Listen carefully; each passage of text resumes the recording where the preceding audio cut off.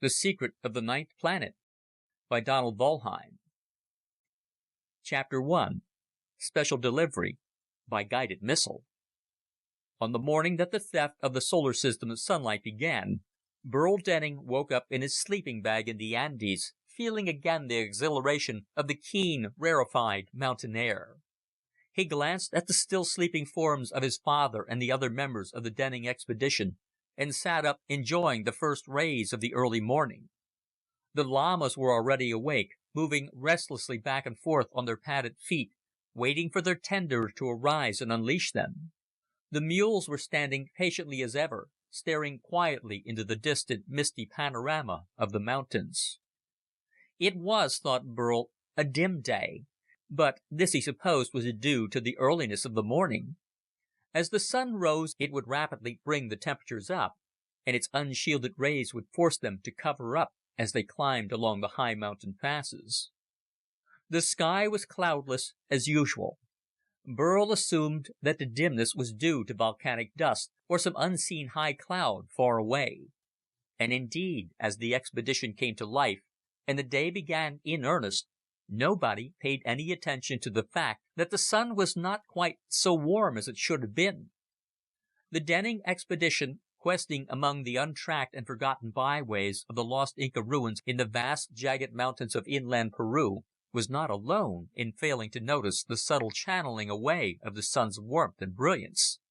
They were, in this respect, one with virtually the entire population of Earth. In New York, in San Francisco, in Philadelphia and Kansas City, people going about their day's chores simply assumed that there must be clouds somewhere, the temperature only slightly less than normal for a July day. A few men shaded their eyes and looked about, noticing that the heat was not so intense, and thought it a blessing. In some places in Europe, there were clouds and a little rain, and the dimness was ascribed to this. It was raining in much of Asia, and there were scattered afternoon showers through Latin America, which were standard for the season. There was a flurry of snow in Melbourne, and a cold blow in Santiago de Chile. The men in the weather bureaus noted on their day's charts that temperatures were a few degrees lower than had been predicted, but that was nothing unusual. Weather was still not entirely predictable, even with the advances of meteorology that were to be expected of the latter years of the 20th century. The world was reading about other things than the vagaries of the weather. In the United States, baseball occupied the headlines, and the non-athletic minded could find some speculative interest in the completion of another manned space platform racing along in its eternal orbit 12,000 miles away from Earth's surface. The U.S. moon base in the center of crater Ptolemaeus had described the appearance of this platform in an interesting radio dispatch which appeared on the first pages of most newspapers. The third probe rocket sent to Venus had been unreported for the 10th day after penetrating the clouds that hid the planet's surface from human eyes. It was, like its two predecessors, a minimum-sized unmanned instrument device designed to penetrate the clouds and radio back data on the nature of the Venusian atmosphere and the surface. But after its first report, nothing more had been heard. Some discussion was going on in science circles about what had happened. Speculation centered on the possible success of other types of probe rockets, but it was universally agreed that the time had not come when a manned rocket could safely undertake the difficult trip to Venus and return. The years of spaceflight since the orbiting of Sputnik 1 back in 1957 had produced many fascinating results, but they had also brought a realization of the many problems that surrounded the use of rockets for space flight. It was generally believed that no one should risk a manned flight until absolutely everything possible that could be learned by robot and radio-controlled missiles had been learned. It now looked as if Venus and Mars trips were still a dozen years away. Burl Denning was keenly interested in all of this. As a senior in high school, the newly expanding frontiers of the universe represented something special to his generation. It would be men of his own age who would eventually man those first full-scale expeditions to neighbor worlds.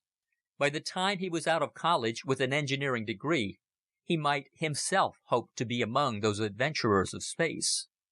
Burl was torn between two interests. Archaeology was both a profession and a hobby in the Denning family. His grandfather had been among the first to explore the jungle ruins of Indochina. His father, although a businessman and industrial engineer, made annual vacation pilgrimages to the ruins of the old Indian civilizations of the Americas. Burl had been with him once before, when they had trekked through the chicle forests of Guatemala in search of a lost Mayan city.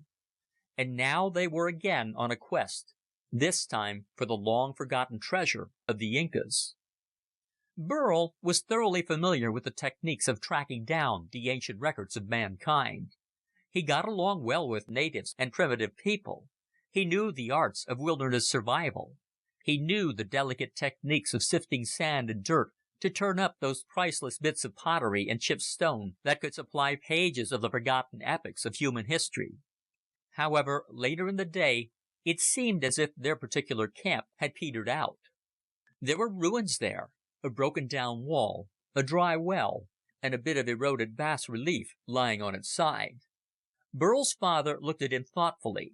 The tall, sandy-haired youth was sitting astraddle a pile of dust, methodically sifting it through a wide-mesh strainer. A large pile of sifted sand gave evidence of the length of his efforts, and one broken bit of clay was the only result he had obtained. Two of the Indian guides sat patiently in the shade, watching them. One was digging slowly, turning up more dirt to be sifted. "I think we've had enough here," said the elder Denning. "Burl, you can knock off. Tomorrow we'll pull up stakes and see what is in the next valley. We'll try to follow that old Inca road over the mountains. I don't believe anyone has ever penetrated there, and the airplane surveys indicated some evidence of human dwellings." Burl nodded and set the sifter down. He'd learned to curb his natural energies for the exacting tasks required of serious scientific research. "Okay," he said. "I was hoping you'd move on soon, Dad. This looked like a washout from the first. I'd say this place was sacked and ruined even before the Incas fell." The older man nodded. "I suppose so. Well, let's wash up and see what's for supper." They went down to the icy mountain stream to wash the dirt from their hands. "It's been a nice day," Burl commented. "In spite of the sun being out steadily, it wasn't hot at all. Cooler than yesterday." Mark Deming looked up at the sky and the sun lowering toward the horizon. "There must have been some volcanic dust in the heavens," he said. "The sun's been a bit dimmed, have you noticed?" Burl squinted his eyes against the glare. "Wasn't any eruption around here? Maybe in Ecuador?" His father shrugged. "Could have been thousands of miles away," was his slow reply. "Volcanic dust travels around the world, just as radioactive dust permeated the atmosphere from atomic testings. They say that the dust from the great Krakatoa explosion remained in the atmosphere for 3 years before the last of it settled."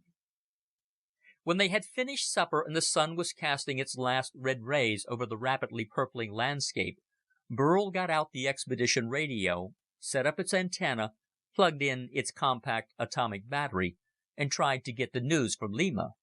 All he got was static.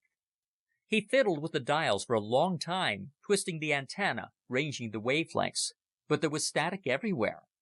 "Strange," he said to his father. "Something's disturbed reception completely."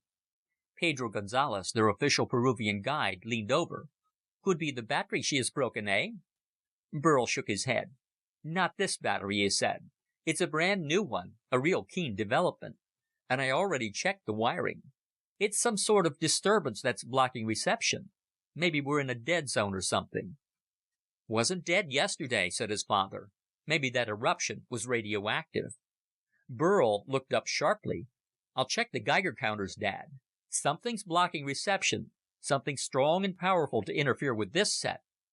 But when he returned, he had to admit he had found nothing. When the sun went down, they retired, for the temperature drops swiftly in the high, thin air of the Andes. In the rest of the world, people watched their color vision shows without interruption. Reception was good with the moon base, the space platforms had no difficulty making reports, and the radio news beamed out as usual. In Lima, there was a little static, and direct transmission with Brazil seemed partially disrupted, but that was all. In the following 5 days, the Denning expedition had managed the difficult climb over the next range of mountains, and had come down in the high plateau valley between. In this same period, the world began to realize that the dimness of the sun was not a temporary phenomenon. Weather stations noted that the past few days had all been several degrees under the average. Reports had come in that farmers were querying the unusual drop in the temperatures at night, and astronomers measuring the surface heat of the sun came up with strange discrepancies from previous data.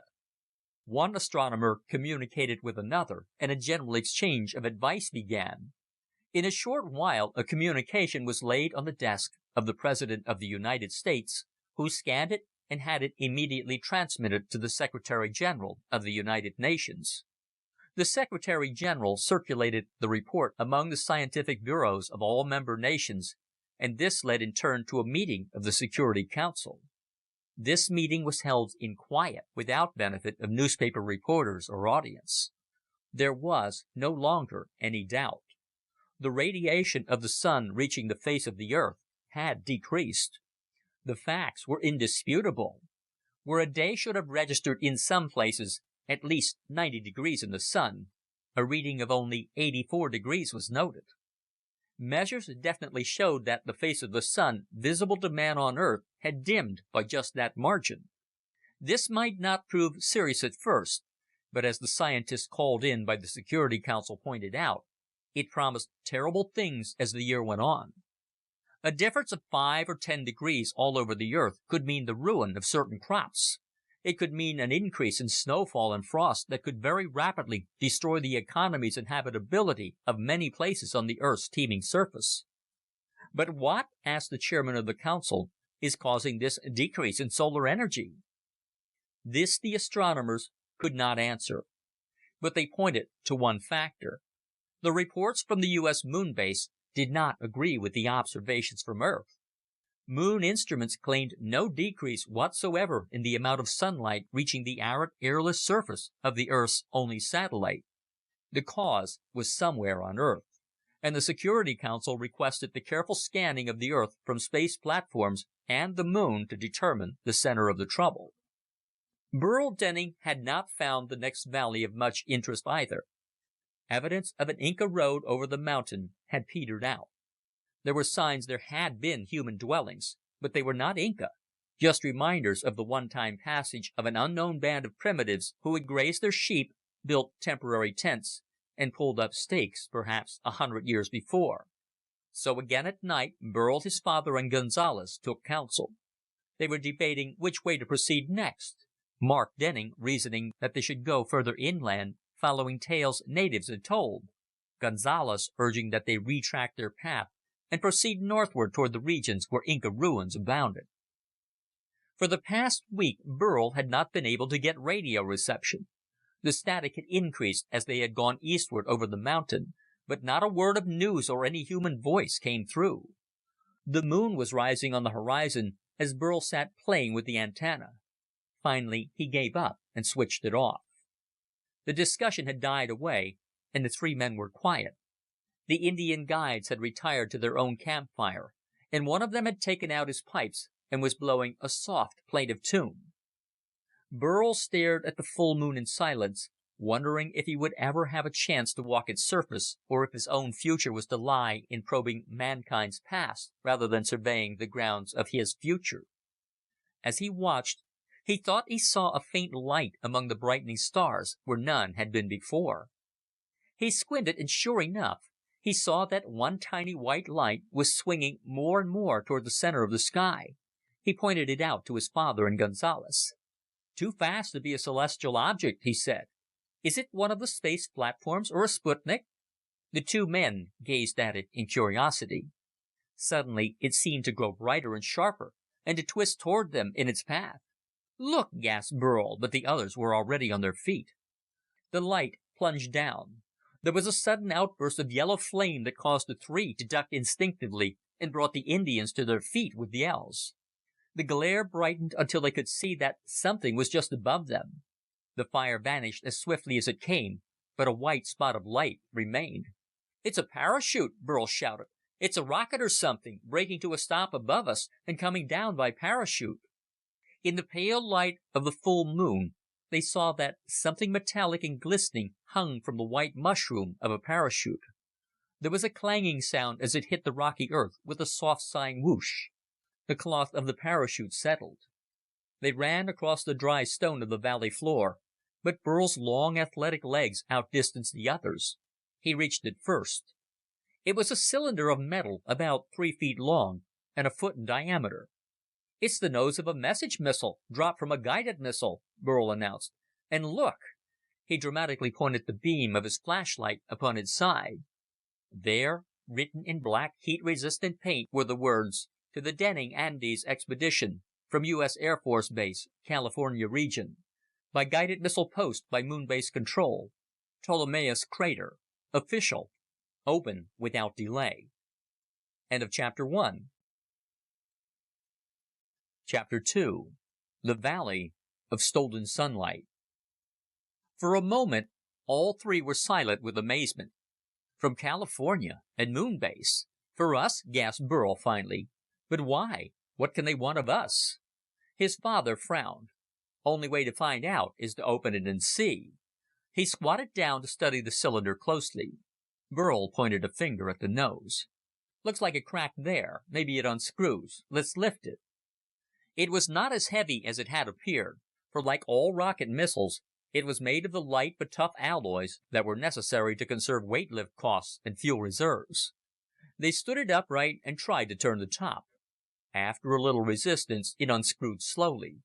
Inside, they found a rolled document bearing the seal of the United States Air Force. Burl took it out and unfolded it with unsteady hands. His father read over his shoulder.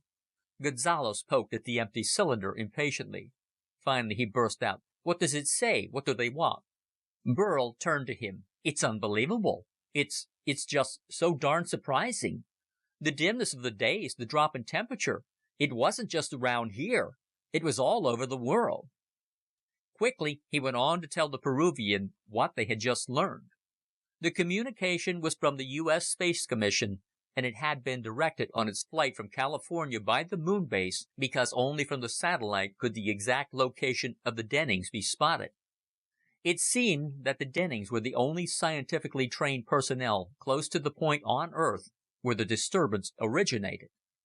This also accounted for the blanketing of radio waves in their vicinity. Several airplanes had tried to locate them, but strange disturbances in the ether and atmosphere had made it impossible to establish contact. Also, the back reaches of the Andes were poorly mapped and treacherous in air currents, even in normal times. During the last week, a certain fraction of the sun's light and energy reaching the Earth has been diverted.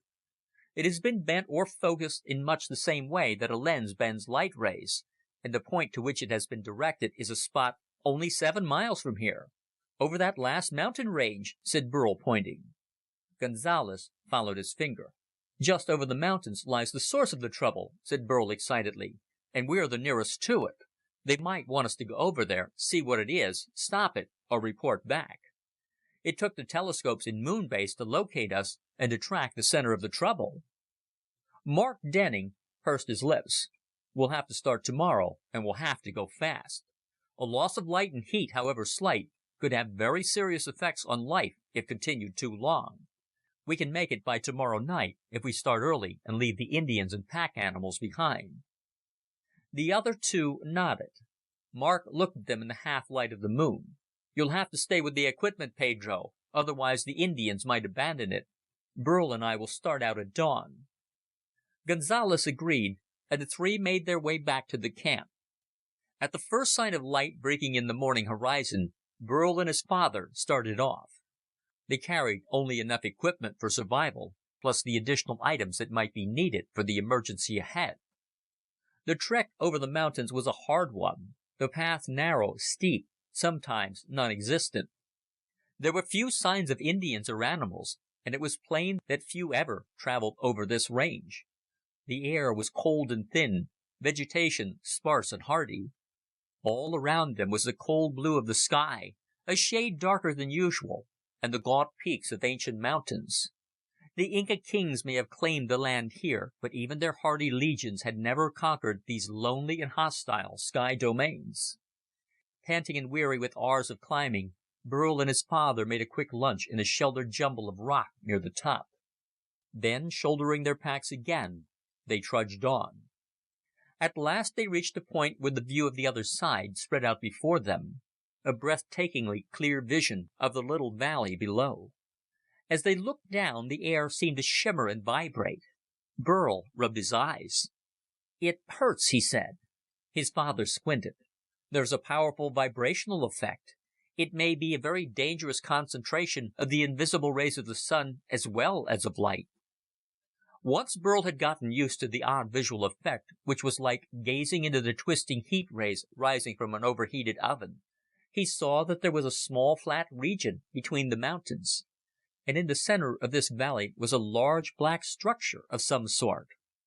The twisting effect of the light around it made it impossible to tell more. "That's it," said Burl. His father nodded, shifted the pack to ease his shoulders, unstrapped the hunting rifle slung over his back, and carefully checked its loads. Burl saw what his father was doing, and suddenly understood the danger.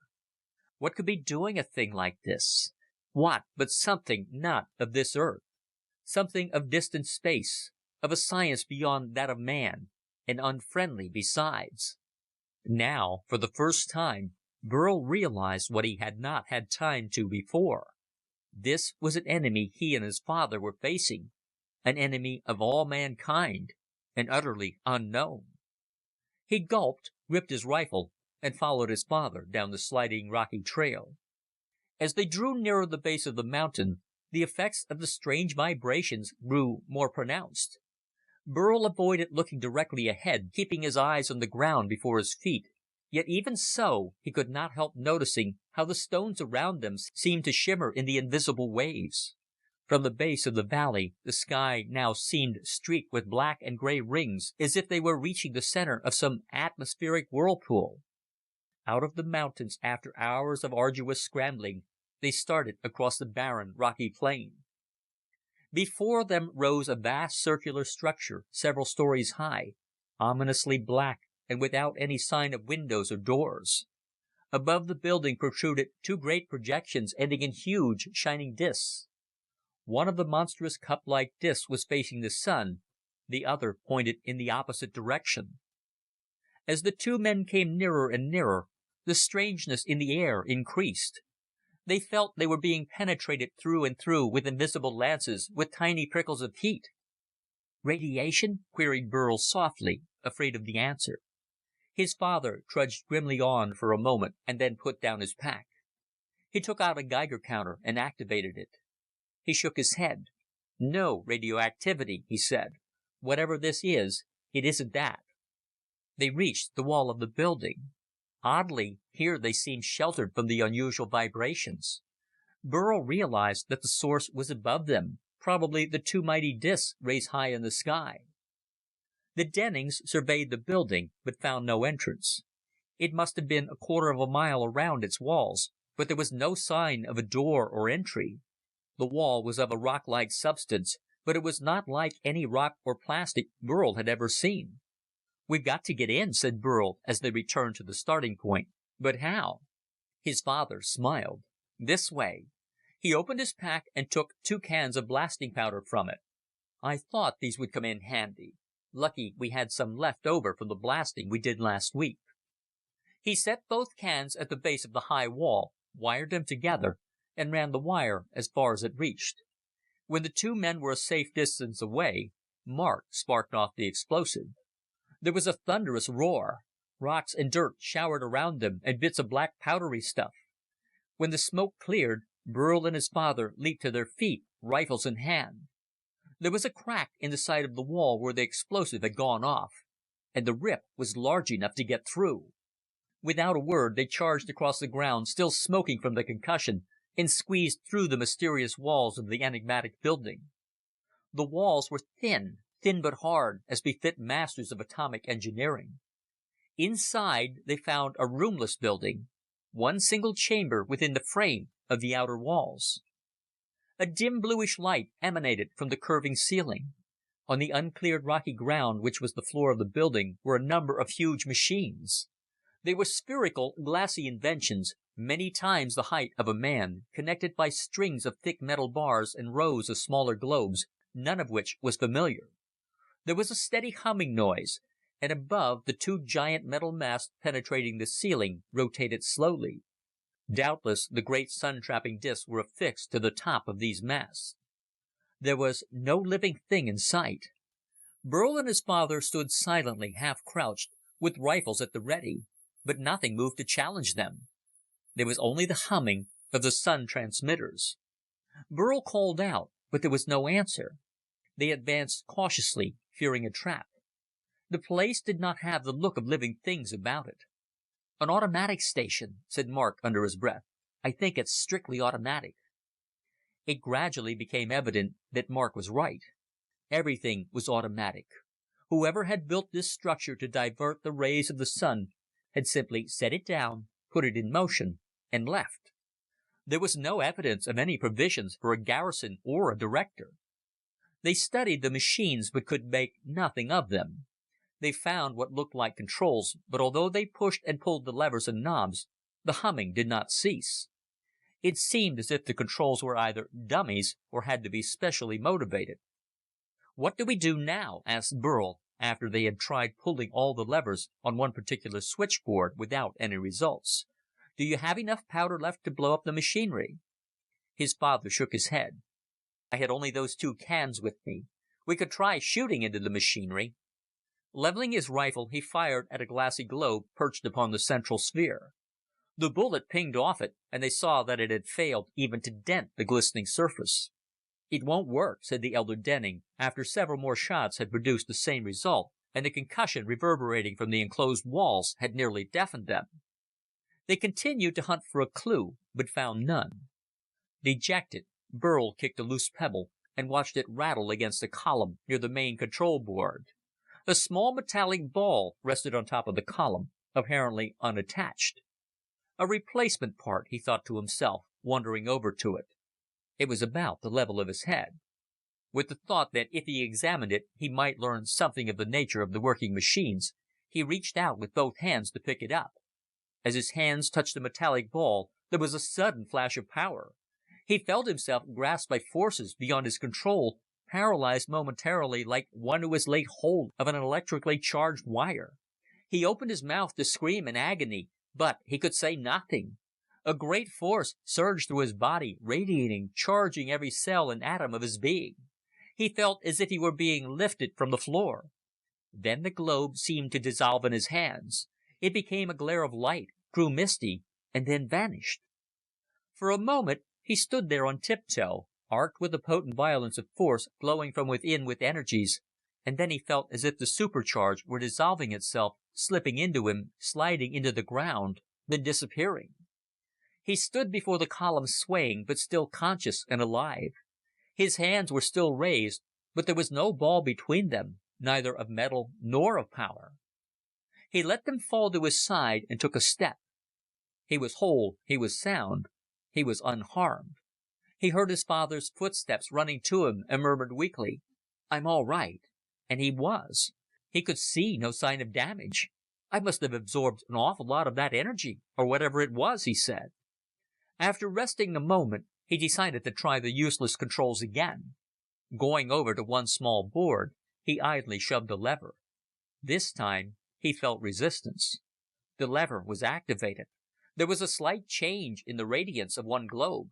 "Dad!" Burl shouted. "It works! It works for me now!" Mark Denning watched as Burl turned dials and levers and got responses.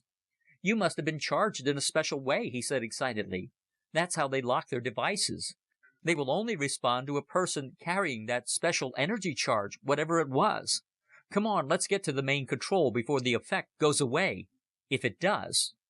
The two dashed to the panel which they guessed activated the main sun transmitter.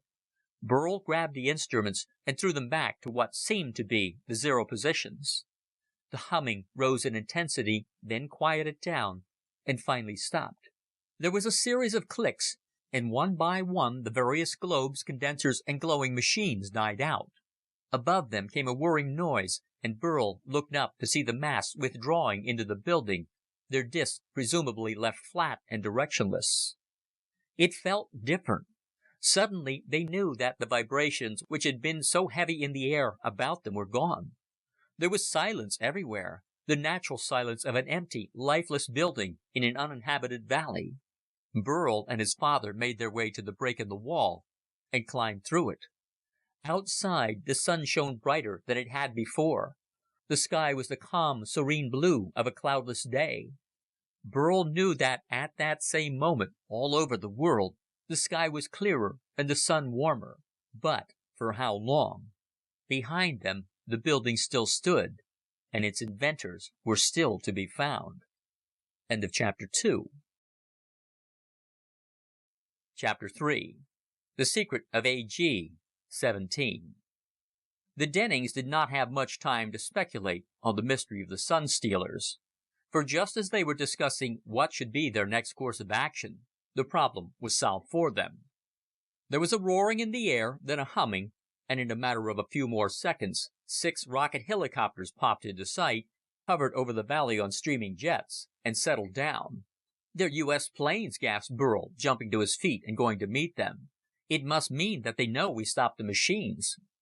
"Obviously," said his father, striding with him to greet the helmeted man who was now stepping out of the lead machine.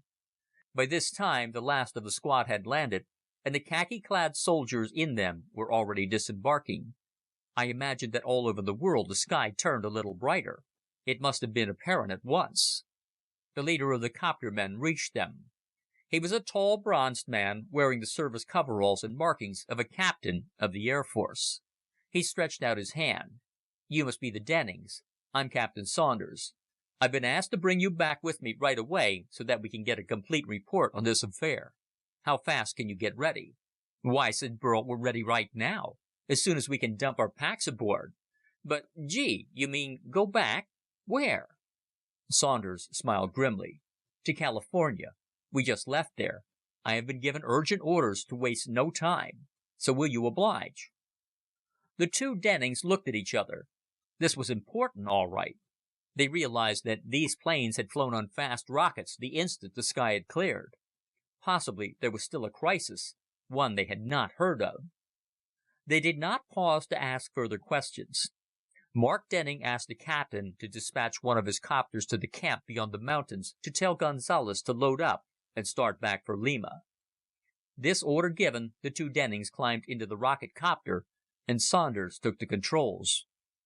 With a whoosh, the squat craft lifted on its rockets, its jet-driven fan carried it up, folded, and the rocket engine took over.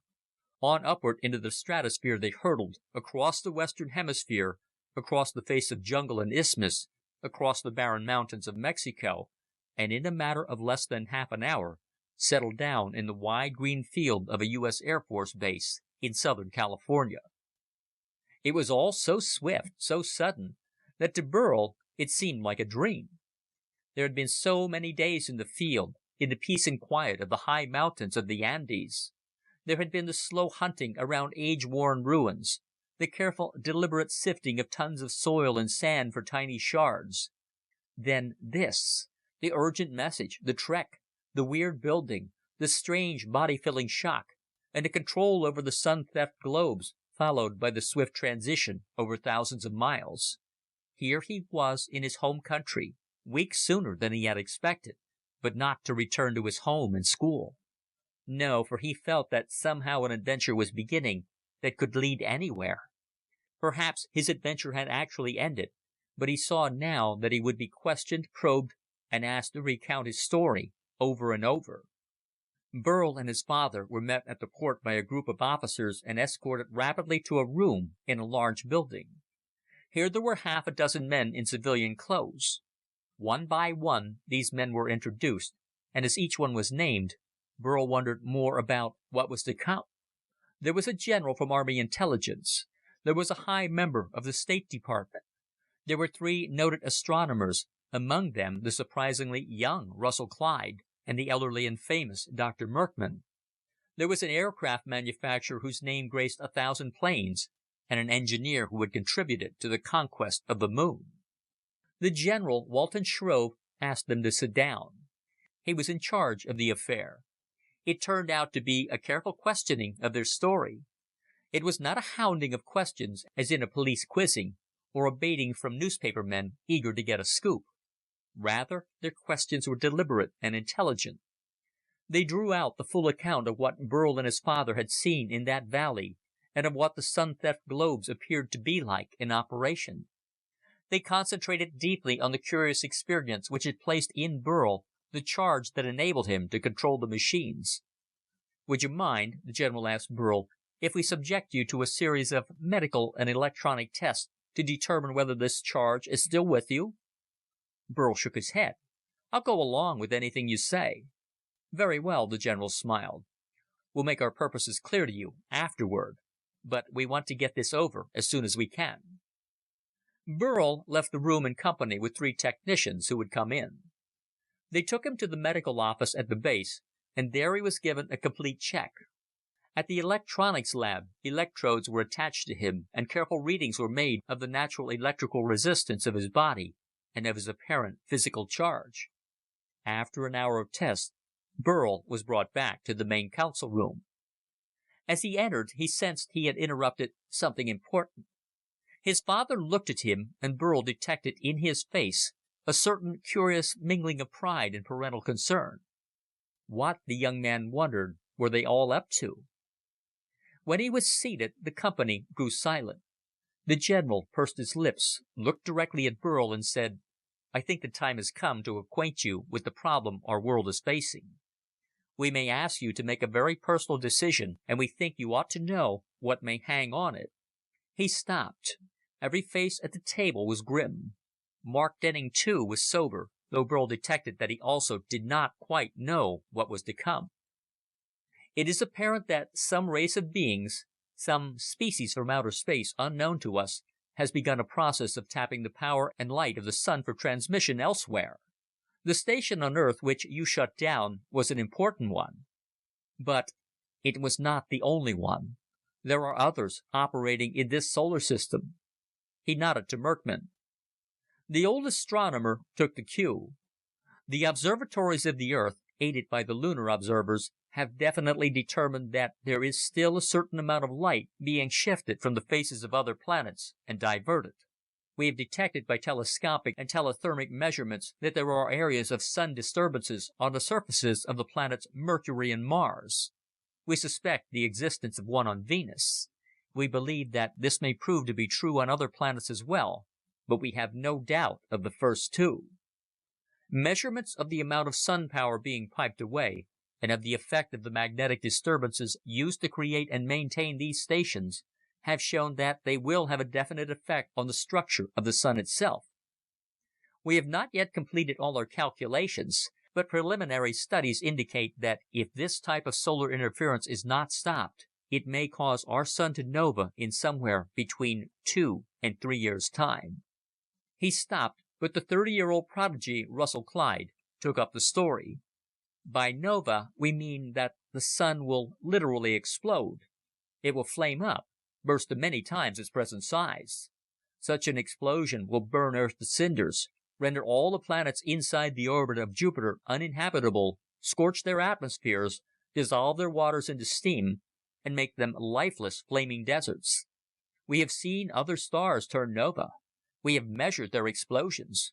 We know just about what age and stability inside a sun is necessary to cause this.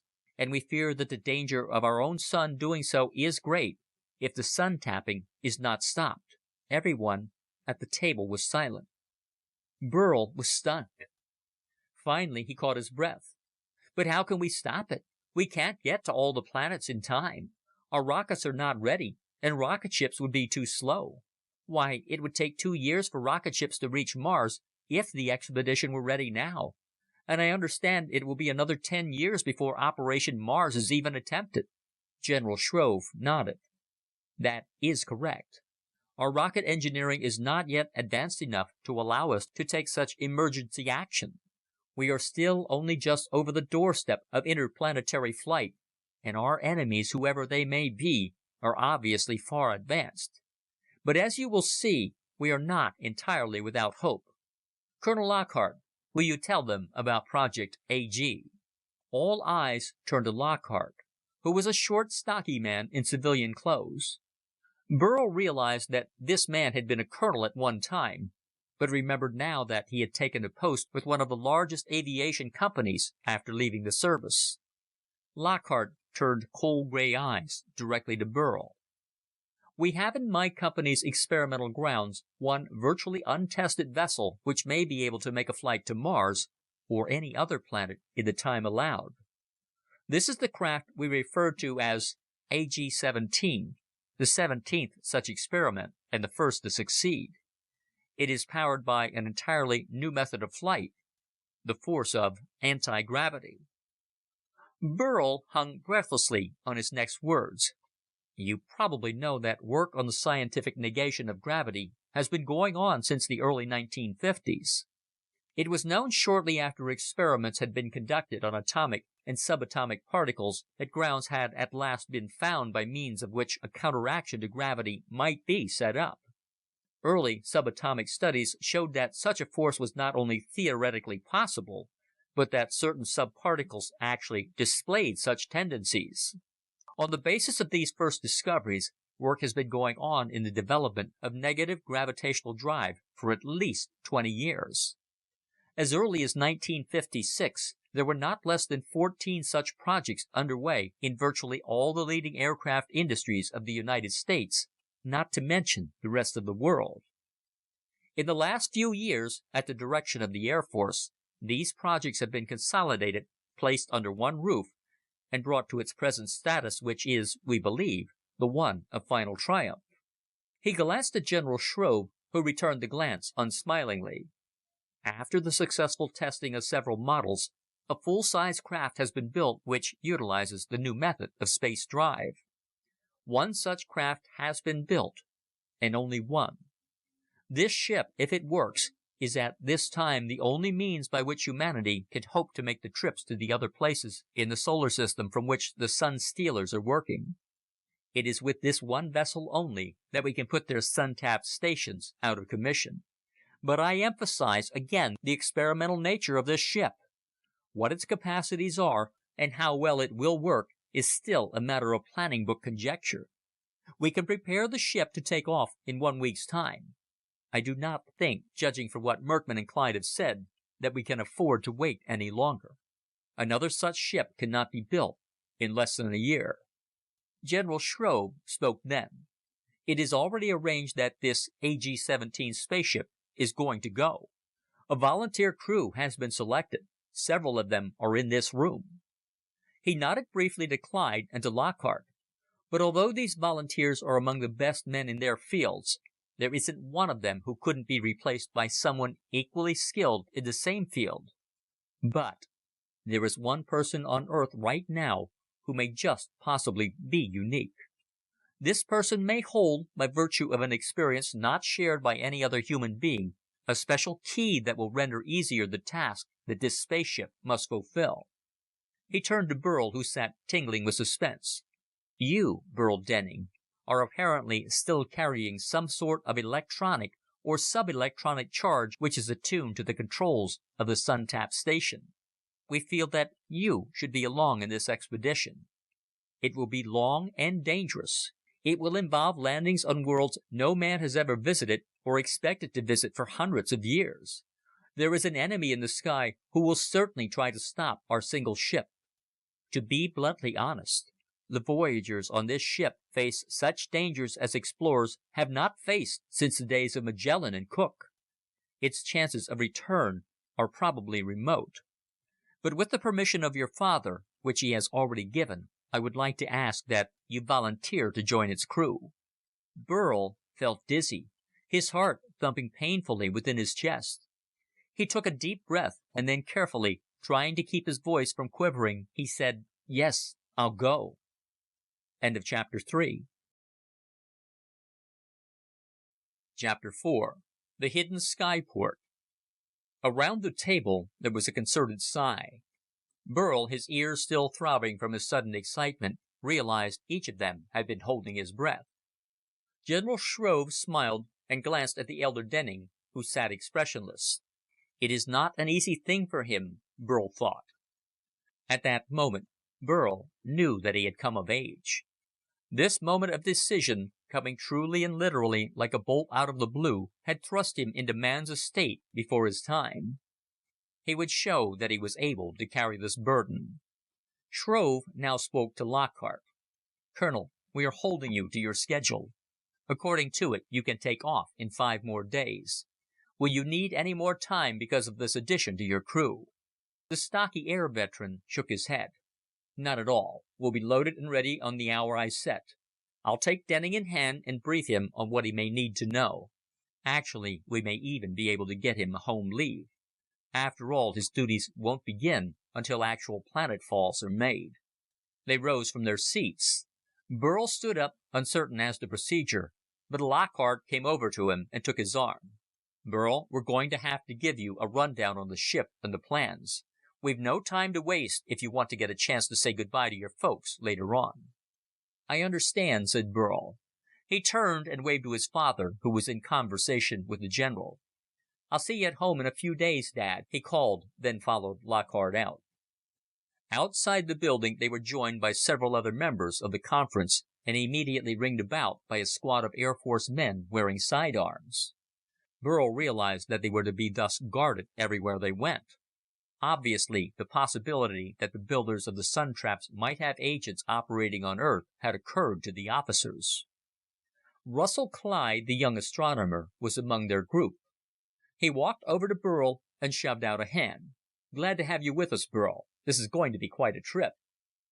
Clyde was about Burl's size. He had an engagingly boyish air about him, and Burl took a liking to him. Burl had heard of him before. For the young man, while still a college student, had formulated a remarkable new theory of the composition of galactic formations which had instantly focused the attention of the scientific world upon him. This theory had been taken up by the graybeards of the scientific world and had survived the test of their debates. Now associated with the great Mount Palomar Observatory, Russell Clyde had continued to build a reputation in astronomical circles. "You're one of the expedition, then?" asked Burl, shaking his hand. The redhead nodded. "Yep. They're taking me as their chief astrogator. And don't think it's because I'm any great shakes at it, either. It's just that I'm still young enough to take the kind of shoving around these high-brass figure we're going to get. Boy, have they got it figured." Burl chuckled. "Ah, you're kidding, Dr. Clyde. You've probably been in on this from the beginning."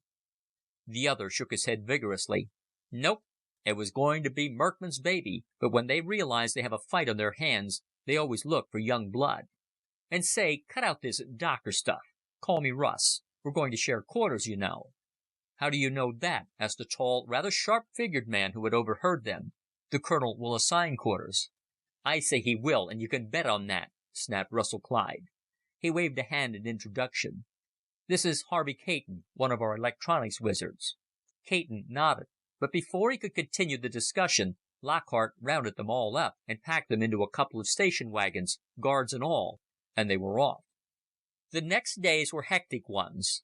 By car and plane, the group was transferred to the large, closely guarded base in Wyoming, where the secret anti-gravity ship was waiting. Burl did not see this ship right away.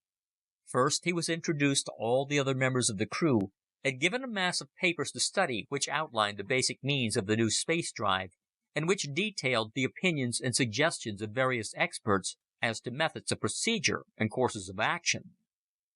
He was subjected to various space medical tests to determine his reactions under differing pressures and gravities. Although it proved a strenuous and exhausting routine, he emerged from the test with flying colors. The expedition was commanded as he had known by Colonel Lockhart, who would also act as chief pilot. The famous military flyer proved to be a forceful personality with a great skill at handling people. He knew how to get the most out of each man. Russell Clyde was the chief astrogator and astronomical expert. Assisting him was the rather pedantic and sober Samuel Oberfield, a mathematical wizard and astrophysicist on leave from an assistant professorship at one of the great universities. Clyde and Oberfield would also act as co-pilots, relieving Lockhart. Harvey Catton, blonde Jurgen Detmar, and the jovial Frank Shea were the three-men engineering crew. Completing the members of the expedition was another trio, chosen to act as general crew, medical and commissary men while in flight, and as a trained explorer fighter unit while on planetside. Roy Haynes, of whose exploits in Africa and the jungles of South America Burl Denning had heard, was the first of these, a rugged, weather-beaten but astonishingly alert explorer. Captain Edgar Bolton, on leave from the United States Marines, was the second, a man who had made an impressive record in various combat actions in his country's service. The Antarctic explorer, Leon Ferretti, completed the listing. Ferretti was an expert on getting along in conditions of extreme frigidity and hostile climates. Of these men, only Lockhart, Clyde, Detmar, and Ferretti had had space experience in the platforms and in moon rocketry. It was still, thought Burl, a large crew for a spaceship. No rocket built to date had ever been able to carry such a load. But by then he had realized that the strict weight limitation imposed by rocket fuels no longer applied to this new method of space flight. Burl found himself more and more anxious to see this wonderful craft. It was not until the morning of the second day that Burl's chance came. He had fallen asleep on the stiff army cot in the hastily improvised base on the Wyoming prairie where the final work was being done. The day had been a confused jumble of impressions, with little time to catch his breath. Now he had slept the sleep of exhaustion, only to be awakened at dawn by Lockhart. "Up and dressed," the colonel greeted him. "We're taking you out to look the ship over. Detmar will come along and explain the drive." Burl threw his clothes on, gulped down breakfast in the company of the others at the mess hall, and soon was speeding along a wide new road that ran up the mountains edging the wide western plain. As they neared the mountains, he saw a high wooden wall blocking the road in view. This was the barrier that concealed the ship, nestled in the valley beyond. They passed the guard's scrutiny and emerged into the valley. The AG-17 loomed suddenly above them, and Burl's first impression was of a glistening metal fountain roaring up from the ground, gathering itself high in the sky, as if to plunge down again in a rain of shining steel. The ship was like a huge, gleaming raindrop. It stood 200 feet high, the wide, rounded, blunt bulk of it high in the air, as if about to fall upward instead of downward. It tapered down to a trim, perfectly streamlined point which touched the ground. It was held upright by a great cradle of girders and beams. At various points, the polished steel was broken by indentations or inset round dots that were thick portholes or indications of entry ports.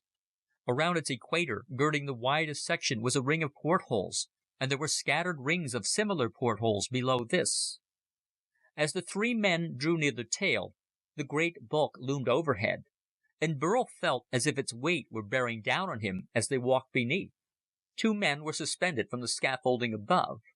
Burl twisted his neck and saw that the designation AG-17 and the white star insignia of the United States had been lettered along the sides. But what was it the men were painting now? "It will read Magellan," said Lockhart, following Burl's eyes. "We decided that that would be the appropriate name for it. For what we are going to have to do with it is not just make a simple trip to explore another planet, but to circumnavigate the entire solar system." Burl found his eyes dazzled by the vessel, hanging like a giant bulbous mushroom over them. Around him, he began to realize that a number of other activities were going on. There were spidery scaffolds leading up to open ports in the metallic sides. Workmen were raising loads of material into these ports, and for an instant Burl caught sight of Haines, in rough work clothes, shouting orders from one of the openings as to exactly where to stow something. At last he took his eyes away from the startling sight. The little valley around him had a number of low storage shacks. A road led in from another pass through the mountains. 2 loaded trucks came down this pass, now in low gear. Lockhart, watching, remarked, "We are having our equipment and supplies flown up to a town 20 miles away, and then trucked in." "Why didn't you leave this ship where it was built, in your plant in Indiana, and load it from there?" Burl asked. "It would have been easier," said the colonel. but security thought it better to transfer the craft to its launching site up here in these deserted hills. We are going to make our takeoff from here because we are still too experimental to know what might happen if something kicked up or if the engines failed. We'd hate to splatter all over a highly populated industrial area. Besides, you must know if you looked over those papers yesterday that there's a lot of radioactive stuff here." Burl nodded. Detmar cut in. "Why don't we get aboard and show him over the ship? It will be easier to make it clear that way." Suiting action to the word, the three went over to one of the loading platforms, climbed on the wiry little elevator, and were hoisted up 50 feet to the port in the side of the ship. They entered well below the vast overhanging equatorial bulge which marked the wide end of the teardrop-shaped vessel. They walked through a narrow plastic-walled passage, broken in several places by tight, round doors bearing storage-number vaults. At the end of the passage they came to a double-walled metal airlock. They stepped through and found themselves in what was evidently the living quarters of the spaceship. The Magellan was an entirely revolutionary design as far as space vehicles were concerned. Its odd shape was no mere whimsy, but a practical model. If a better design were to be invented, it would only come out of the practical experiences of this first great flight. It had long been known, ever since Einstein's early equations, that there was a kinship between electricity, magnetism, and gravitation. In electricity and magnetism, there were both negative and positive fields manifesting themselves in the form of attraction and repulsion. These opposing characteristics were the basis for man's mastery of electrical machinery. But for gravitation, there had seemed at first no means of manipulating it. As it was to develop, this was due to two factors. First, the Earth itself possessed a gravitational phenomenon in this force outside of that intense, all-prevailing field. Second, to overcome this primal force required the application of energy on such scales as could not be found outside of the mastery of nuclear energy. There was a simple parallel, Burl had been told the day before by Sam Oberfield in the history of aviation. A practical propeller-driven flying machine could not be constructed until a motor had been invented that was compact, light, and powerful enough to operate it. So all efforts to make such machines prior to the development of the internal combustion engine in the first days of the 20th century were doomed to failure. Likewise, in this new instance, a machine to utilize gravitation could not be built until a source of power was developed having the capacity to run it. Such power was found only in the successful harnessing of the hydrogen disintegration explosion, the H-bomb force. The first success at channeling this nuclear power in a non-bomb device had been accomplished in England in 1958. The Zeta ring generator had been perfected in the next decade. Only this source of harnessed atomic power could supply the force necessary to drive an AG ship. The nose of the Magellan housed an H-power stellar generator. Within the bulk of the top third of the ship was this massive power source, its atomic components, its uranium-hydrogen fuel, and the beam that channeled the gravitational drive. Negating gravity is not a simple matter like inventing a magic sheet of metal that cuts off the pull of the Earth, such as H.G. Wells wrote about, Oberfield had explained. That is impossible because it ignores all the other laws of nature. It forgets the power of inertia. It denies the facts of mass and gravity. It takes just as much energy to lift an anti-gravity ship as to lift a rocket ship. The difference is only in the practicality of the power source. A rocket ship must burn its fuel by chemical explosion in order to push its cargo load upward. Its fuel is limited by its own weight and by the awkwardness of its handling. This AG ship also must supply energy, foot-pound, for every foot it raises the vehicle. But due to the amount of energy supplied by this new nuclear generator, such power is at last available in one compact form and in such concentration that this ship could propel itself for hundreds of years. He went on to explain that what then happened was that the vessel, exerting a tremendous counter-gravitational force, literally pushed itself up against the Earth's drive. At the same time, this force could be used to intensify the gravitational pull of some other celestial body. The vessel would begin to fall toward that other body and be repelled from the first body, Earth in this case. As every star, planet, and satellite in the universe was exerting a pull on every other one, the anti-gravity spaceship literally reached out, grasped hold of the desired gravitational rope hanging down from the sky, and pulled itself up it. It would seem to fall upward into the sky. It could increase or decrease the effect of its fall. It could fall free toward some other world, or it could force an acceleration in its fall by adding repulsion from the world it was leaving. In flight, therefore, the wide nose was the front. It would fall through space, pulled by the power beam generated from this front. The rear of the spaceship was the tapering small end. As Burl was shown over the living quarters, it became plain to him that the actual living spaces in the Magellan were inside a metal sphere hanging on gimbals below the equatorial bulge that housed the power drive. The bulk of this sphere was always well within the outer walls of the teardrop, and thus protected from radiation. Being suspended on gimbals, the sphere would rotate so that the floor of the living quarters was always downward to wherever the greatest pull of gravity might happen to be. Burl and the others explored the 3 floors that divided the inner sphere, all oriented toward Earth. The central floor, housing the sleeping quarters and living quarters, was compact but roomier than might have been expected. There were 5 bunk rooms, each shared by 2 men. There was a main living and dining room. On the lowermost floor was the cook room, a small dispensary, and immediate supplies. On the upper floor was the control room with its charts and television viewplates, which allowed vision in all directions from sending plates fixed on the surface in various areas. In the spaces between the inner sphere and the outer shell were the basic storage areas. Here supplies and equipment were being stocked against all possible emergencies. In the tapering space of the tail below the sphere was a rocket launching tube. Stored in the outer shells were various vehicles for planetary exploration. Haines came into the control room where the 3 were standing. He was wiping his hands on a piece of cloth and looked tired. Finally got the special sealed-engine Jeep stowed away, he said. I was afraid we weren't going to get it in time. The moon base people had ordered it, and they're going to holler bloody murder when they find out we appropriated it. Lockhart shrugged. Let him yell. It'll be too late when they find out. How much longer will we need before you finish the loading? Haines drew up a chair to a chart table and sat down. I expect to get some more stuff tomorrow, and then the 2-man rocket plane the next day. We already have the 4-man rocket aboard. That'll do it. The rest of your men ready? Lockhart nodded. We're just about set. Denning here can take a quick trip home tomorrow, and we'll be ready the day after. Burl looked about him quickly. 1 day, 2 days, maybe a third, and then the plunge into the unknown. Detmar reached upward and drew down a metal ladder hanging in the curved ceiling of the chamber.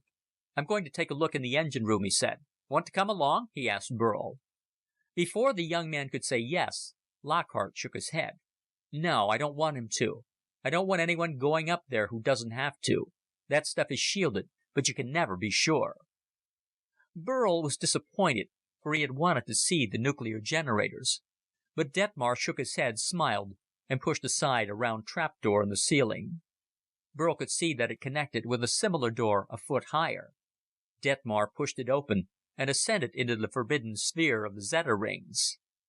Burl got a glimpse of subdued bluish light, and then the trapdoor shut after the engineer. Later, as they drove out through the valley, Burl looked back at the huge ship, and now, instead of appearing like an overhanging metal waterfall, he saw it as a wide-nosed bullet aiming at the sky, surging against its bonds, a bullet for humanity's sake. End of Chapter 4. Chapter 5. Up the Rope of Space. Burl's visit home was a curious interlude. Actually, he had been away only a few weeks since the summer vacation had begun, yet this single day had an air about it different from that of any other homecoming. He found himself continually looking at things in a more inquisitive, more thoughtful manner. That which had been commonplace was suddenly something valuable, a sight to be treasured. For he had realized, as he sat in the fast plane transporting him home, that the Earth was itself a planet among planets, and that this might possibly prove to be his last visit to the town where he had been born. He had pondered, as he had gazed out the ship's windows, just what it could mean to depart from this world and travel among the uncharted reaches of empty and hostile space, to set foot upon planets where no human foot had ever touched, and to meet unguessable perils. So his home, his mother, his friends, the street on which he lived, took on a novel air. He studied them while enjoying a quiet day at home. He watched the cars in the street, so amusingly compact and small, each designed in the fleeting style of the year. The cars of a dozen years ago had been designed for length and size, but the trend had been the opposite for a decade now. The cars grew smaller and their lines weirder as the manufacturers strove to compete. What other planet could boast of such simultaneously astonishing ingenuity and wondrous tomfoolery? He looked at the people going about their business, the other boys of his age intent on their summer jobs and summer fun, and wondered if he would ever be able to join them again without the cares of a world on his shoulders. People were unaware of the crisis that hung over the solar system. There had been news of the dimming of the sun, but the meaning behind it had been carefully screened, and the expedition was a top secret. It availed the world nothing to panic about this matter. Now the odd weather quirks had been forgotten, and the main subjects on people's tongues were the baseball scores and the latest telemovies. When Burl kissed his mother and father goodbye, it was with a sense that he was also kissing goodbye to his youth and entering upon a new period of the most desperate responsibility. This mood lingered with him back at the base, although his companions of the trip to come seemingly did not share it. On the last day, quarters had been assigned in the Magellan, and the men moved their belongings to their tight bunks in the heart of the ship. Clyde had his way, and he and Burl shared a double-decker chamber. There was a hustle and bustle in the valley. The supplies seemed unending, and Burl wondered why the variety. "For once we've got lifting power to spare," was Russ's comment. "Nobody knows what we're going to need on the various planets, so Lockhart is simply piling aboard everything he can think of. You'd be amazed at the space we have for storage. And Caton says that the more we stick in there, the better the shielding is against the radiation belt surrounding Earth, and probably the other planets as well." "I thought we were already well protected," said Burl. "With the atomic generators, we had to be shielded anyway. Haven't we lead lining all around our inner sphere quarters?" Russell Clyde nodded. "Oh, sure, but the more the merrier." He and Burl were already in their quarters, stowing their clothes. "We leave in an hour," said Burl. "Are we going to the launching base at Boothia, where the manned rockets go up?" Clyde shook his head.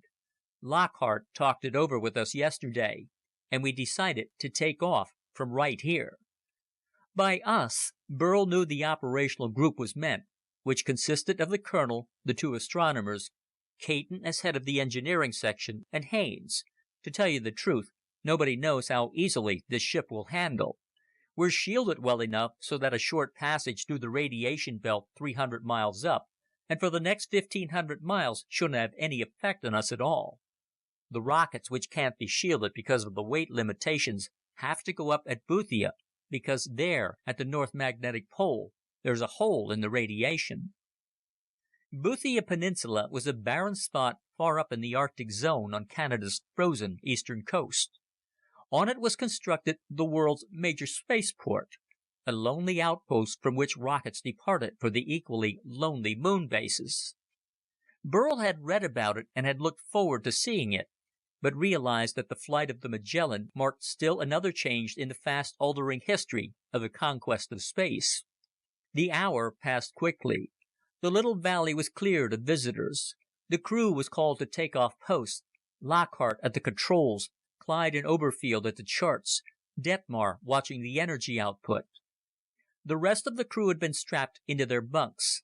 By special request, Burl was observing in the control room, seated in a half-reclining position like the others, in a well-padded chair, strapped tight. Haines had remarked as he had supervised the strapping in, "Nobody knows whether this is going to be necessary, but we're taking no chances." He'd gone to his quarters and done the same thing. Lockhart watched the registering of the dials in front of him, waiting for the load to build up. There was a muffled whine from overhead as the generators built up current. Detmar called out a cryptic number every few seconds, and the colonel checked it. The two astronomers were idle, watching their viewers. They'd made their calculations long before. "Time," called out the colonel, pressing a button. A gong rang through the quarters. He moved a lever slowly. Burl waited for the surge of pressure he had read always occurred at takeoff. But there was no such pressure. He lay back in his seat, gripping the arms. Gradually, he became aware of a curious sensation. He seemed to be getting lightheaded, and to tingle with unexpected energy. He felt an impulse to giggle, and he kicked up his foot to find it surprisingly agile. About him, the others were stirring in their seats as if caught by the same impulses.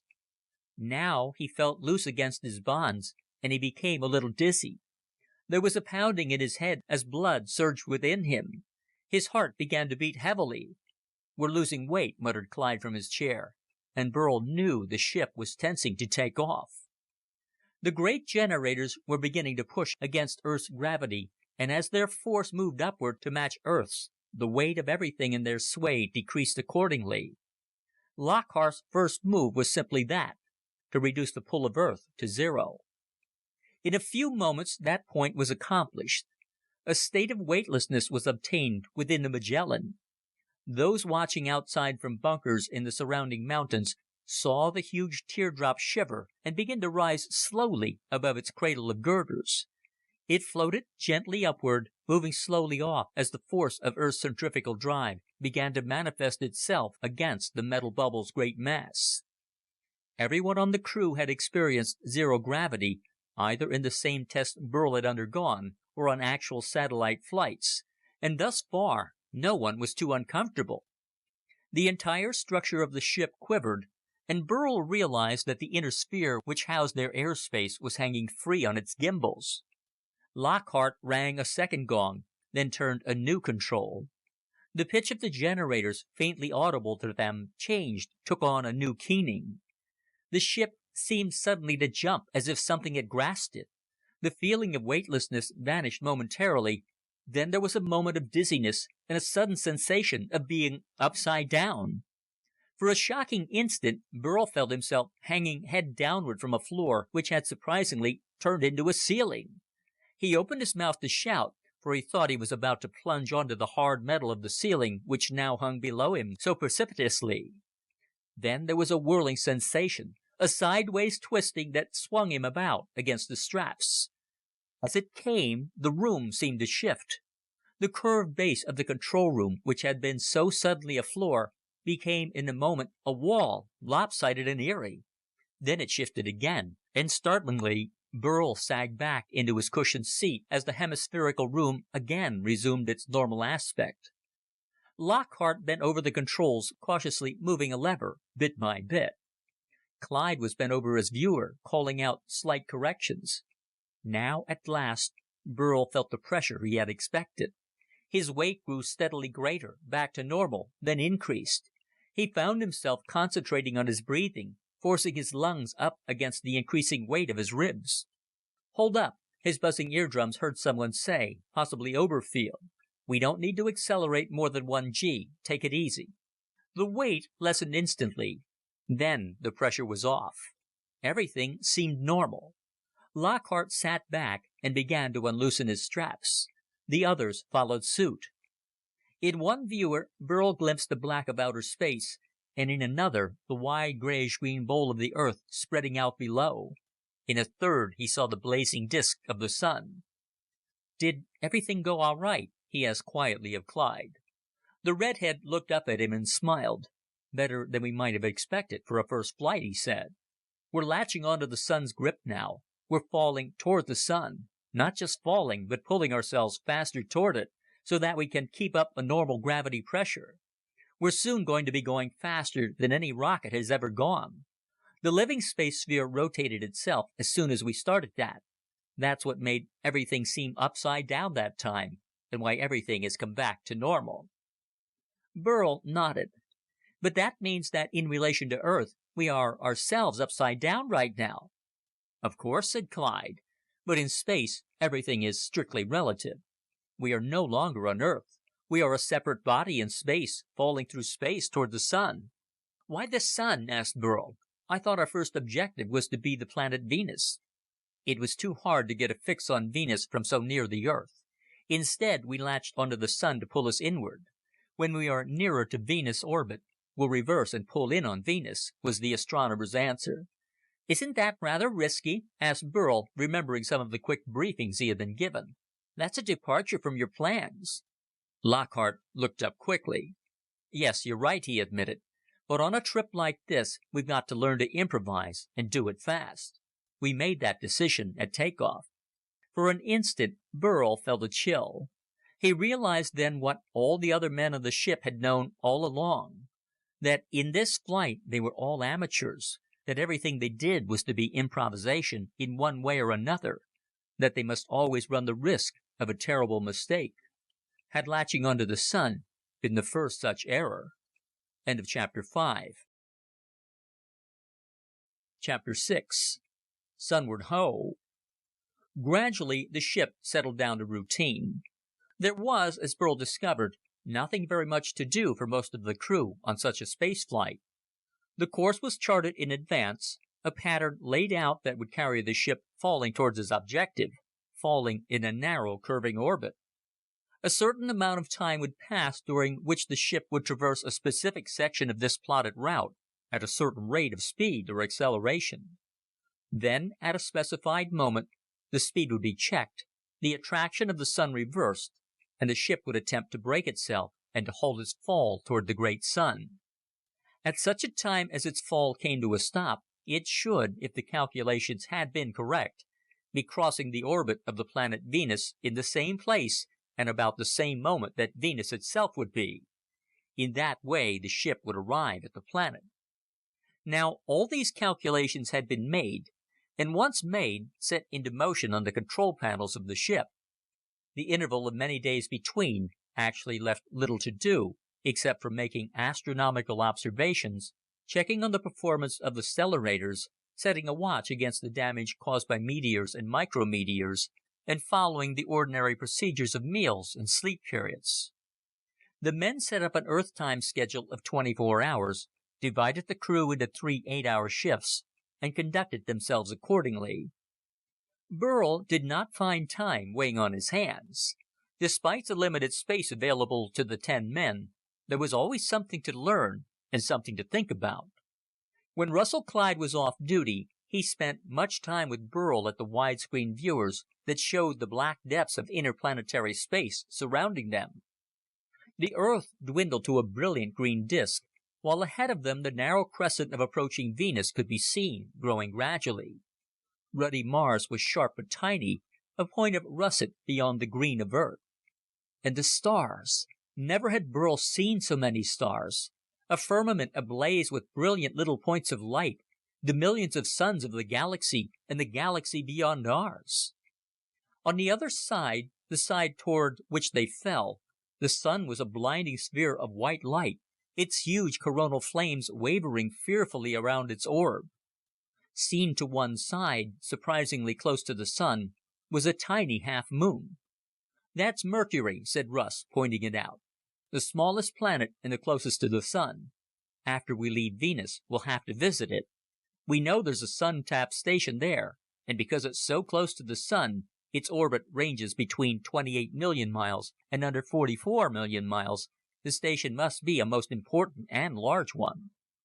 Burl gazed at the point of light that was the innermost planet. "Those sun-tapped stations. The more I think about it, the more I wonder what we're up against. It seems to me that it ought to be easy for the kind of people who can build such things to catch us and stop us. In fact, I wonder why they haven't already gone after us for stopping the one on Earth." Russ whistled softly between his teeth. "We've some ideas about that. The military boys worked on it. You know, you can figure out a lot of things from just a few bits of evidence. We have such evidence from what happened to you on Earth. You ought to speak to Haines about it." Burl turned away from the viewer. "Let's find him now. I don't think he's very busy. He said something about catching up on his reading this period. Russ nodded, and the two of them got up from their seat. With a wave to Oberfield and Caton on duty at the controls, the two climbed down the ladder that led into the middle part of the living space. They looked into Haines' quarters, but he wasn't there, so they went down the next hatchway into the lower section. Haines and Ferrati were sitting at a table in the cooking quarters, drinking coffee. The two men, both heavy and muscular, used to the open spaces and the feel of the winds, were taking the enforced confinement in the cramped and artificially oxygenated space of the ship with ill ease. For them, it was like a stretch in jail. They greeted the two younger men jovially and invited them to a seat. While Russ poured a coffee for himself, Burl opened the subject of how much the expedition had worked out about the enemy. Haines' pale blue eyes gleamed. You can know an awful lot about an enemy if you know what he didn't do as well as what he did do.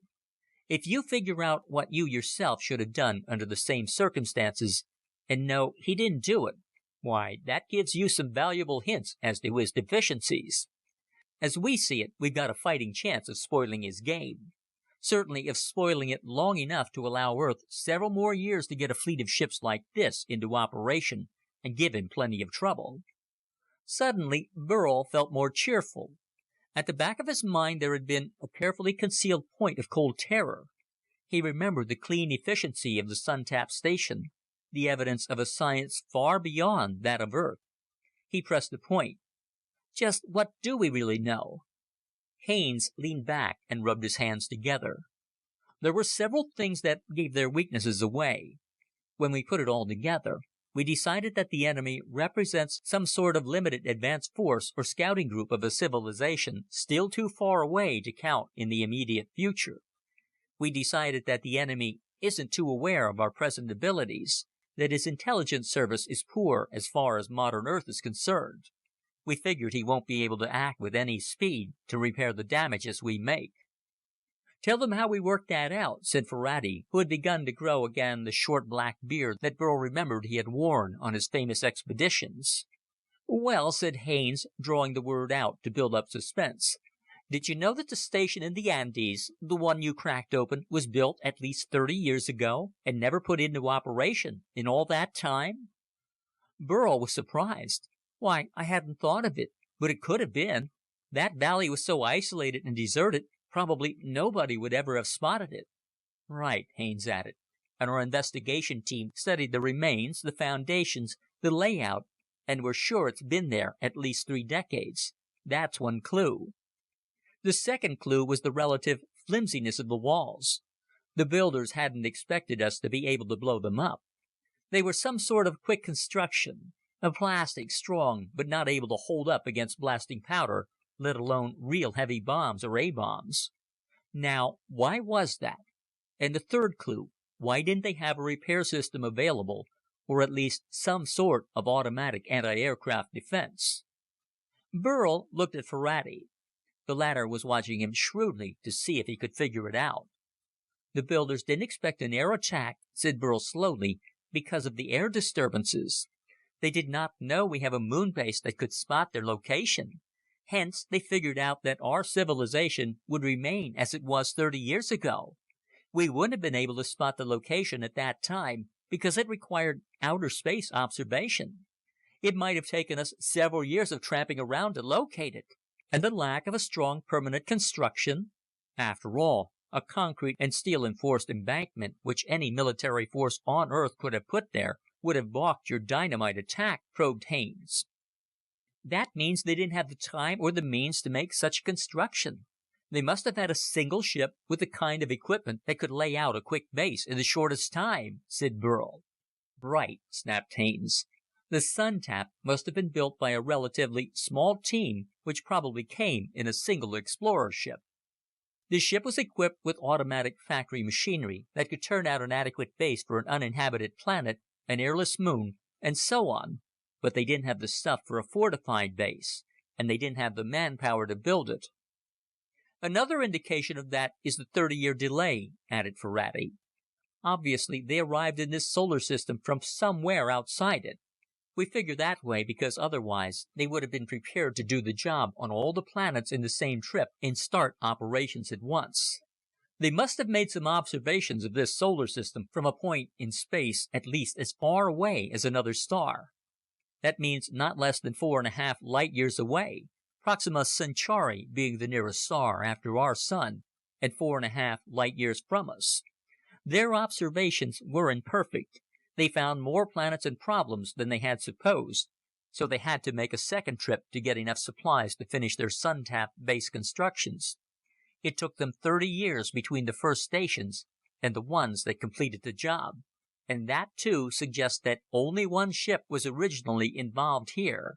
Of course, maybe they came back with more the second time, but it still looks as if the main force hasn't arrived. And won't until after the sun novas. "Then that means," said Burl quickly, "that we are still dealing with just a small and isolated group?" "Maybe," said Haines. "Just what constitutes a small group may be hard to say. I rather think they'd have brought the engineers and at least an advanced working party of settlers with them the second trip in. But they are still short of available ships. They're still not aware of what we may be going to do." "Why is that?" asked Burl. Haines looked thoughtful. "This is conjecture. But if they planted any spies among our Earth people, there's been no contact, because otherwise they'd have known we could track and crack their base as soon as it started. This means that they still haven't had scouting ships to spare for checking up on what they did the first time. No checkup means no spare personnel to do the checking. They just assumed that we hadn't caught on, and started operations by remote control as they had originally planned." "And that also means that these people are hard up," said Ferrati. "Wherever they came from, their civilization has been great, but it's gone to seed. They plan to seize another solar system, start over again, and they haven't the manpower to do an adequate job, and they haven't the abundance of material needed to set up simple check and guard stations, such as any major Earth nation would have the sense to do." "Why, that means we've got a fighting chance to lick 'em," said Burl joyfully. "I kept thinking we'd run into more than we could cope with." "We've got a fighting chance, all right," said Haines. "We may be able to rip up their sun-tap layouts. But what if we meet the main explorer ship itself?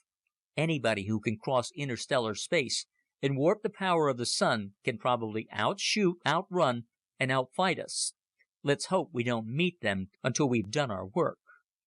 On this note, the little discussion broke up as the gong rang for the next watch. It made sense to Burl. If the Magellan could just operate fast enough, keep on the jump, they'd save the day.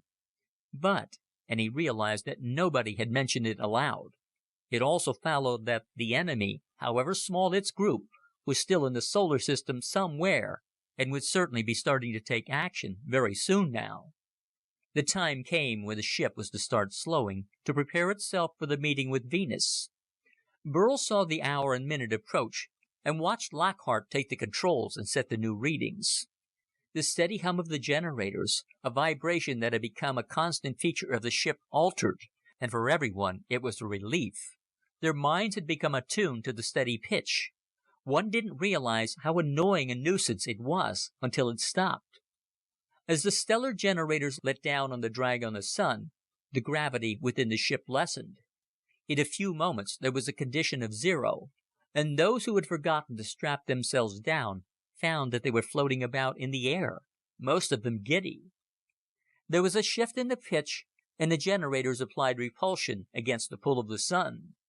Those floating in the air crashed suddenly against the ceiling, then slid violently down the walls onto the floor as the inner sphere rotated on its gimbals to meet the new center of gravitational pull, this time away from the sun.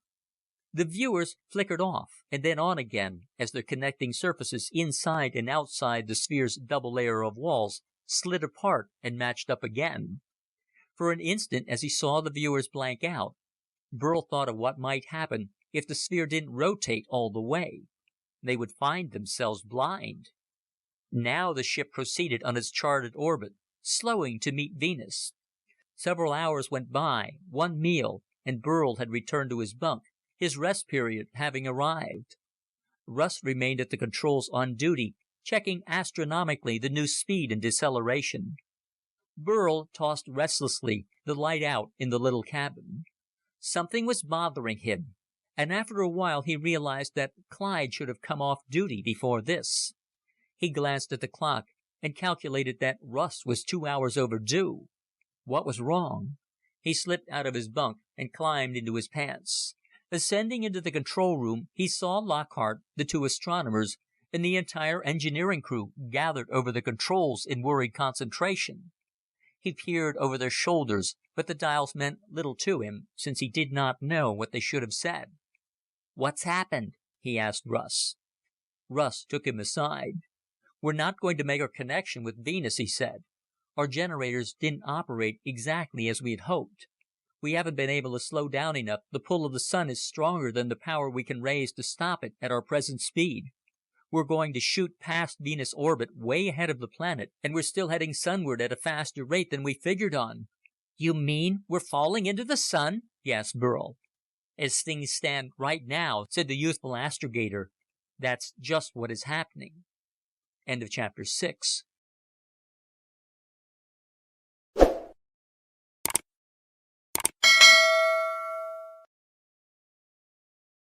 Chapter 7. Hotspot on Mercury. It seemed strange to Burl at that moment that there wasn't more excitement on board the Magellan. To learn so early in the game that all were doomed should have brought more reaction. It should have excited some sort of frenzy, or efforts to abandon ship, or something. But the men in the cabin, though keyed up, were anything but panicky. Instead, there seemed to be grim concentration on their faces, an earnestness that spoke of a plan. Through a viewer which had been shielded so that the light would not blind the eyes, Burl could see the wide disk of the sun now. A few spots were visible on its blazing surface, and great tongues of burning gases encircled it for hundreds of thousands of miles. Were they really destined to end up a mere cinder, an instantaneous flicker of fire in one of those prominences? Clyde was working with Oberfield at the calculators. Burl watched them in silence, trying to determine what it was they were getting at. Finally, they pulled a figure from one of their machines and took it over to Lockhart and the engineers. There was a brief conference, and something seemed to be agreed upon. Clyde's face, which had been tense, was now more relaxed. "I think we've got the problem licked," came the good word. "What's up?" asked Burl. "If we shoot past Venus, we should still be able to come to a stop, fall away from the sun, and maybe catch up with Venus again. It would take longer, but—" "We're altering our plans," interrupted Russ. "Of course, we could break. That much we found out for sure. The trouble lay in our lack of effective tests for the Magellan's drive. We thought we knew just what it would do, but after all, the problems of space are intricate. It turned out that it did not act so effectively against the sun as had been calculated. Either that, or the sun's pull was stronger at this proximity than registered on our instruments. Chasing after Venus, after coming back to its orbit, could be done, but it would prove time-consuming and difficult to plan. What we are doing instead is altering our schedule." "But there's no other place to go from here but Mercury. Is that what the new plan is?" Burl asked him. Russ nodded. "Mercury is coming around this side of the sun. By the time we have braked, we will be closer to its orbit than to that of Venus. So we shall proceed inward toward it and make our first planetfall there. Mercury, the smallest and hottest planet in the system." Burl remembered that it was one of the 2 worlds that they knew for sure had a sun-tap station on it. He went down the hatch to carry the news to the landing crew. Haines, Burl discovered, had already heard the new plan on the intercom from Lockhart. As soon as Burl joined them, the 4 men, including Ferrati and Bolton, went into a planning session. The problem of Mercury was a hard one. As Ferrati remarked, it would have been better to tackle this one last instead of taking it on first. "Yes, but on the other hand," was Haines' comment, "Mercury's station is probably one of the most important, located as it is so close to the sun. With ideal conditions for steady, undiverted concentration of solar power, it must be the primary station in the system. The problem boils down, and I do mean boils, to heat," Bolton laughed. "Mercury rotates on its axis only once a year, its year being only 88 of our days long. This means that just as the moon presents only one side to the Earth, Mercury always presents the same hemisphere to the sun. On the sun's side, therefore, there is always day. The sun appears to be fixed in the sky. Naturally, we assume the sun-tapped station will be on that sunny side, and the heat must be terrific. Matter of fact, said Haines dryly, the records show the heat in the center of the sun side reaches 770 degrees Fahrenheit, enough to keep tin and lead molten. The problem is how to reach the station over such a boiling landscape, summed up Burl. It seems to me that the absence of an atmosphere could answer part of the problem. Haines nodded. Let's get to work on a plan of action, men. We've got a few days to get our equipment laid out. Those few days passed quickly enough. When several possible schemes had been outlined, the men made lists of the types of equipment that might be used with each. Then, putting on pressurized spacesuits and carrying air tanks, they left the inner sphere and worked through the cargo space surrounding it within the outer frame of the spaceship. There had originally been air here, but now they found most of it was gone, thinned out from infinitely tiny leaks in the outer shell caused by the constant bombardment of microscopic bits of meteoric dust. They located each piece of equipment and moved it into position for easy handling. The ship came to its halting point, where the repulsion against the sun finally braked it against the gravitational pull of the sun. Then, by increasing the selected pull of the approaching planet Mercury, they moved off in that direction. Mercury was changing in appearance.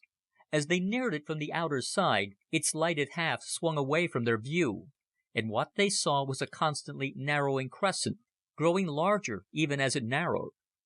Finally, the hour came when they swung up close, coming in on the eternally sunless night side of the little planet. They swooped low over the dark surface, taking observations and measurements. "It's not as cold as we might suppose," said Oberfield after his first readings. "There's a certain amount of heat all along the rim of the dark side.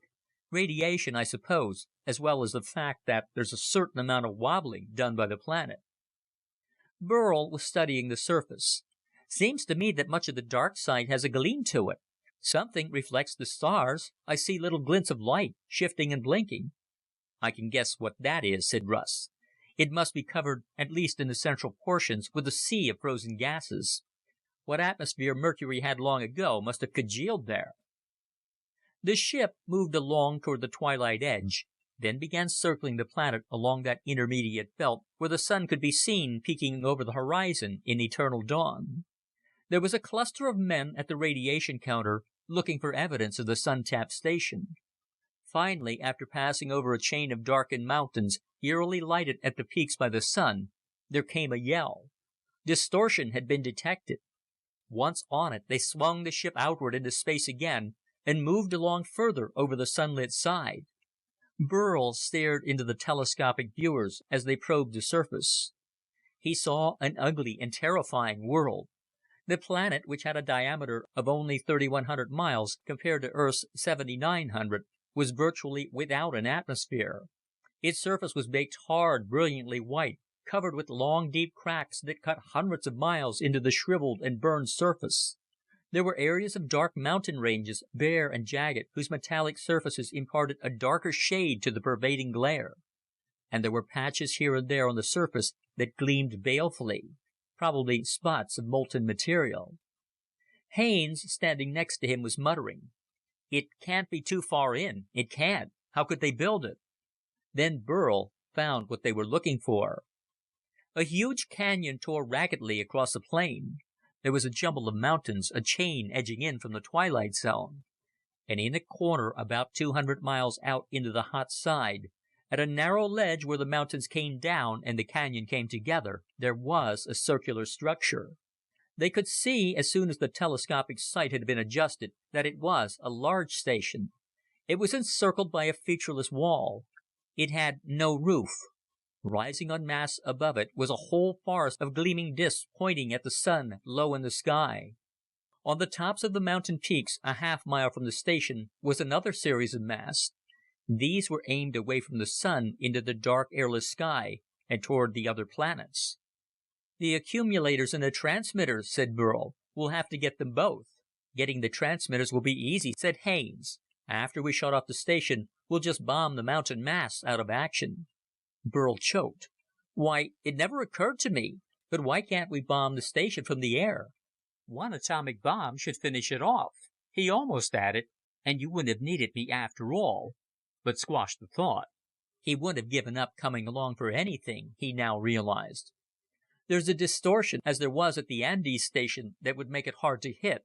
But I imagine we could do it if we tried hard enough. But that isn't what we want at first. It's important, very important, that we get pictures and details of this station from inside.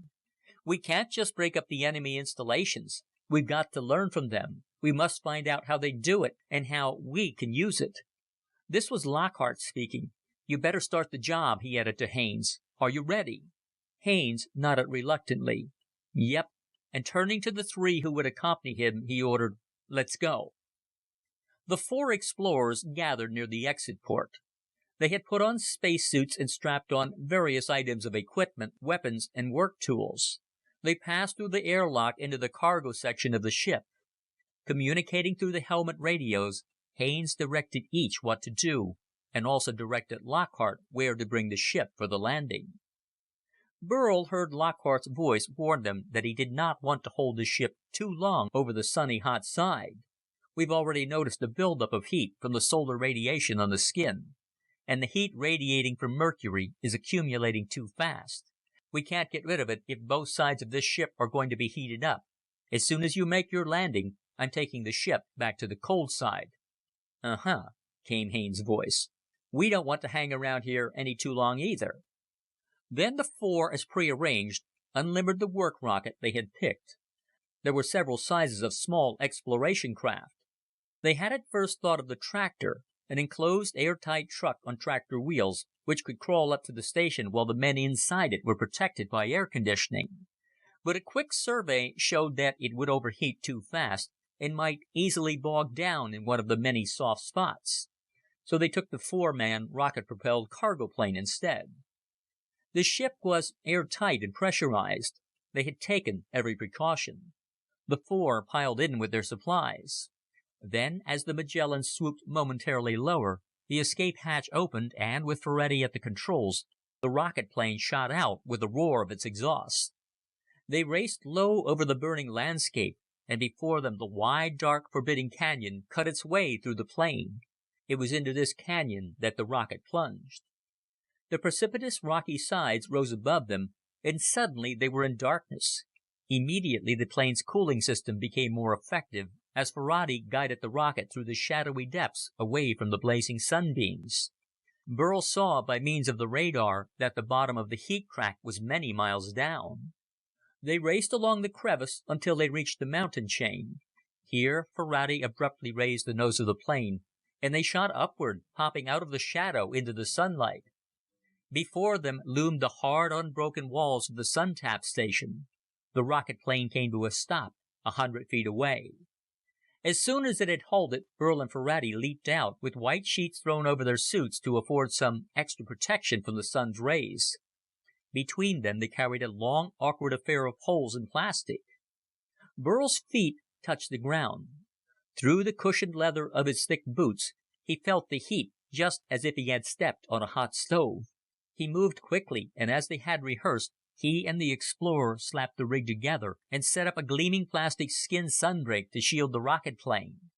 The plastic sheets reflected the sun's heat and cut off a fair portion of the direct radiation which would otherwise have rendered the rocket plane inoperable and uninhabitable in short order. While they were assembling the sunbreak, Haines and Bolton unloaded a portable anti-tank rocket launcher.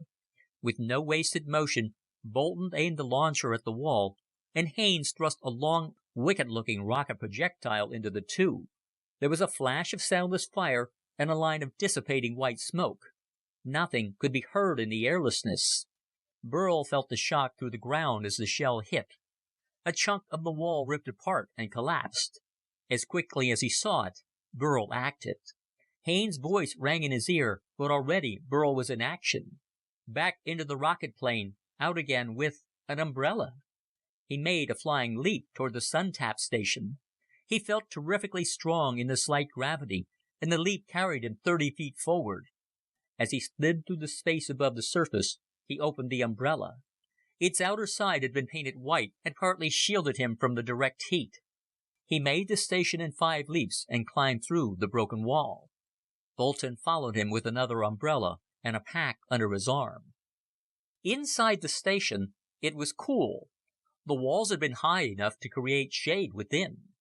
It was like the station in the Andes, but bigger, much bigger. Bolton joined him, folded his umbrella calmly, and yanked an air compression pistol from his belt. "See anyone?" he asked. "No." Burl remembered then that there could possibly be a living guard at this station. They searched carefully, but there was no sign of life. Bolton was doing a soldier's job, that was all.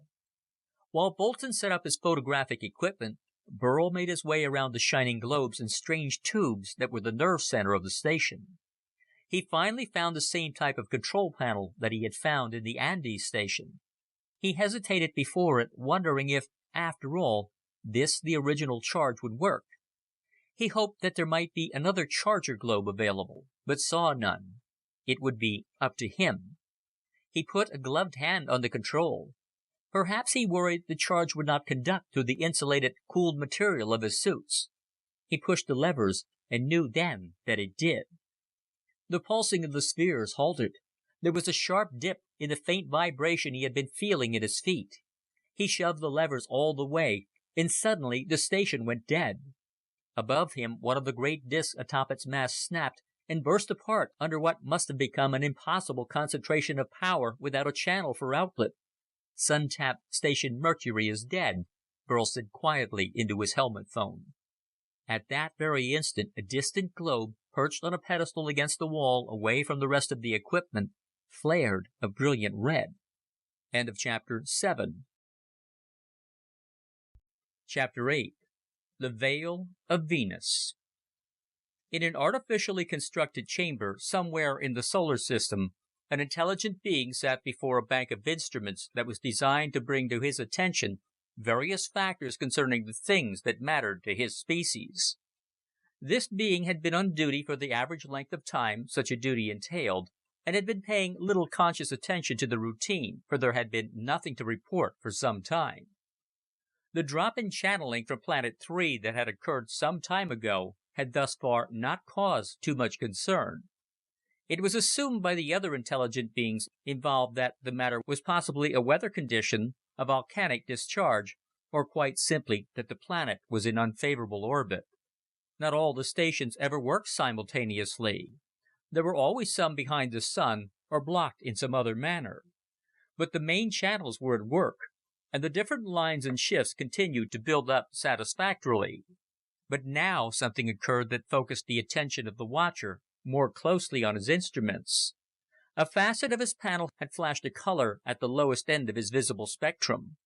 How the being registered that color cannot be said. The inhabitants of Planet 3 would have termed it red. With trained reaction, the watcher activated the full signal. Instantly there appeared before his eyes a vision of a scene. There was the interior of the major station on Planet 1. It was non-functioning, and there were 2 strange creatures turning now to look directly at him. They were bipeds with 2 arm-like extensions, lumpy objects clad in bulky white folds. They wore cumbersome helmets, and he could see 2 eyes shielded beneath thick transparencies over the face. One of these creatures raised his arm, and there was a puff of steam. Then the vision flashed off, but not before the trained watcher had activated the crash mechanism. If the watcher had been closer in space to the station, the destruction would have come quicker. Unfortunately for him, the speed of light and radio impulses is limited, so that it was several minutes before the destruction impulse reached Planet 1. A short while later, after the guiding beings had digested the news, preparations were made for a vessel to go sunward to investigate and remove the interference. Burl twisted on his heel sharply as he whirled around to look at the flash of red.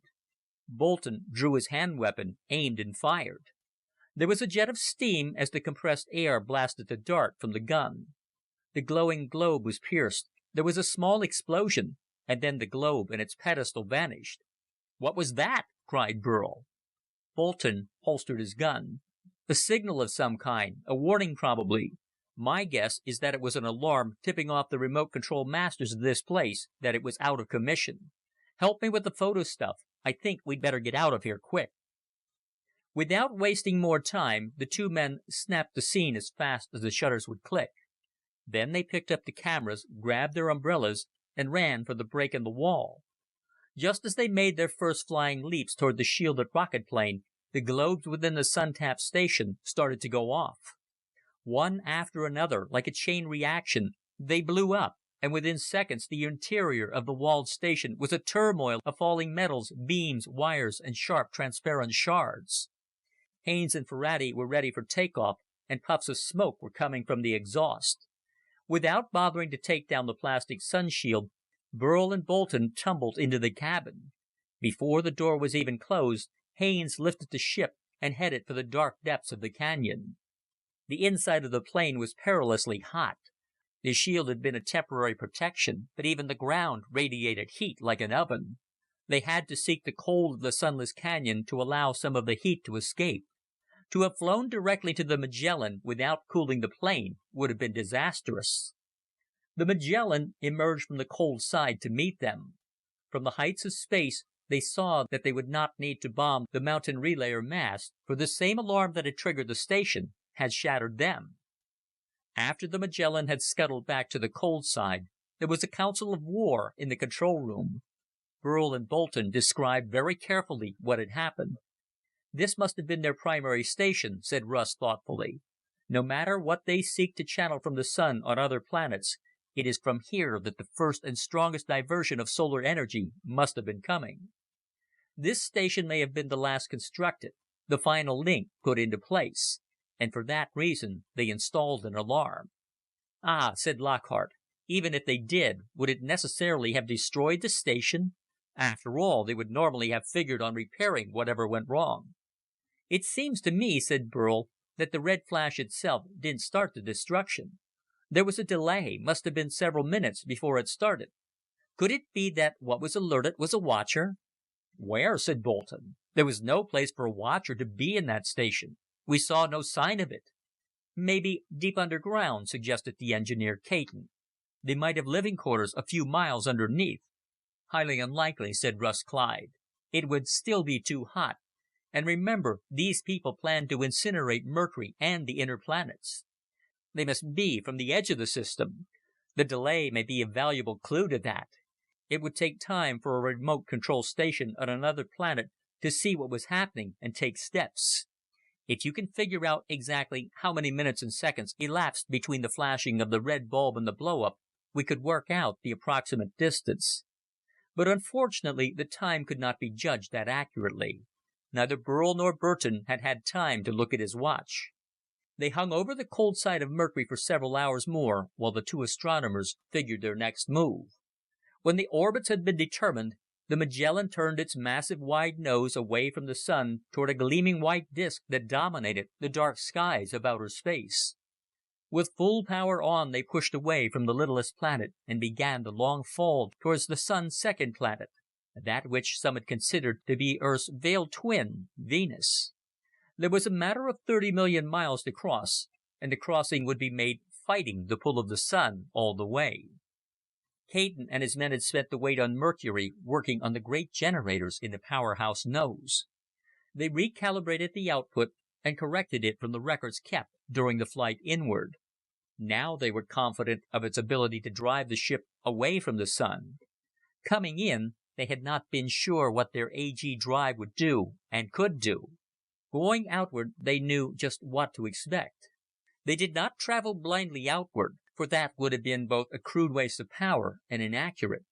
Instead, the ship drove at a long slant from the sun, moving in a gently curving orbit that would bring it onto Venus at the same time that Venus itself was moving along in its orbit. This is what they had tried to do before, but without success. Venus travels around the sun at a speed of about 32 miles per second and takes about 224.5 days to complete the circuit. From where the Magellan took off, it would approach and overtake Venus at a speed of a little greater than the 32 miles per second. The days passed swiftly enough. They had developed the pictures taken in the Mercury station, and the engineers and astronomers spent long hours debating their features, matching up what they had seen with what was known about the Andes station. The shining face of Venus grew larger. It was a mysterious planet, the most mysterious in the system, even though it was the closest of the planets to Earth. Venus was a world whose atmosphere, of earthly depth, was a solid mass of clouds. Never had the clouds lifted to reveal the surface. The clouds reflected the sunlight brilliantly, yet as Burl could now see with the naked eye, parts of it were hazy, as if mighty storms were raising dark particles from below. "We've had a couple of prober rockets shot into its surface," said Russ as they watched the oncoming planet. "They didn't prove much, faded out fast, but we think they established its length of day. Nobody knew how many hours it took Venus to rotate on its axis. Some even thought it always presented one face to the sun, as does Mercury. Others thought it had a quick day, shorter than Earth's. Others gave it a day almost a month long. Our prober rockets carrying unmanned instruments rather definitely indicate that the planet has a day about 20 Earth days long. Even though it's shielded by the clouds, it must be miserably hot near the surface." "We'll soon find out," Burl grinned. "After Mercury, it couldn't be so bad. Maybe it rains all the time." Russ shrugged. "Who knows?" he said. Venus was a vast sea of swirling white and gray clouds beneath them when the Magellan reached it. They hung above the cloud level, while stretching below them lay the circular bowl of veiled mystery that was the fabled evening star of poem and song. Oberfield was probing the surface with the radiation counters for the sun-tapped distortion. None had been detected from Earth, but observation of the sunny face of Venus had always been difficult from the third planetary orbit. But quickly the dour astronomer proved the fact.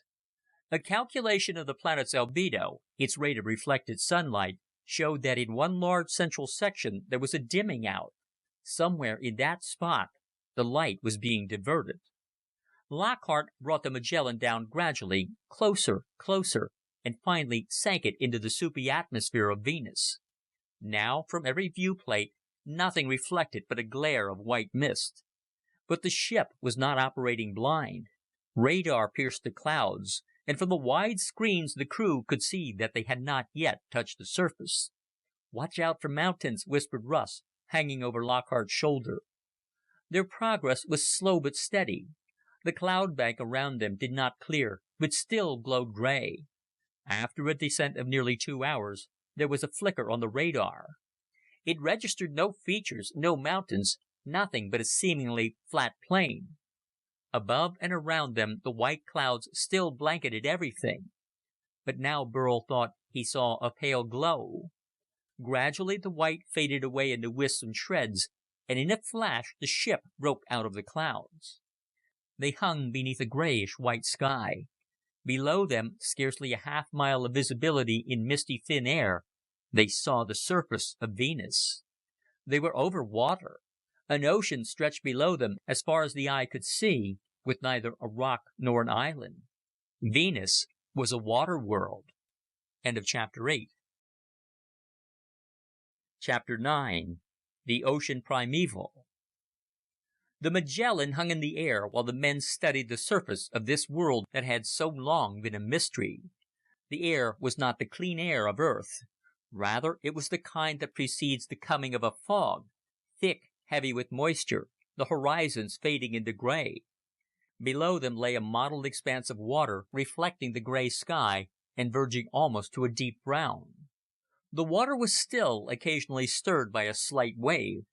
"No tides ever moved these waters," commented Russ quietly to Burl. "There is no moon to pull and sway them. The motion of this world, so slow in the passage of its day, hardly disturbs the water."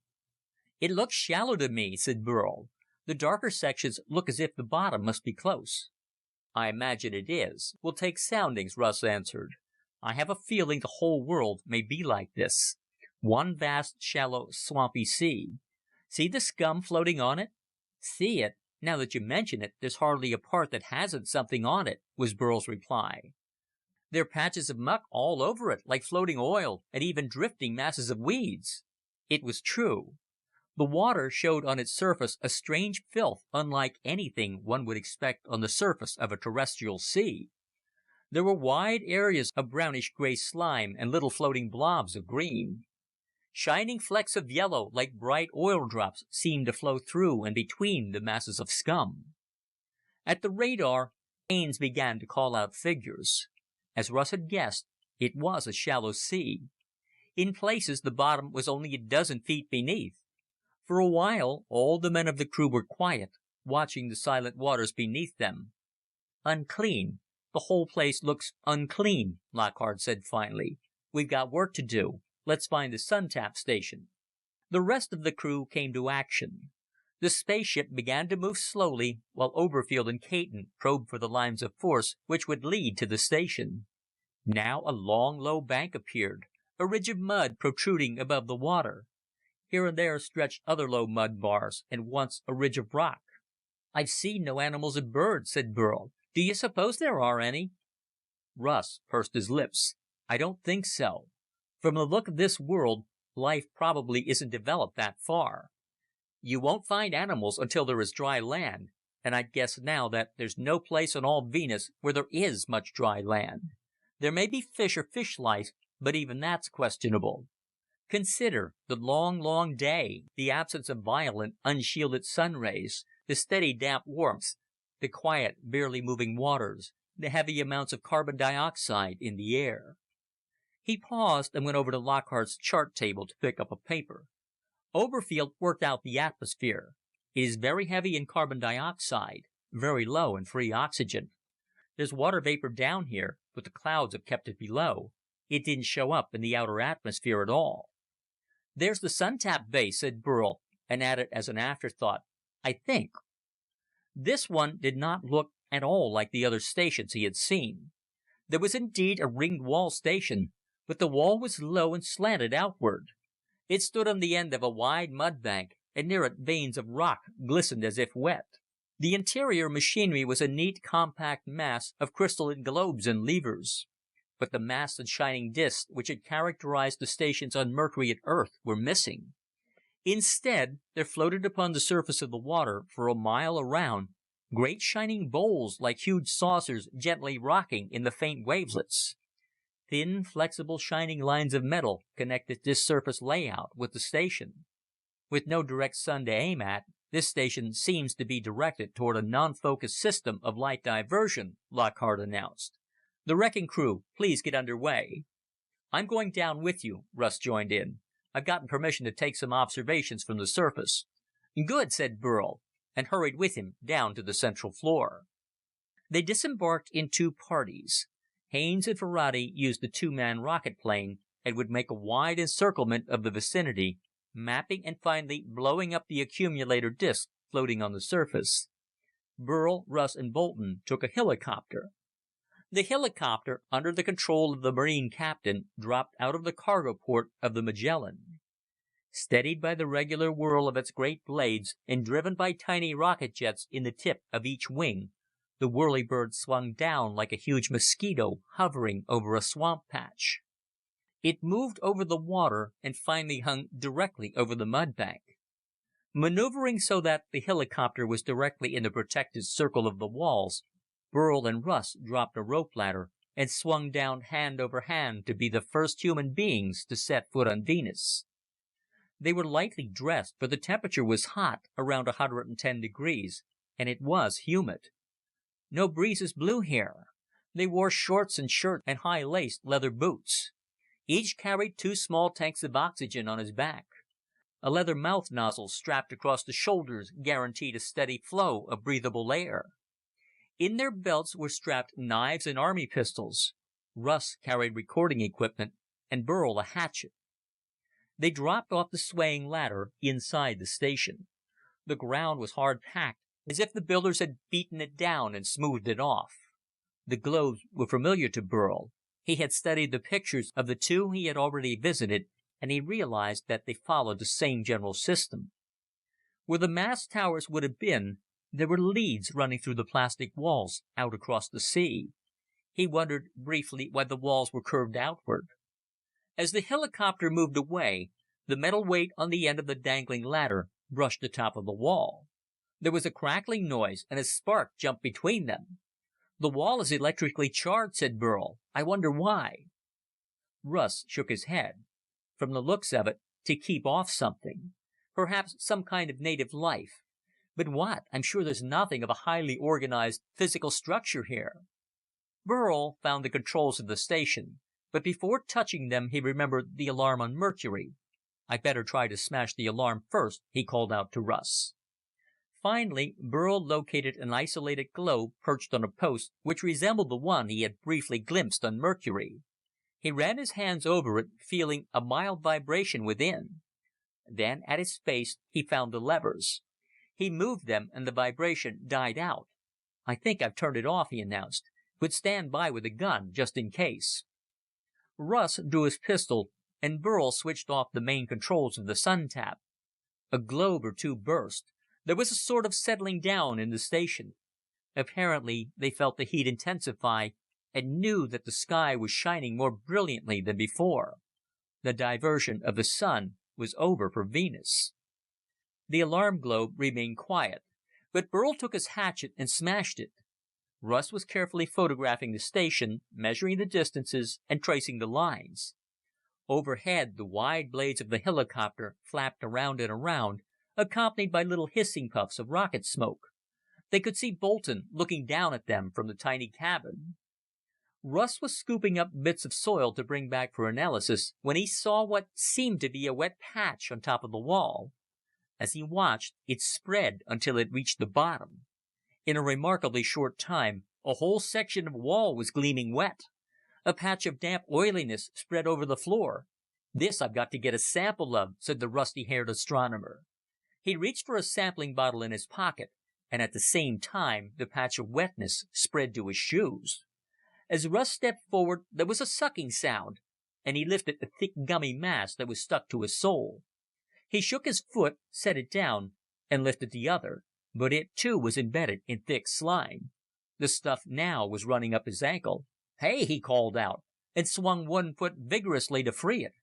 More swiftly than he could move, the whole patch slid down the wall and swept around him.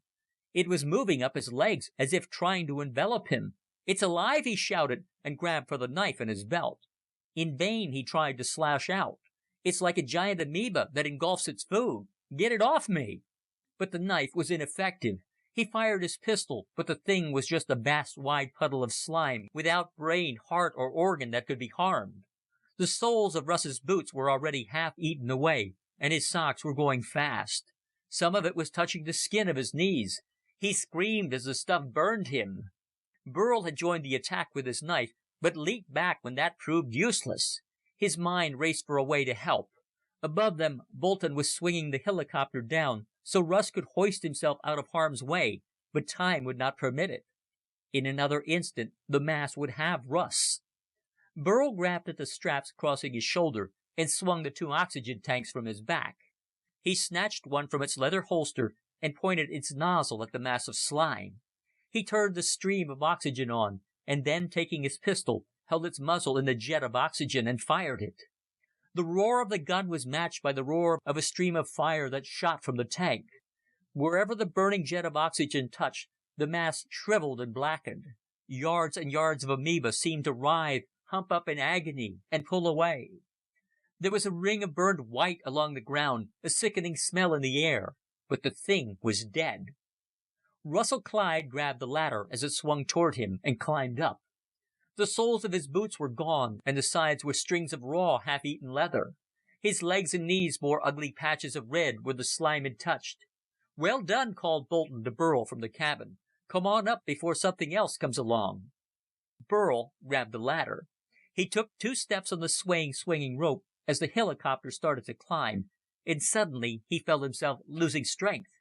He became dizzy and tried to hold on, but began to lose consciousness.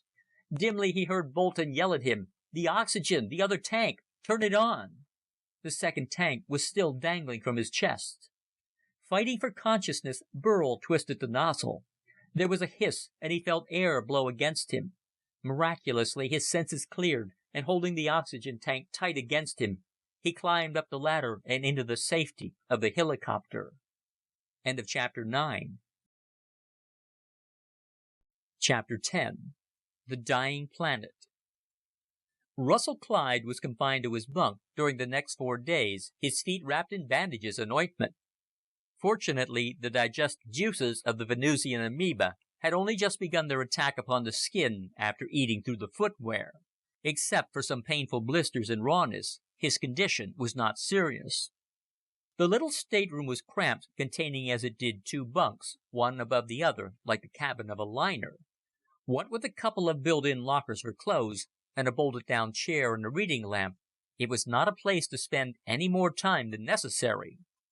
The lack of a window added to the inhospitality of the room. But Burl had accepted long ago the fact that a spaceship could not yet be considered a luxury liner. In time, the AG drive would permit such things, but the Magellan was an experimental vessel turned by emergency into a warship. During those 4 days, Burl spent most of his time with Russ, getting to know him better and talking about the trip. The young astronomer was not at all chagrined by his misadventure. In fact, the whole experience had him quite buoyed up. What a wonderful place for biologists to study! Venus will be a mecca for scientific learning. But not for anything else, I don't think, said Burl. Anyway, we're in for another experience now. Mars is our next goal. What's it like? Russ put his hands behind his head and looked up at the bottom of the bunk above him. We can see Mars well enough. There's no cloud blanket and the atmosphere is thin but clear. You've seen the photos and the colored sketches? I've seen it from our viewplates, but so far it's just a tiny red disk. We're about at Earth's orbit now, even though Earth is many millions of miles away from us. Mars is still about 50 million miles further, but we're gaining speed quite rapidly, and Lockhart thinks we'll make it soon enough. Burl picked up one of the books from the ship's library and started to thumb through it to locate a colored chart of the planet. Russ waved a hand. You don't have to show me. I've studied Mars by telescope so often, I know it by heart. It's mostly a sort of light, reddish tan, a kind of pale russet. We think that's desert. There are some fairly large sections that are bluish-green, at least in the Martian summers. In their winters, these sections fade very greatly. That's vegetation, Burl broke in. It must be. Everybody agrees it acts like it, and there are the white polar caps, too. You can tell which season is which by the size of the polar ice caps. When one is big, the other is almost gone. Then there's the problem of the canals. Do you believe in them? Asked Burl. The books disagree. Some think they're real, even say they look as if they had been built by intelligent beings as irrigation channels to take the melting waters of the poles down to the fertile lands. But other astronomers claim they can't see them, or that they're illusions, series of cracks, or lines of dark dust blown by winds. Personally, I've come to believe in them, Russ argued. They've been photographed, something is there. They're very faint, spidery lines, but they certainly are straight and regular. We'll find out soon enough. Find out they did. Russ was up and about, and the normal life of the ship resumed. During their passage of Earth's orbit, they had managed to raise the United States on the ship's radio. For 3 days they were able to converse with their home base. They exchanged news and data, transmitted back all they had learned, and eagerly asked for news. The men of the crew had the chance to send messages home, and Burl even talked briefly with his father. There had been an important discovery made on Earth. The lines of force had finally been traced. The distortions visible on Mars, as well as the one from Mercury before its cutoff, had been worked out directionally. There was no doubt that a line of force had been channeled outward to a point in space that now proved to be that of a planet. The planet was Pluto. Pluto? That was the shocked word uttered by everyone within hearing distance when the radio voice said it. Pluto? Why, that's the end of the line, the most distant planet, said Oberfield, shocked. We'll have to go there all the way. That fact sobered everyone. It meant the trip must last many times longer than anyone had expected. But they were a band of men who had achieved great things. They had managed so far to work together in harmony, and they felt that since they had conquered 2 planets, what were a few more? Mars gradually grew larger on their telescopic viewers as the Magellan fell onward through space, riding the beam of gravity that was like a pulling rope to them. The slowdown and reverse was made in good order, the sphere swinging around, readjusting, and the great driving Zeta ring generators now pushing and braking. Then, one wake period, Russ and Burl went to the telescope and trained it again on the oncoming planet. The now large disk of the ruddy world swung onto the screen. It looked strange, not at all like the drawings. Burl had never seen it through terrestrial telescopes, but he sensed something was wrong. He realized suddenly, both poles are enlarged. It's winter on both hemispheres. That's impossible. Yet it was so. Both the Martian ice caps were present, and both extended down the northern and southern hemispheres of the world. The men stared in silence. Slowly, Russ tried to figure it out. The greenish-blue areas can scarcely be seen. Where they should be, they're darker patches of brown against the yellowish-red that now seems to be the desert areas. It seems to be winter on both sides, and it looks bad. It looks to me as if Mars were a fast-dying world. Burl squinted his eyes. Yet I see the canals. The straight lines are still visible, see? Russ nodded. They're real, but what's happened? Indeed, the planet seemed blighted. It's the sun tap, Burl decided. We should have realized what it would do. Remember Earth the week it was working? The temperature fell several degrees, began to damage crops. Remember how it snowed in places where snow had never fallen in July. Remember the predictions of disaster for crops, of danger from winter snows if the drought continued. Russ went on in his careful, explanatory way.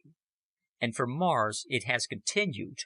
Mars will always be colder than Earth. Life there must have been far more precariously balanced. During the day on the Martian equator in midsummer, the highest temperature is not likely to be more than 70 or 80 degrees, and at night, even then, it would fall below freezing. Vegetation on Mars must have been hardy in the best of times, and life carried on under great difficulties. Now the margin of warmth and light has been cut. It has been just enough to keep both polar caps frozen, to prevent water from reaching the fertile regions, and the cold has advanced enough to bar the growth and regeneration of plant life. If the sun tapping on Mars is not stopped, all life there will die out, and it will be a permanently dead world forever. The news spread throughout the crew, and there was a feeling of anger and urgency. Nobody knew what lived on Mars, yet the subject of Mars and Martians had always intrigued the imaginations of people on Earth. Now, to hear that the unknown enemy had nearly slain the neighboring world brought home vividly just what would also have been the fate of Earth. The day finally came when the big spaceship slid into an orbit about the ruddy planet.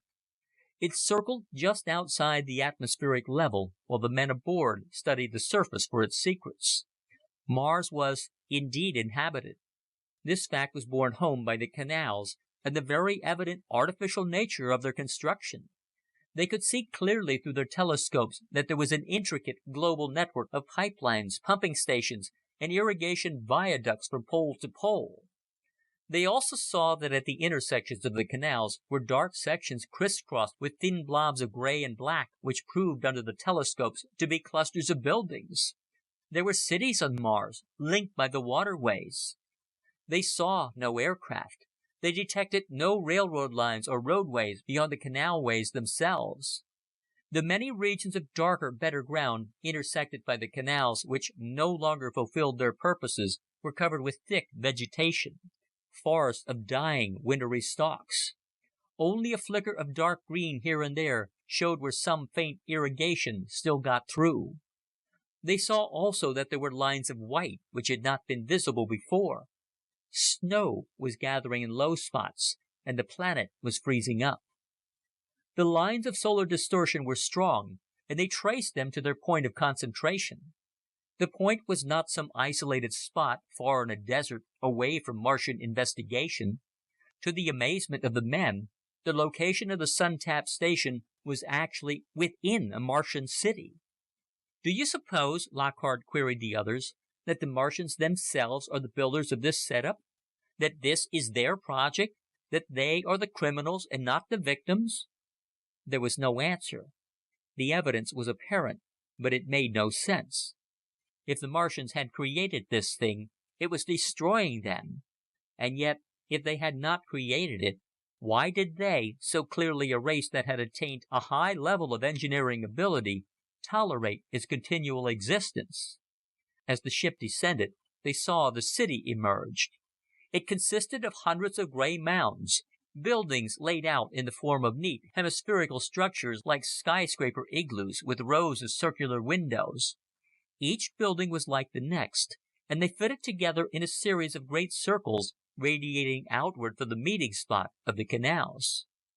The explorer crew waited at the ship's rocket launchers for an attack. The tail of the teardrop housed the built-in armament, the rocket tubes which would send forth destruction to an enemy. But though Haines sat with his finger on the launcher button, no aircraft rose to meet them from the city below. No guns barked at them. No panic started in the streets. They could see tiny dots of living beings moving about, but no sign of alarm, no evidence that they had been noticed. Even here at the equator, there were streaks of white snow in the streets and rings of rime along the bases of the buildings. Directly below them lay the sun-tapped station. The lines converged here, and the rings of distortion could be seen in the atmosphere, causing the city to flicker as if from the presence of invisible waves. Then they saw the masts and their shining accumulators projecting about a cleared spot near the outskirts of the city. The customary walled ring and the open machinery were not visible. "The sun-tapped station is under the city," said Lockhart, shocked. "It's been built beneath the streets somewhere, and the Martians walk around above it and let the masts alone. They must be the builders." "If so, why are they killing themselves?" Burl couldn't see the sense of it. "And if they have reasons, then why don't they defend it? They were alerted while we were on Mercury. They must have spaceships if they are the enemy. Where are they?" The ground was now but a few hundred feet below them, and still no one paid the strange ship hanging in the sky any attention. While the crew stood with bated breath, Lockhart brought the ship down and down until it came to rest barely 50 feet above an intersection. There it hung, nearly touching the roofs, and was ignored. The shining mass of the sun-tapped station continued to gleam, following the tiny bright sun in its course through the dark blue of the sky. One of the two small Martian moons was climbing upward along the horizon. The canals beyond were dark lines of conduit through which no life-giving waters flowed. And the Martians did nothing. End of Chapter 10. Chapter 11. Martians don't care. "I don't like the looks of this at all," said Lockhart finally. "I suspect a trap. Yet we've got to land and get at that base. I'm going to take the ship out into the desert beyond the city and let a scouting squad go in first." The Magellan lifted back into the sky, then moved out over the ochre wasteland that was the barren desert of the red planet. Slowly the ship dropped again, until its pointed nether end hung about 20 feet above the cold shale and time-worn sand.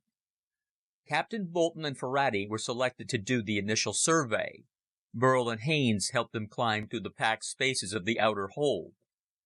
The jeep was swung out to the lowermost cargo port, and the spaceship's cargo derrick lowered the compact Army vehicle to the ground. The two scouts then put on altitude suits with oxygen masks, slung walkie-talkies about their chests, took light carbines in hand and pistols in belts, and went down the rope ladder from the cargo port. They climbed into the sturdy jeep with its specially designed carburetor and pressurized engine. The vehicle had been prepared to operate in the light atmosphere of Mars, as thin as the air on a Himalayan mountaintop, and low in free oxygen. Burl and Haines, clad in pressure suits themselves, sat in the open port and watched the jeep set off. The engine kicked over and barked a few times in the strange air. Then Bolton at the wheel threw in the clutch, stepped on the gas, and the squat little car, painted in Air Force blue, rolled off over the flat, rocky surface, kicking up a light cloud of sand as it went. On Haines' lap sat a walkie-talkie. Bolton and Ferrati kept up a running commentary as they approached the city. Ferrati described the ground and the appearance of the oncoming city. The jeep was now a small object merging with the dark mounds of the city's outermost buildings. "We haven't met any Martians yet," came Ferrati's voice. "Apparently they aren't interested in investigating us even now. And here we are, rolling right up to the city limits." There was a pause. The walkie-talkie emitted a series of squeaks and squawks, and Ferrati's voice came through now with distortion. "We're crossing the city limits. There's a sort of hard plastic pavement that begins at the very edge. Now we're going down an intersection between the buildings." The squawks became increasingly louder. They could hear only a word or two. Haines asked whether he was getting through to them, but he could not make out an answer because of the racket. "It's the Suntap station. It's generating distortion. We'll have to wait until they return," said Burl. Haines nodded and turned off the set, which had begun to utter ear-piercing howls. The two men waited quietly for about half an hour. Only a phone call from the curious men in the control room interrupted their vigil. Then finally Burl spotted a little cloud of dust on the horizon. "There they are." The two men stood up as the little jeep made its way back over the desert to the ship. As it drew closer, they saw a third occupant sitting in the back with Ferrati. Haines opened the walkie-talkie. "Wait till you see this fellow," Ferrati's comment came through. The jeep drew up to the ship and stopped. Ferrati waved them down. A few seconds later, they were joined by Lockhart and Clyde, also in pressure suits. The creature in the back of the jeep was a Martian. They stared in fascination. It was about 3 feet long, with a small, oval-shaped head and two very large, many-faceted eyes. A small, beak-like mouth and short, stubby antennae completed its face. The head was attached by a short neck to a body that consisted of 3 oval masses joined together by narrow belts, much like the joints of an insect. A pair of arms, ending in long, 3-fingered hands, grew from the first segment. A set of long, thin legs grew out of each of the 2 other segments. A glistening grayish-blue shell, its skin, covered it from head to foot. At the moment, this particular Martian was tightly restrained by a strong nylon net, and was obviously the captive of the 2 explorers. "Why, it looks like a giant insect!" exclaimed Burl. "More like a kind of lobster," was Ferrati's answer. "But this is it. This is one of the city dwellers." Lockhart shook his head. "I don't like this. We shouldn't do anything to antagonize the Martians. Taking one prisoner like this may be a bad first move." Bolton stepped out of the jeep. "There wasn't anything else we could do. Besides, who said that Martians were ever our friends?" "We got into the city," he went on, "and drove around the streets. There were plenty of these fellows around, going about their business. Hundreds of them. Do you think they stopped to look at us? Do you think they were curious? Do you think they talked to us, called the police, did anything at all? No," he answered himself. "They just walked around us as if we were a stick of something in the way. They don't say anything to each other. They just go on about their affairs, dragging things, carrying food, herding young ones, and not a darn word. They looked at us and didn't even act as if they saw us. When we stopped one, it squirmed out of our grasp and walked away. Finally, we took this fellow, simply grabbed him off the street, tied him up, stuffed him into the jeep, and kidnapped him. And do you think anybody cared or turned in an alarm or tried to help him? No." Lockhart looked at the prisoner a moment. The Martian stared at him out of his unwinking, multiple eyes. "Are you sure these are the engineers of the canals, the builders?" Bolton nodded. "Definitely. We saw some of them at work. They were repairing a house, and they used tools and fire. They have machines, and they use them. They've got their city working and well laid out, but I don't know how they do it. They must communicate in some way, but they act as if they had been drilled in their jobs and were going through an elaborate and complicated pantomime. Even the young don't utter a peep." Lockhart stepped back a bit. "Untie this fellow. Let's see what he does." When the Martian had been released from the enveloping net, it made no effort to communicate. It turned slowly around, a little wobbly at first, and wandered off, paying no attention to the men, the ship, or the jeep. Then it started walking at a rapid pace. The men watched it as it trotted into the desert, away from the city. It seemed to wander around as if lost, and then set out in another direction, but still one that would not take it to the city, which was quite plainly in view.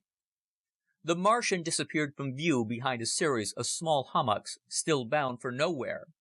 The men were lost in amazement. Russell Clyde uttered a low whistle. Burl's right. It must be a sort of insect.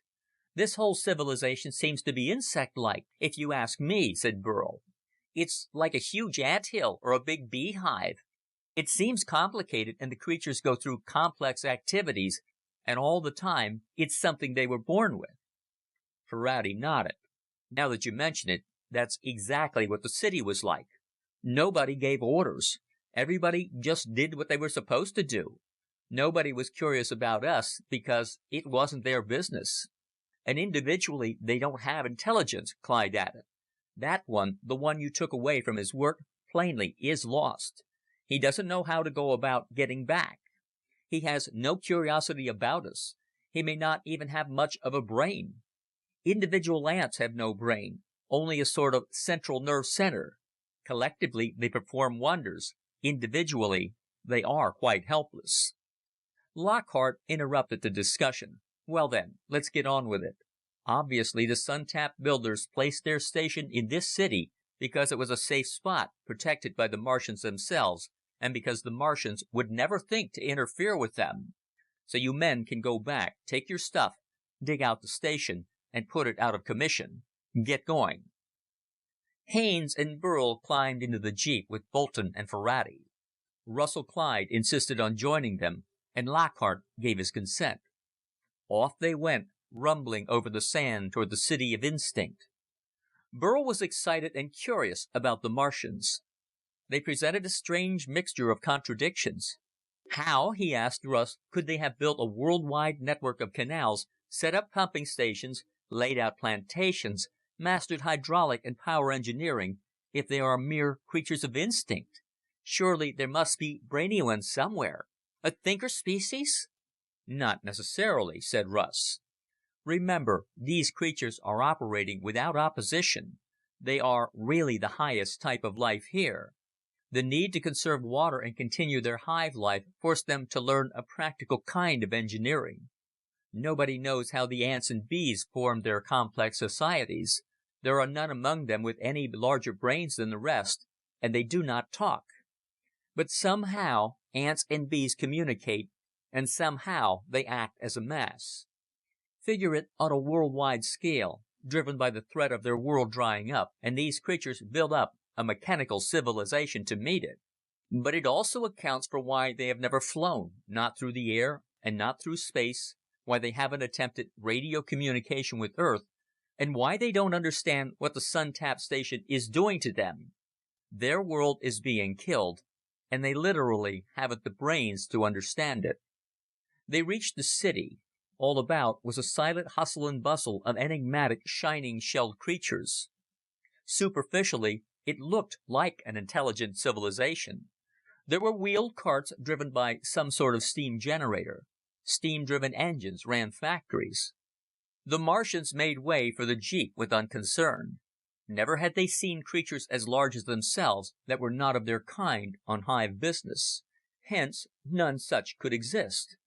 This was a world totally without individualism, a civilization without a spoken language, without names, without banners. Wherever or however the mass knowledge was located or transmitted, no individual of another species could ever hope to know. It would be forever as remote from human explorers as the farthest star on the farthest galaxy. They drove to where the Suntap mass rose from the ground. The men parked the jeep out of the way of the silent traffic, climbed out, and walked into the routed door of a building. Its architecture was not like that of the other buildings. Inside, the chambers were dark.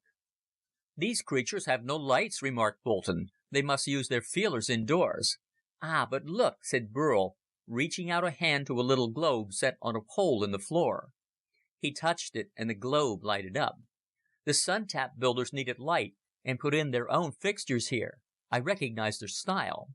The five men followed a hallway that sloped down into the ground, and came out into a large underground cellar, several 100 feet wide. It was the Sun-Tap station. There were the now familiar globes and rods, the force fields, the controls, the pedestals, and the ends of the rotating masts.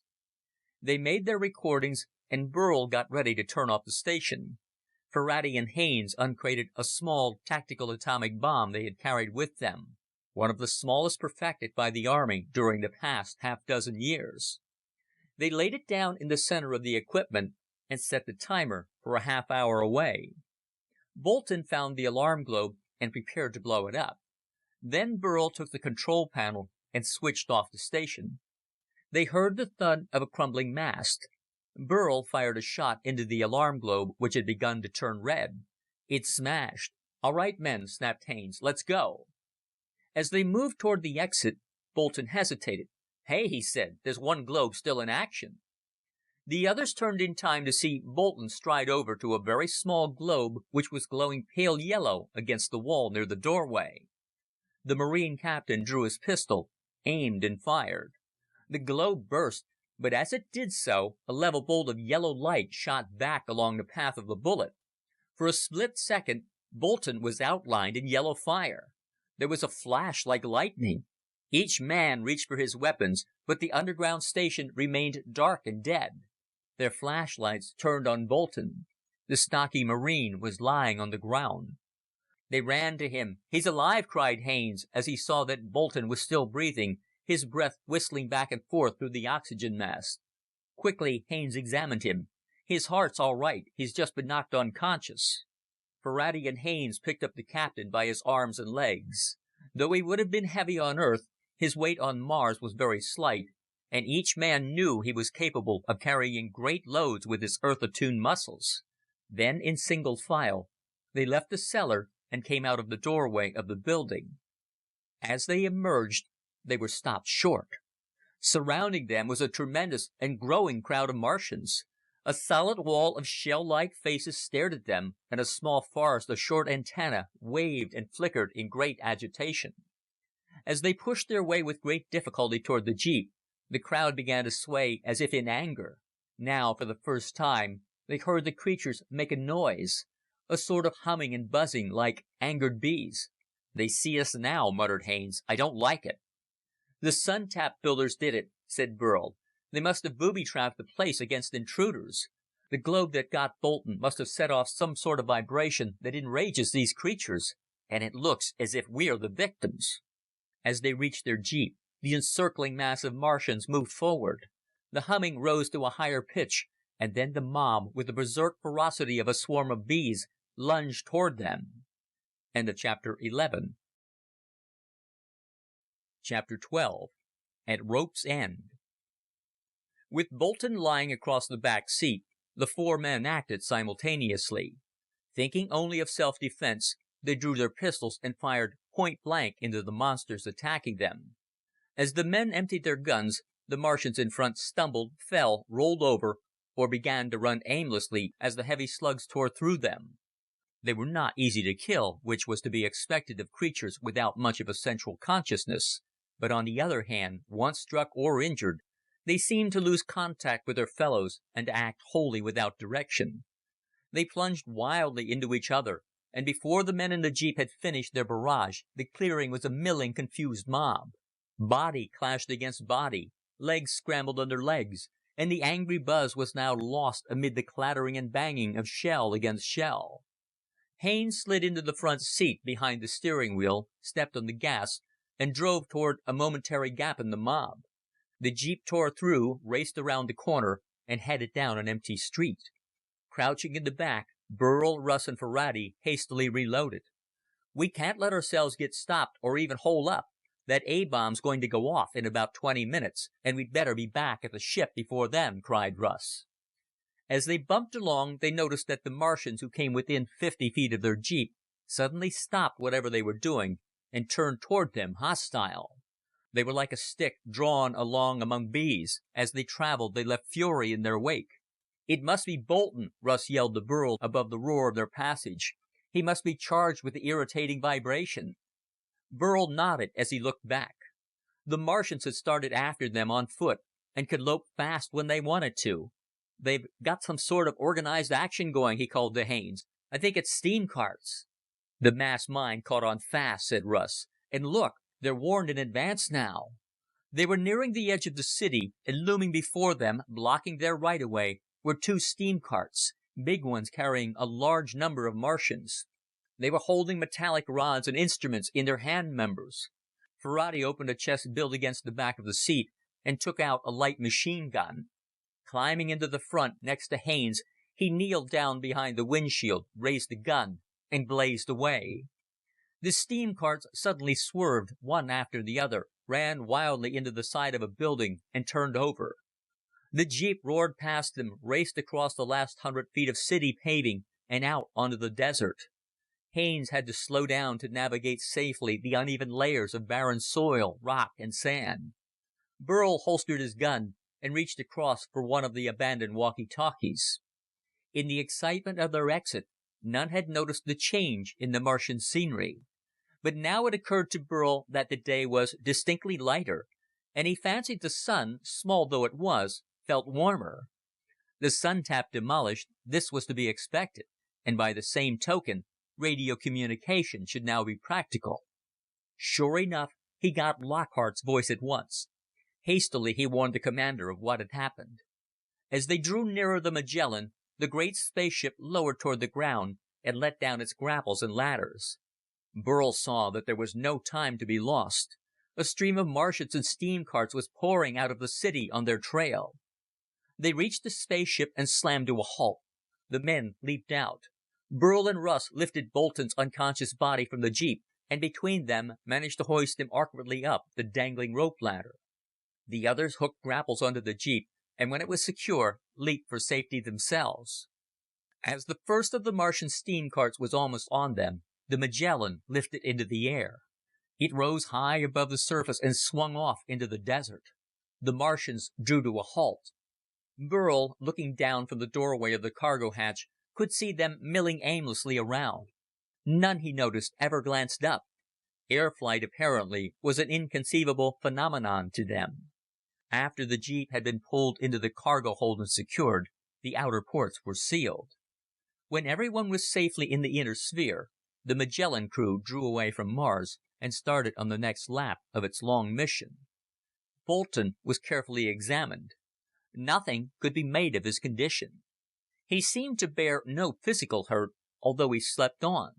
He was placed in his bunk, and there he rested, breathing slowly, temperature normal, dormant. The life of the spaceship resumed for the time being without him. The next port of call was Jupiter, and that presented problems of its own. Between Mars and Jupiter was the great asteroid belt, a region of many thousands of tiny planetoids, ranging in size from worldlets of 200 or 300 miles in diameter down to rocks the size of footballs. The debris of an exploded planet was the comment Russ made to Burl. That's the most likely explanation. Anyway, he added, there seems to be no sun-tapped station on any of them. The next one is beyond the asteroids in Jupiter's orbit. During the next few days, Lockhart and the two astrogators were busy working out a rather complex maneuver, which consisted of having the ship jump over the asteroid belt rather than travel directly through it. While the orbits of thousands of the larger asteroids had been charted, there were thousands more that consisted of just chunks of rock too small to notice. They could not chance a collision with one of these, yet to work out the whereabouts of all of them was impossibly time-consuming. What the Magellan did was to depart from the plane of the ecliptic, that level around the sun to which all the planets generally adhere, and to draw outward so as to avoid the path of the asteroids, then to come back onto the orbit and plane of Jupiter. This involved some tricky work with the various gravitational lines, using Mars and the Sun for repulsion and certain stars for attraction.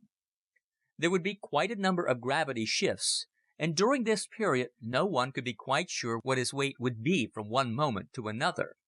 There were several periods of zero gravity, when the crew members would float and face the complex annoyances of a steady feeling of free fall.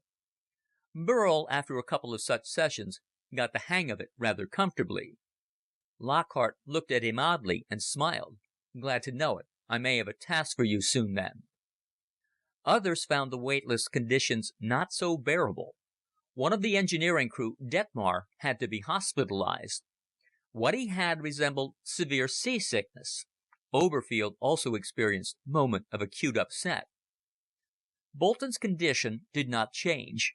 Once or twice he stirred slightly in his sleep and seemed to murmur something, but then he would lapse back into his coma. Fortunately, he did not resist food and did swallow liquids forced into his mouth. Except for one or two rare intervals, communication with Earth had ceased. Besides, the mother world was now moving away from them and would pass behind the sun. Efforts to obtain medical advice for Bolton proved futile. After they had passed the orbital line of the asteroids and had rearranged their drive so that they were falling freely toward Jupiter, Lockhart called the exploring crew together.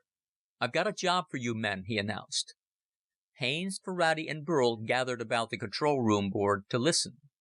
They were restless for something to do. Plans for the Jupiter landing could not be made until they knew what the situation was going to be, for it would be one thing if the station were located on that giant planet itself, another if on one of its satellites. The colonel wasted no time. "While you were on Mars and we were waiting for you, I took the opportunity to examine the outer shell of this ship.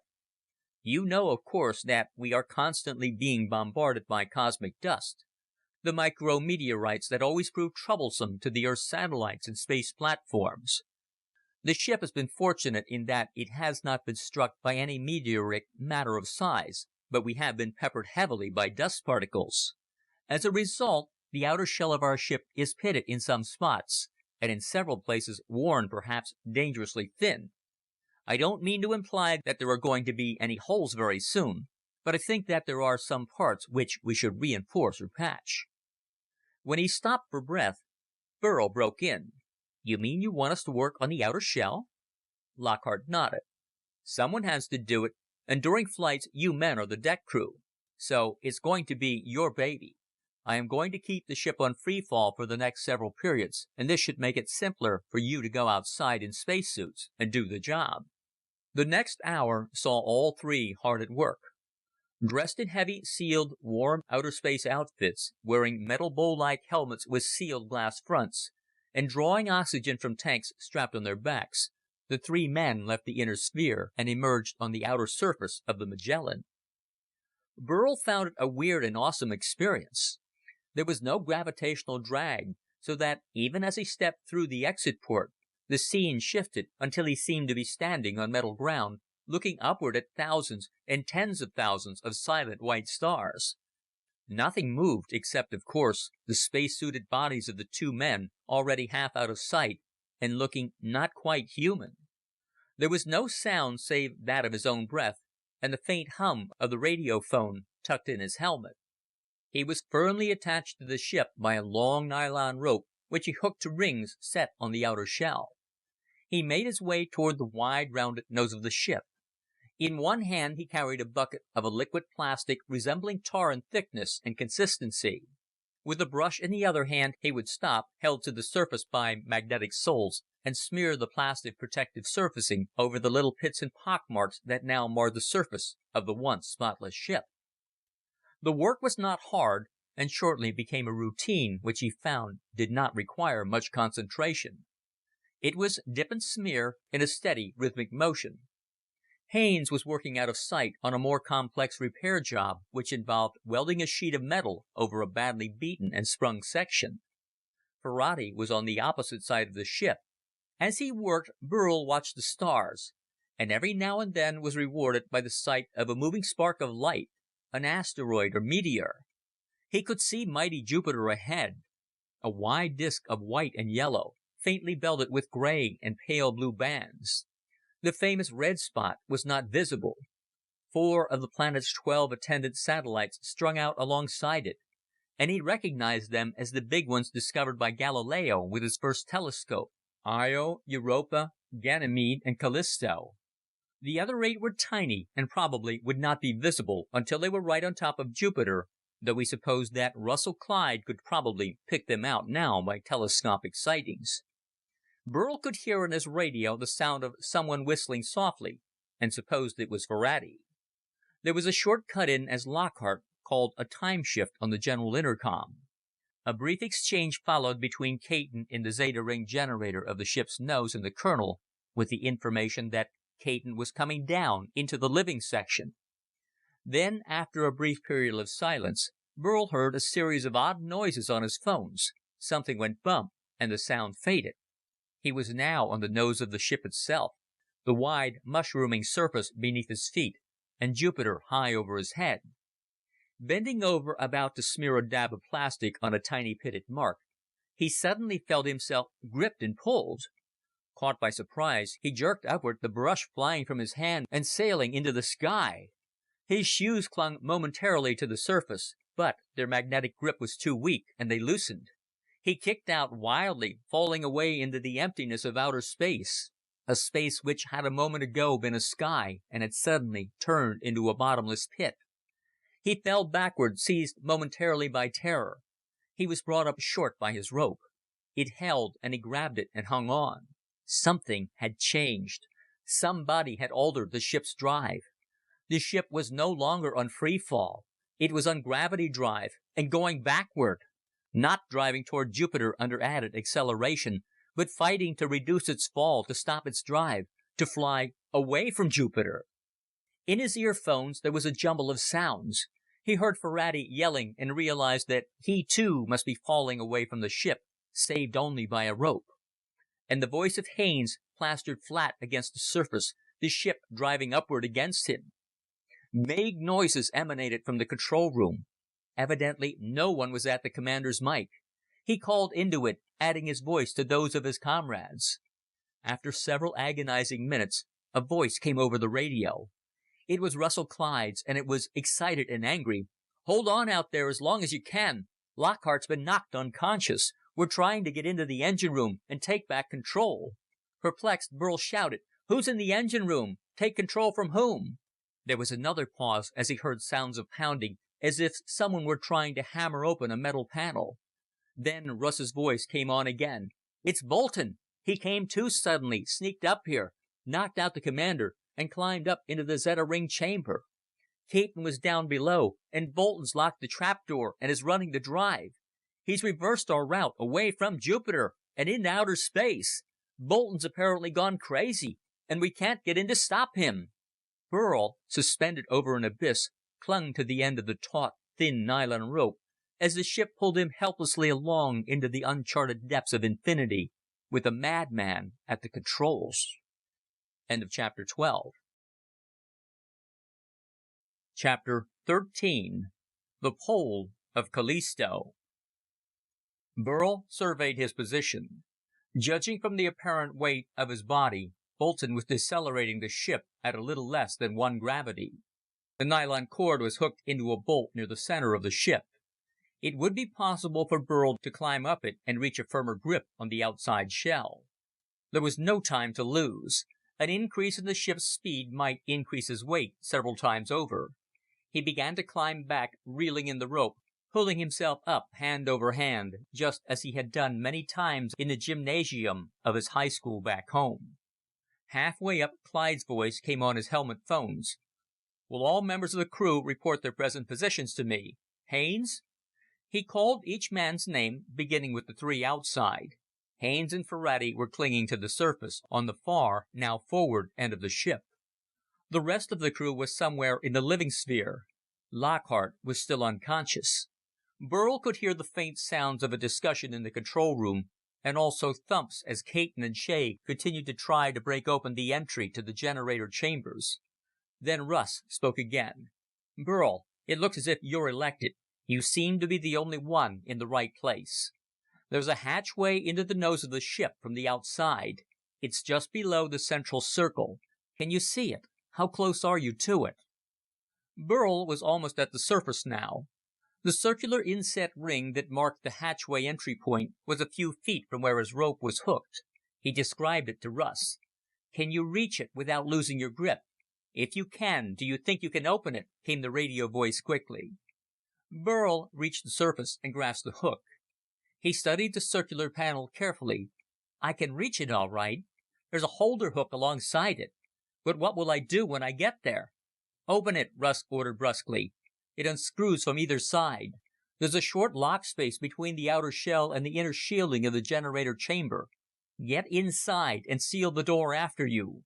From there you can work your way into the emergency nose door to the engines. Keep your suit on. While the generators are shielded, there's no telling what Bolton may have done. The suit will give you some protection. After you go through the door, it's up to you. Bolton will be there. You'll have to stop him somehow. Caton says if you can find the toolkit, you may be able to get a wrench to use as a weapon. If you can get through without his seeing you and open the trapdoor to us, we'll do the rest. But it depends on you. Burl bit his lip. Okay, here I go. There was no question of argument. Everyone's life was at stake, and he happened to be in the strategic position. He swung over to the panel, hooked his foot under the hand grip, and grasped the lever inset in the surface. He twisted it. After a brief moment of resistance, the panel turned slowly. There was a sudden puff as the air within escaped, and then the hatchway stood open. Burl climbed inside.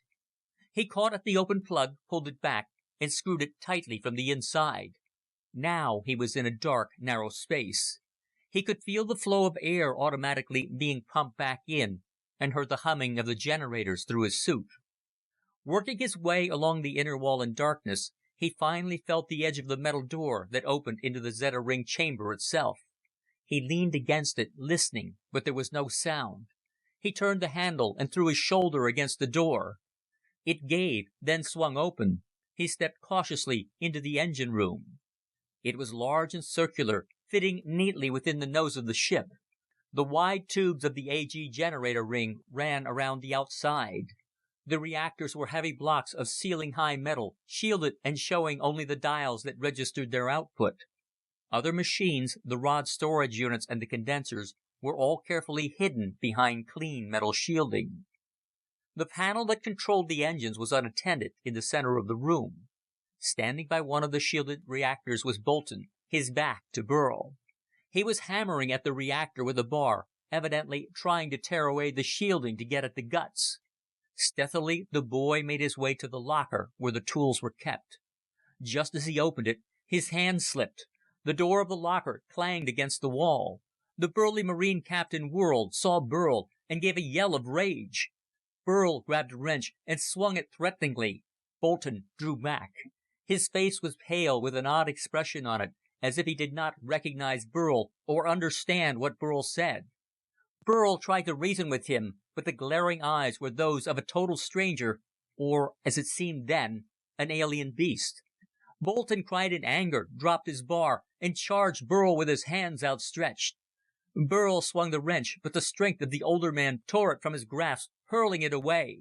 The boy tried to dodge, and then the two bodies collided. The instant the two men touched, there was a violent flash of light. Burl felt a shock that left him stunned and reeling. Bolton collapsed in a heap on the floor. Burl steadied himself, keeping a wary eye on the captain. Bolton sat up slowly, putting a hand to his head. "Boy, that was some kickback," he muttered. He looked at Burl.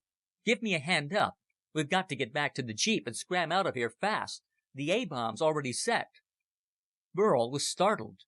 He realized in a moment, though, that Bolton recalled nothing of the past few days. His last memory seemed to be of the blast in the Martian basement. But now the captain was apparently himself again. Bolton got shakily to his feet. He seemed confused. "How'd I get here, son?" he asked in surprise. Burl gave a sigh of relief. "I guess you're all right now. But let's get the trapdoor to the control room open. Clyde and Caton have got to get the ship back on course. There'll be time to explain afterward." Half an hour later, when Lockhart had recovered and resumed command, the ship was restored to its proper course. Russ filled Bolton in on what had happened and ventured a guess as to why. "You must have been given some sort of charge by that globe in the Mars Suntap station," Russ said. "It turned you into a sort of robot, a human body running on a charge of alien energy that responded to the commands of the Suntap outfit. Apparently, it took a long time before the charge had complete control of your body. Obviously, it then could act only in some general way, telling you to wreck the ship. Now, Burl, your body received a charge a long time ago. Whatever its nature, it counteracted or shorted Bolton's when you came into contact. Both Bolton and Burl thought that made sense. But, Burl conjectured, isn't it possible that the charge in my own body has also been shorted? Russ shrugged. Maybe. We'll find out at the next stop. And incidentally, that's not going to be on Jupiter itself, but on its moon, Callisto. We've traced the line of distortions. That's good news, said Burl. I had the feeling you were worried about Jupiter. The planet's so huge, it would have meant real trouble trying to land. The books say its atmosphere is thick, unbreathable, and moves in gale velocity around it. Russ nodded. With Jupiter almost 89,000 miles in diameter, it would have been a tough problem to maneuver outside this ship. In fact, impossible, not to mention the fact that the atmosphere, mostly ammonia and other frigid gases, moves in several independent belts. However, Callisto should be okay. That's something we know about our opponents anyway, said Burl. They must have physical limitations enough like ours to rule out places where we couldn't move either. Bolton showed no further effects from his experience. In time, the Magellan drew near Jupiter. Callisto, its fifth satellite outward, moved about the mighty planet at a distance of 1,170,000 miles. It was a large satellite as they go, 3,220 miles in diameter, larger, in fact, than Mercury. But as Russ explained, it was a queer place in its own fashion. For despite its size, Callisto was apparently not a solid body as we think of it. Its density totaled only a little more than that of water, its mass half that of the Earth's moon, a notoriously porous body. They bore down on Callisto, matching their speed to its, and swung close to its surface. It had almost no atmosphere, just a thin layer of the heavier gases. It was a belted world without clearly defined continents or surface markings. Its equatorial zone was one vast featureless belt of darkish gray. Its temperate zones were white, with patches of yellow here and there, but its poles were gray again. The satellite's like a huge ball of thin mud that's never hardened, said Burl as they studied the strange terrain. The equator's the softest. It seems to be a river of muddy water, hundreds of miles wide, only it can't be water. Probably semi-solidified gases holding dust and grains of matter in suspension, said Russ. The temperate zones are the same stuff, only colder, and therefore more stable. A thin crust of frozen gases over a planet-wide ocean of semi-liquid substance. The sun-tap station's on the southern pole, said Burl. That must be solid. It was. The poles of Callisto were actually two continent-sized islands of shell. Dry, mud-like stuff, hard as rock, floating on the endless seas of the semi-liquid planet. The station, a ring setup quite like the one on Earth, stood in the geographic center of the South Pole. The Magellan hovered over it while a landing party went down in the four-man rocket plane. Clyde, Haines, and Burl were the landing party. This time, only Burl entered the station after a hole had been blasted in the outer shell. While the red-headed astronomer took samples and made observations, Haines kept watch. Nobody knew what type of defense awaited them here. Burl found the controls easily enough. He was afraid that he might have lost his physical charge, but it was not so. The controls functioned, the sun-tap station died. The effect was not very noticeable, for Callisto was already far from the sun, and the thin atmosphere could not diminish the dark sky of outer space. What the great mass caught must have been only the relay from other stations, or perhaps the invisible rays of the distant sun. Burl saw no reason to linger, and the three of them gathered up their equipment. As they started back toward the rocket plane, they heard an ominous rumble in the ground. A sudden spurt of blazing gas shot up from the center of the station.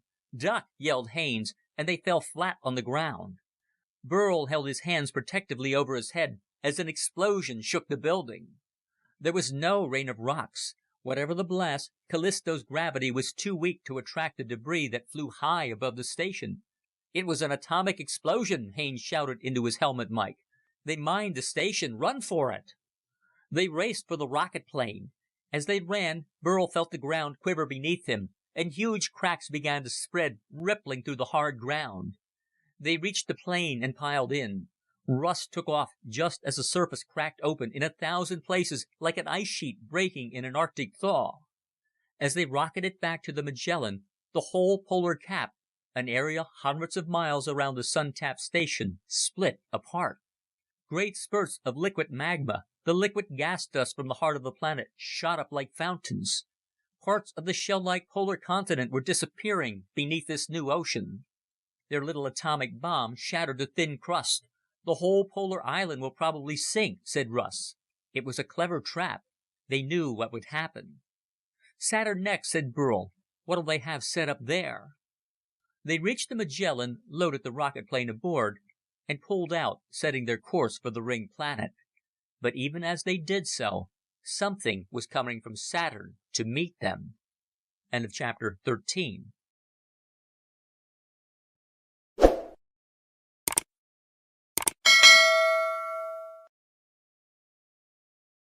Chapter 14.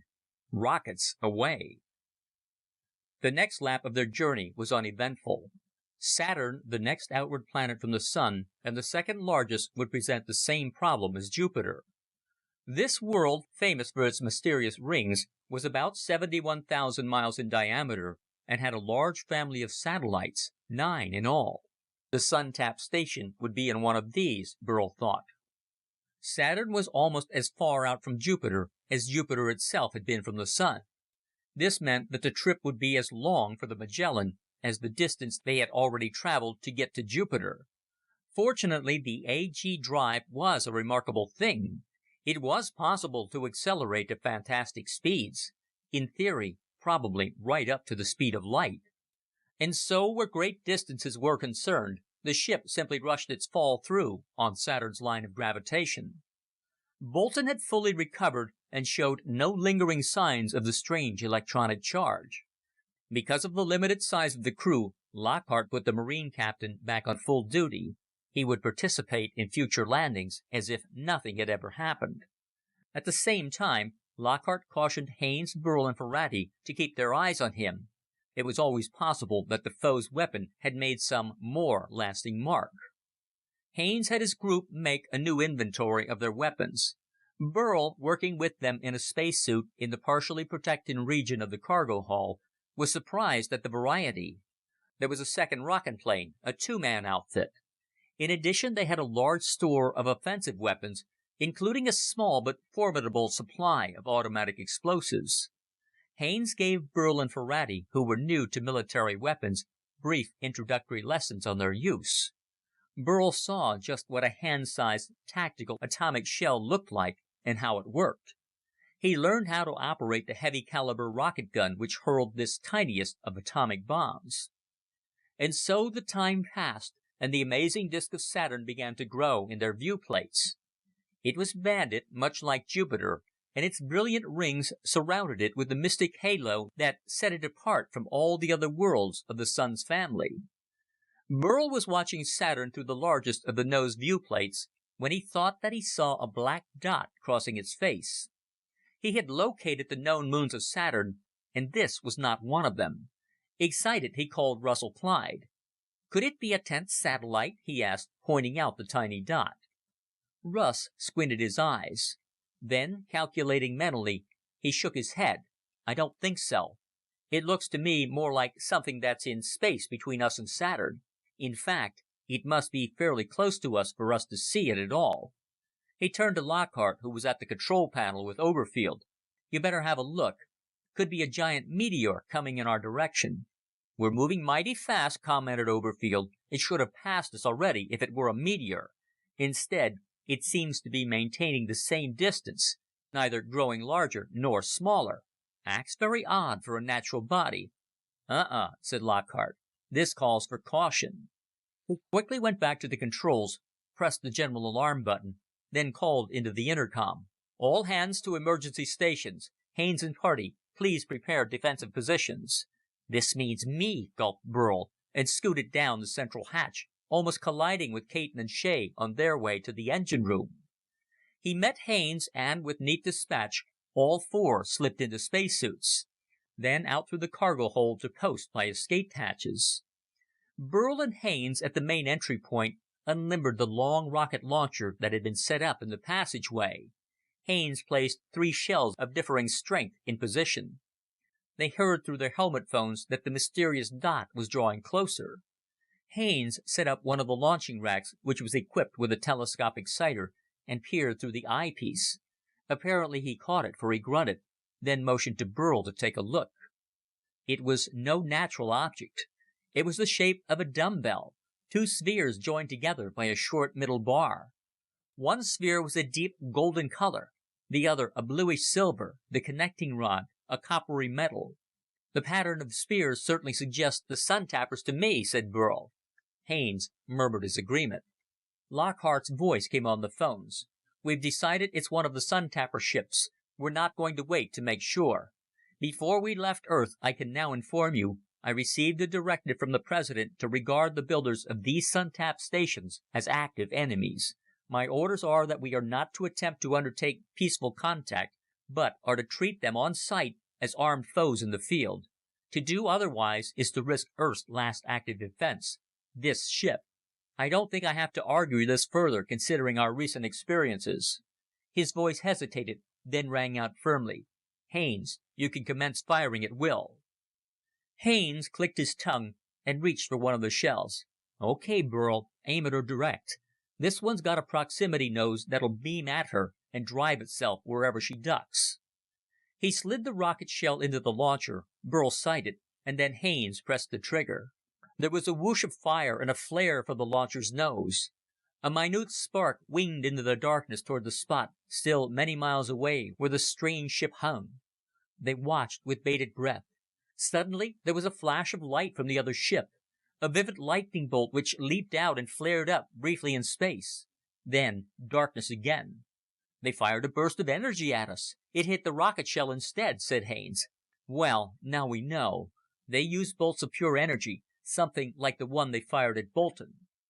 He fitted another shell into the launcher and fired again. Again a spark winged its way, and the bolt of energy burst out to detonate the shell. Burl whistled. "How did they spot it so fast?" he asked. "I don't think they did.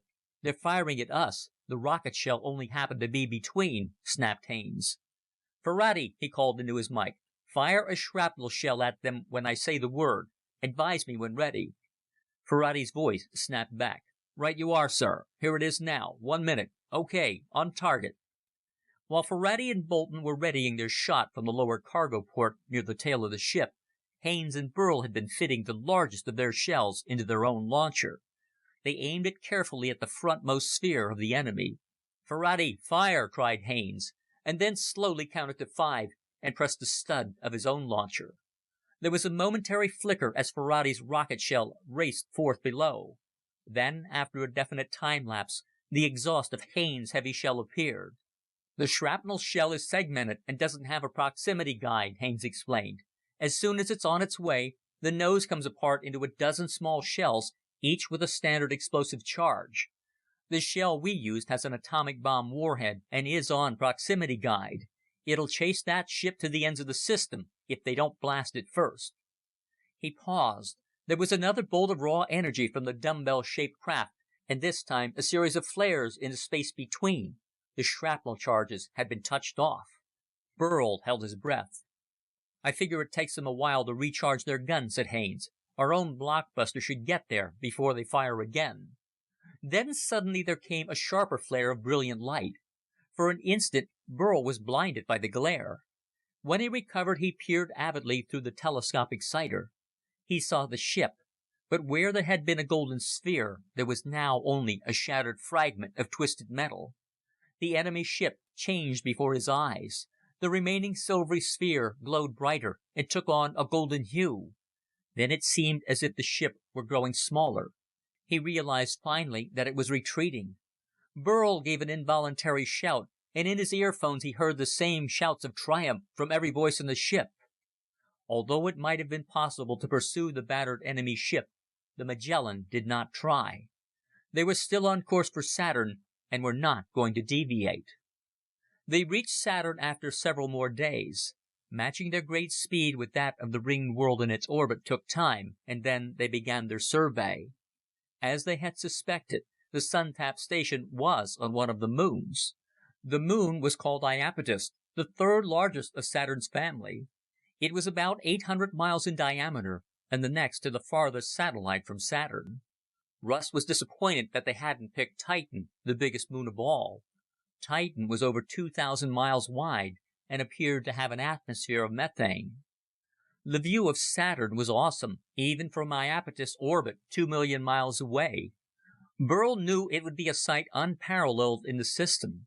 The great broad rings, composed of innumerable tiny particles of metal, stone, and possibly ice, encircled it as if held there by an invisible hand. They were, he knew, the particles of a moon that had either come too close to Saturn's great gravitational pull to hold its shape, or else had never escaped far enough to congeal as one solid mass. Iapetus was a solid world, though. A rocky body, it had a dull gleam, and was streaked here and there with layers of white and yellow, where veins of frozen gases lay forever upon the frigid surface. No atmosphere veiled the surface nor softened the harsh, jagged mountains and clefts of this forbidding little subplanet. The sun-tapped station stood in plain sight on a high plateau near a polar region. The Magellan hovered over it while Lockhart held a council of war. "I don't see what's to be gained by attempting a landing party," he said. "We've taken all the readings and pictures of the other stations, and we've had a couple of narrow escapes. They've probably mined this one too, and they've had plenty of time to prepare a trap. I'm in favor of simply dropping an H-bomb on it and leaving." After a brief discussion, with only perfunctory objections from Clyde and Oberfield, who as astronomers wanted to land to take other readings, the decision was carried. The Magellan swung up a couple of 100 miles above the Sun-Tapper's plateau. Haines and his crew loaded the bulky H-bomb into the main launcher in the tail of the ship. Then the Magellan aimed itself at the target, and the rocket-driven bomb roared out. Down it sped, zeroing in on the wall of the station.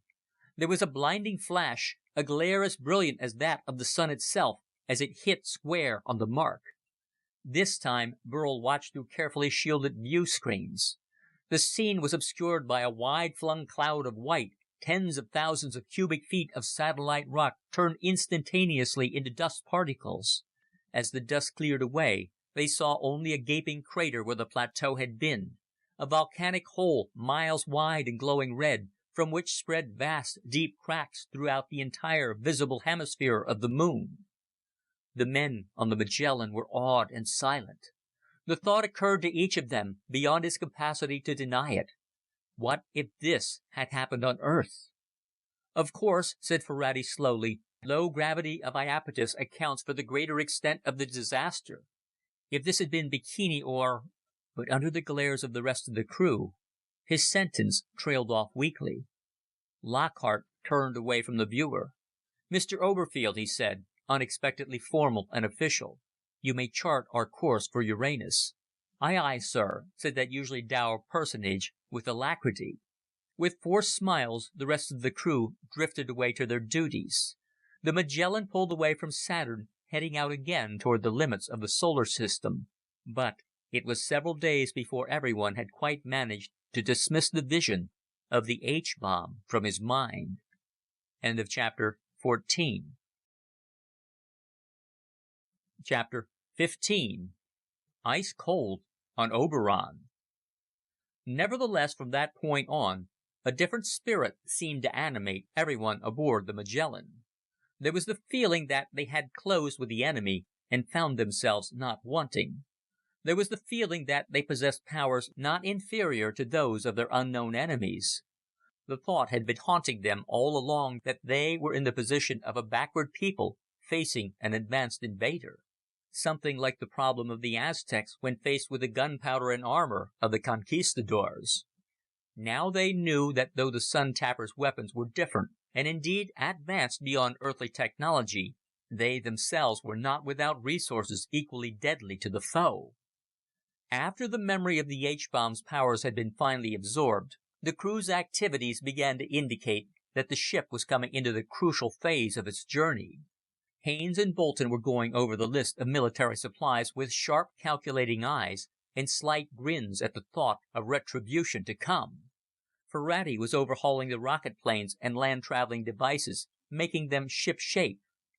Russell, Clyde, and Burl surveyed the sky, anxious to be the first to spot what they hoped would be the limping body of the battered and fleeing dumbbell ship, a little a-tingle at the hope of spotting another such ship, feeling now almost like the hunting dog that has finally spotted the fox. Lockhart himself reflected this mood of growing excitement. He prowled the ship, examining the mighty purring engines, querying Caton, Shea, and Detmar as to how it could better its performance, how fast it could be made to shift speed and directions. He studied the orbits and locations of the remaining planets. "Uranus is not too far off our path to Pluto," he announced one day. "We'll make it in time to wipe out their plant here. But Neptune, whose orbit is between those of Uranus and Pluto, is away off our track, a third of the way around the Sun. We're going to skip it, hit directly for Pluto and their main base, the end of their line. I don't want to give them too much time to make repairs or to get any reinforcements. I think they're limited in numbers, and we ought to slam them while they still are." There was no dissent at this, and as the days rolled past, the men of the Magellan began to chafe in their repressed desire to finish the matter. At last Uranus came into sight, a large globe, very much like Saturn and Jupiter in that it was of low density and great dimensions. Roughly 64 times the size of Earth, its density was barely above that of water, and it probably had no solid surface to speak of. An inhospitable mass of unbreathable gases at temperatures fantastically lower than the freezing point of water. As they drew close to the planet, they could see that it also was banded, pale green bands alternating with lighter ones, indicating that some sections of its atmospheric belt moved faster than others. It had 5 moons which rotated in the opposite direction from those of any other satellite system. It was on the farthest moon, Oberon, a sphere 600 miles in diameter, that the sun-tapped station revealed itself. They swung down to observe it and to place their bomb. Not an H-bomb, though. They recognized that they had erred in thinking they needed such a powerful explosive. Oberon was without an atmosphere, a rocky world with streaks of frozen gases, and here and there the sheen of a lake of ice, ice that would never melt, that on this world would be a permanent, hard-as-metal material. There was, nevertheless, something about the surface that seemed to bother Russ. "Do you notice what seems to be a sort of shifting movement?" he asked Burl.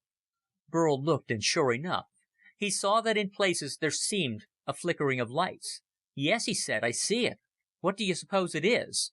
"I don't know," said Russ, "but I'm going to ask Lockhart to put the ship down and let me take a look." Lockhart at first demurred, but finally decided that they could afford the brief halt. The Magellan approached the surface, safely distant from the sun-tapped station. Burl and Russ descended in the 2-man rocket plane, while the teardrop-shaped ship hung half a mile above them. They landed on a narrow plain bordered by low ridges of mountains shining with streaks of frozen hydrogen. A layer of cosmic dust hung over the rocks. Wearing insulated spacesuits, they left the rocket plane. It was Burl who made the first discovery. He pointed dramatically at the ground. "Look, Russ, this dust is full of streaks and marks. It hasn't been lying here undisturbed. Something has crossed over it." Russ kneeled in order to look more carefully. The layer of dust, the consequences of an airless world exposed without protection to the endless fall of cosmic particles, was indeed not the level, undisturbed surface it should have been. Here and there were light, low depressions, as if something had moved across it, like a small snake crawling on its belly. In one place lay a series of depressions, like the footprints of some light-bodied creature. "Impossible," muttered Russ. "Life can't exist here." But they trudged on across the barren flat to a ridge of rock. Here they found what they had thought to be impossible.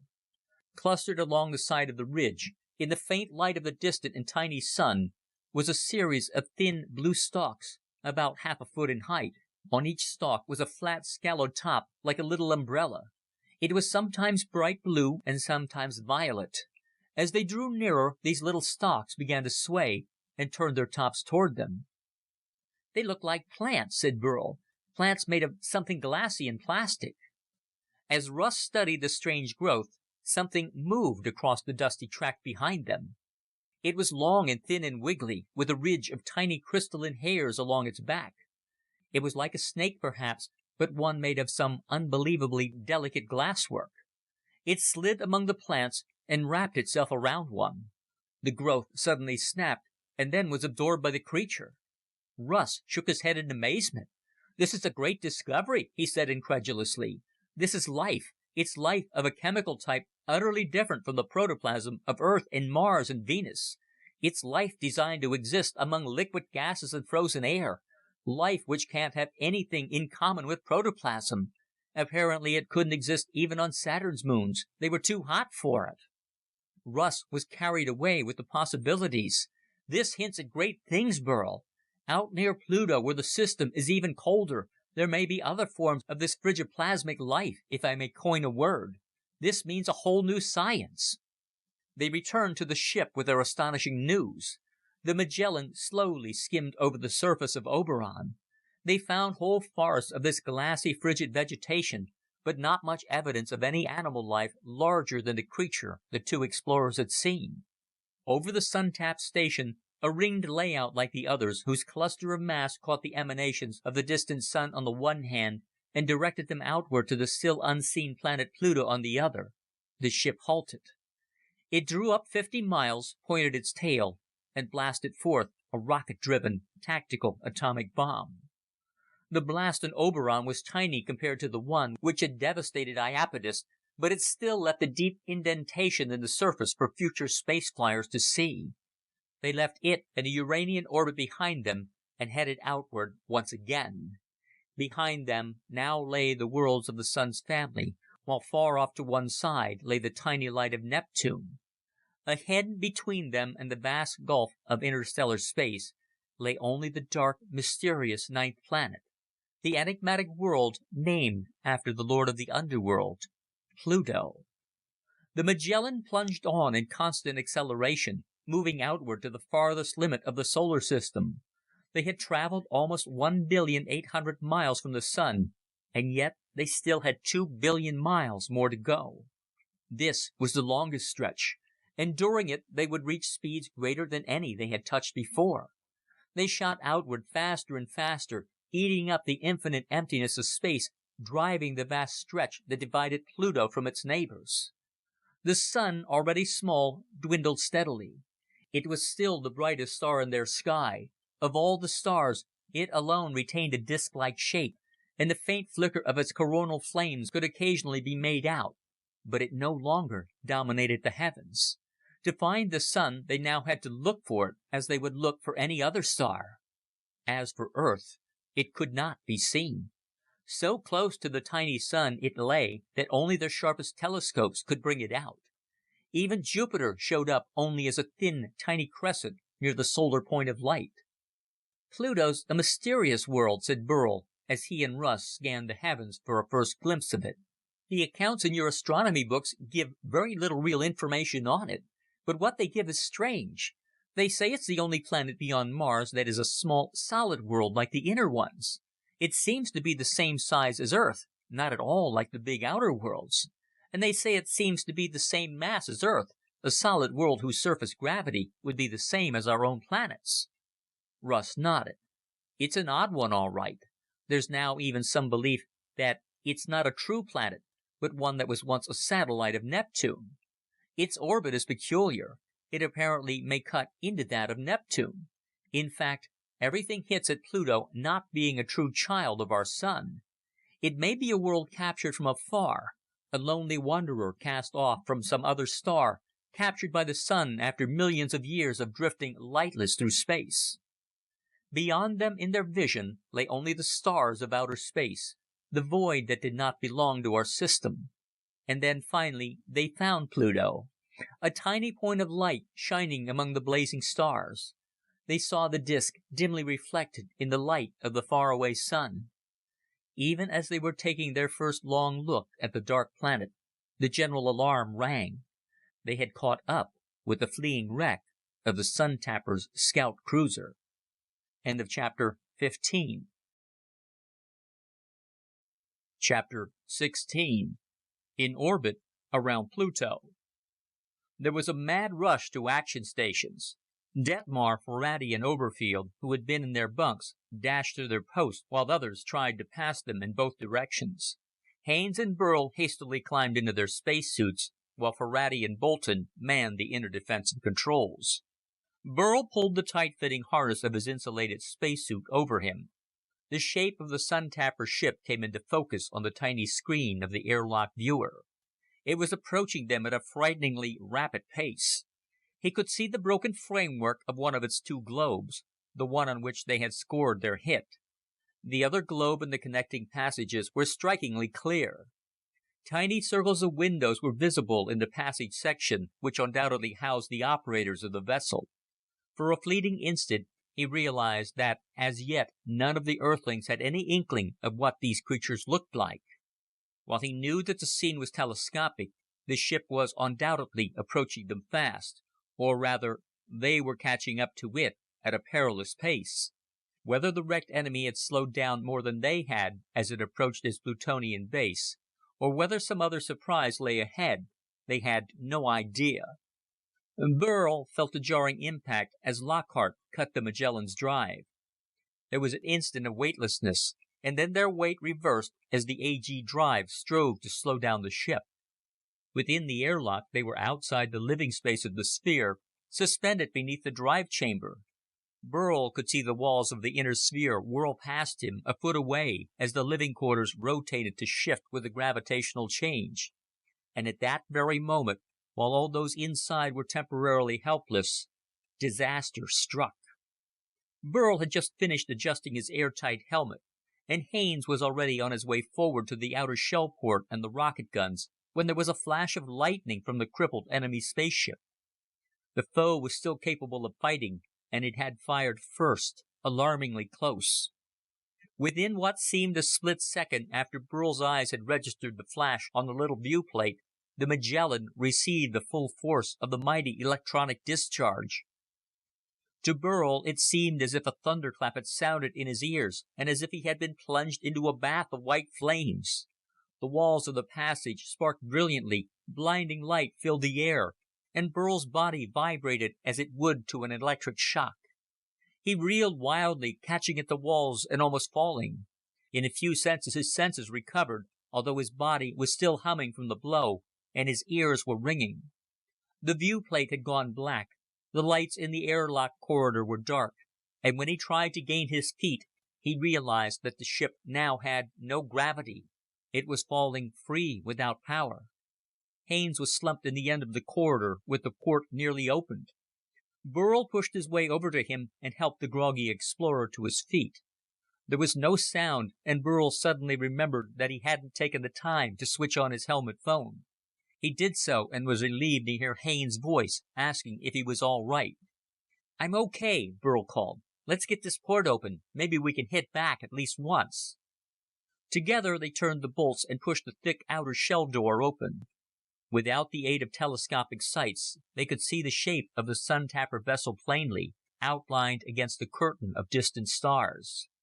Struggling not to think of what might be going on within the Magellan, their earphones registered nothing except each other, they unlimbered the long tube of the rocket launcher and aimed point blank at the foe. Haines reached into the ammunition locker vault alongside the passageway and selected the biggest and wickedest of the available shells.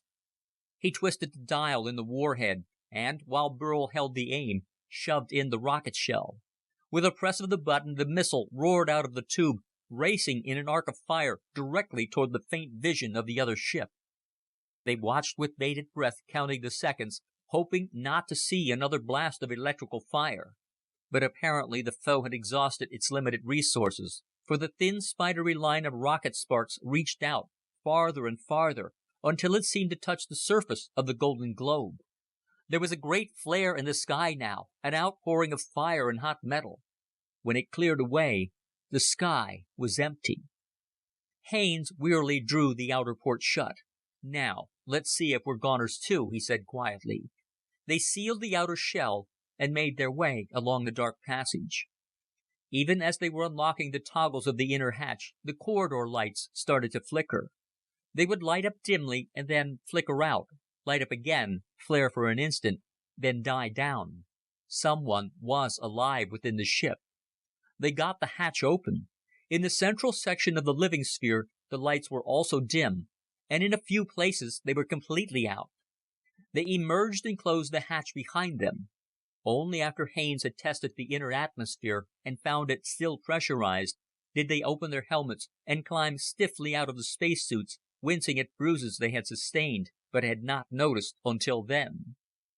The air pressure was all right, but there was a smell of burned rubber and insulation in the air. Now that their helmets were off, they could hear voices somewhere above. They found Oberfield lying unconscious, thrown to the floor by the sudden shift of the ship. They climbed into the control room. Lockhart was floating in the air near the open hatchway leading to the engine room overhead. He was calling out orders to someone who was within. Russ was working over the navigation desk, a bandage around his head, trying to figure out where they would be and where they were heading, without having access to the still dark viewplates. Lockhart twisted in the weightless air when he saw them. He seemed both relieved and distressed. "I'm glad you're okay, but I had hoped you'd be able to put in a blow for us." Burl realized that inside the ship they had no way of knowing that vengeance had been served. Hastily he explained. His words cheered everyone. Russ and Lockhart shouted joyously. Detmar poked his head down the hatch and called the news back to his two fellows who were struggling to get the AG generators functioning. The bolt of energy, whatever it may have been designed to do to a ship of the Sun Tapper build, did not have the totally disastrous effect on the Magellan that it was intended to have. It had knocked out their electrical system temporarily, burned out some of its parts, and caused the AG system to fail, although the atomic piles were impervious to such currents. Oberfield, Ferrati, and Shea were badly hurt. There now followed an anxious period during which more and more of the electrical system began to function as the men labored to rig up emergency wires and to replace burned-out bulbs and lines. There was a general cheer when the viewplates flickered into life again, though not all functioned. They again had access to the sky about them, even though not all sectors were covered. The humming in the engine room started up, rose and fell uneasily a couple of times, and then they felt a surge of force. Lockhart fell gently to the floor as the ship began to drive ahead. And then in a few minutes the AG drive was back on, and the Magellan was again under control. "We took what they had to give, and it wasn't enough," exulted Haines. "Now wait till we reach their main works. We'll show them." Lockhart shook his head wearily as he and Russ worked over the controls. "Let's hope we don't have to show them soon. Our ship is running on emergency rigging. Caton says he's going to have to rest the ship and rewire a good part of the system. Meanwhile, we will be able to reach Pluto safely enough." Pluto was visible in the forward viewplates. They could see lighter and darker patches on it, almost like the markings of continents and oceans, but there was no evidence of an atmosphere, nor had they expected any. Readings showed that the average surface temperature was about 200 degrees Fahrenheit below zero, even lower in many places. They searched the surface for signs of their foe. They found what they wanted on the North Polar Depression, a basin in the oblate sphere of Pluto. There was no ring station. There rose a vast pile of dark masonry, a mighty structure covering at least a square mile, a fortress building whose roofs bristled with an array of masts and reflectors. And hanging on patrol over this polar basin were two more of the dumbbell ships. "We're in no position to come to grips with them," said Lockhart. "I'm going to take the Magellan into a low orbit around Pluto's equator. We'll be out of their sight, yet near enough to do some probing and exploring while we're making repairs." This they proceeded to do, swinging the ship down to within a few hundred miles of the Plutonian surface, setting on a fixed orbit around the equator, exactly as the Sputniks of years past had first circled the bulk of the Earth. Staying far enough up to maintain orbit, they were close enough to be below the planet's radiation belt. Taking stock of the ship's condition showed that they dearly needed this delay. Repairs would not be completed for several days.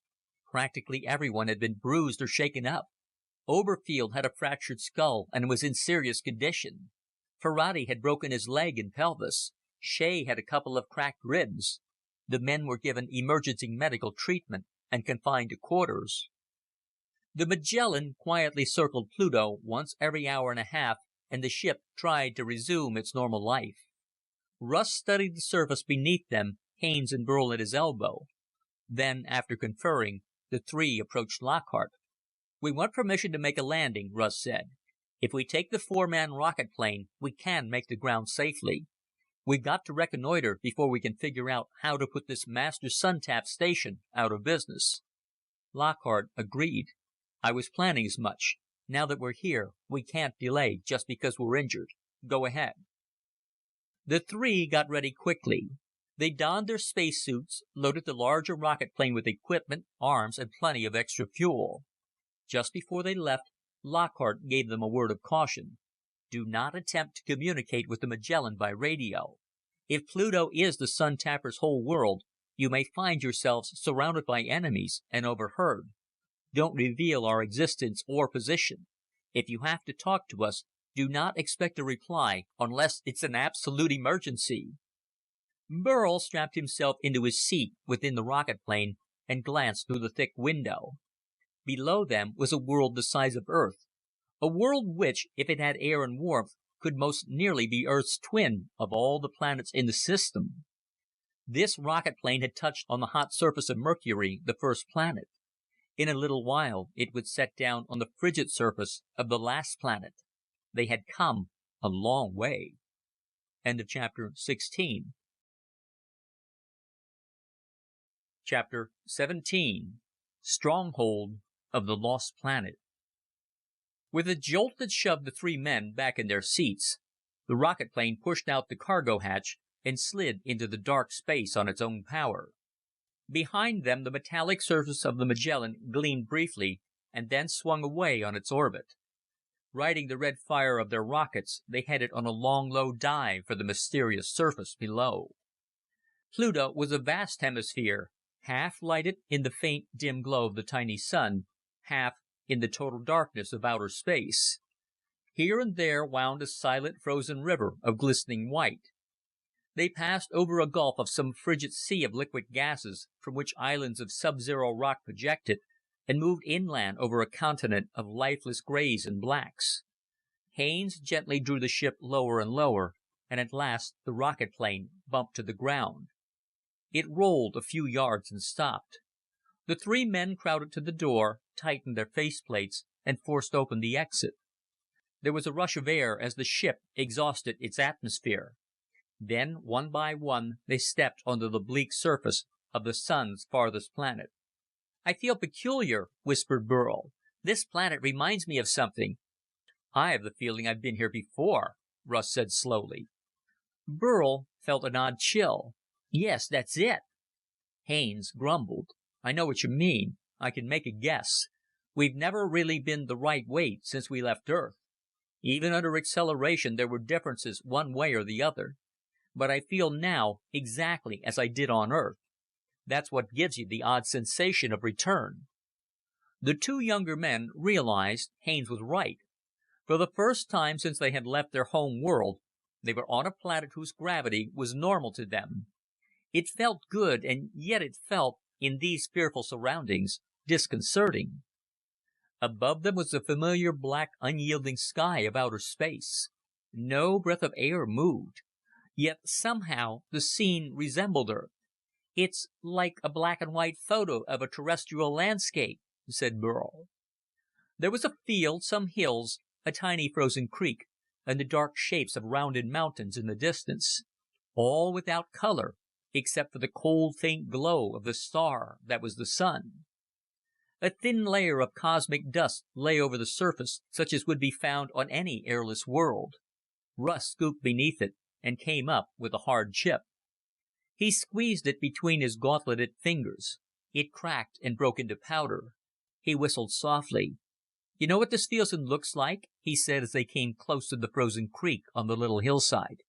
"It feels like dirt. Common earthly dirt. Like soil. And you know what? I can already tell you one of Pluto's secrets." They stopped at the creek. It was a layer of frozen crystalline gases. Haines pushed the alpenstock he was carrying into it and scraped away the gas crystals. "I think I can guess," he said. and I'll bet there is ice under this gas." "Pluto was once a warm world with a thick atmosphere," said Russ. "Notice the rounded mountains and the worn-away peaks of the mountains. Those are old mountains, weather-beaten. This hill is round, weather-beaten. This creek, those rivers of frozen gas, they follow beds that could only be made by real rivers of warm water. The soil that lies beneath this dust, it could only happen on a world that knew night and day, warmth and light, and rain and wind. Pluto was once a living world, a place we'd have called homelike." Burl shivered a bit. "Out here? So far from the sun? How and when?" Russ shrugged. "We'll find that out, but the evidence is unmistakable." They walked on. There was a low, cracked wall on the other side of the hill, and beyond the wall stood the roofless ruins of a stone house, silent and gray in the airless scene. They waited with surprise and uncertainty. Haines drew his compressed air pistol, but there was no movement. The scene remained dead and still. The windows of the house were dark. They advanced on it and flashed a light inside. It was an empty shell. There was no glass within the unusually wide and low window openings, and no door.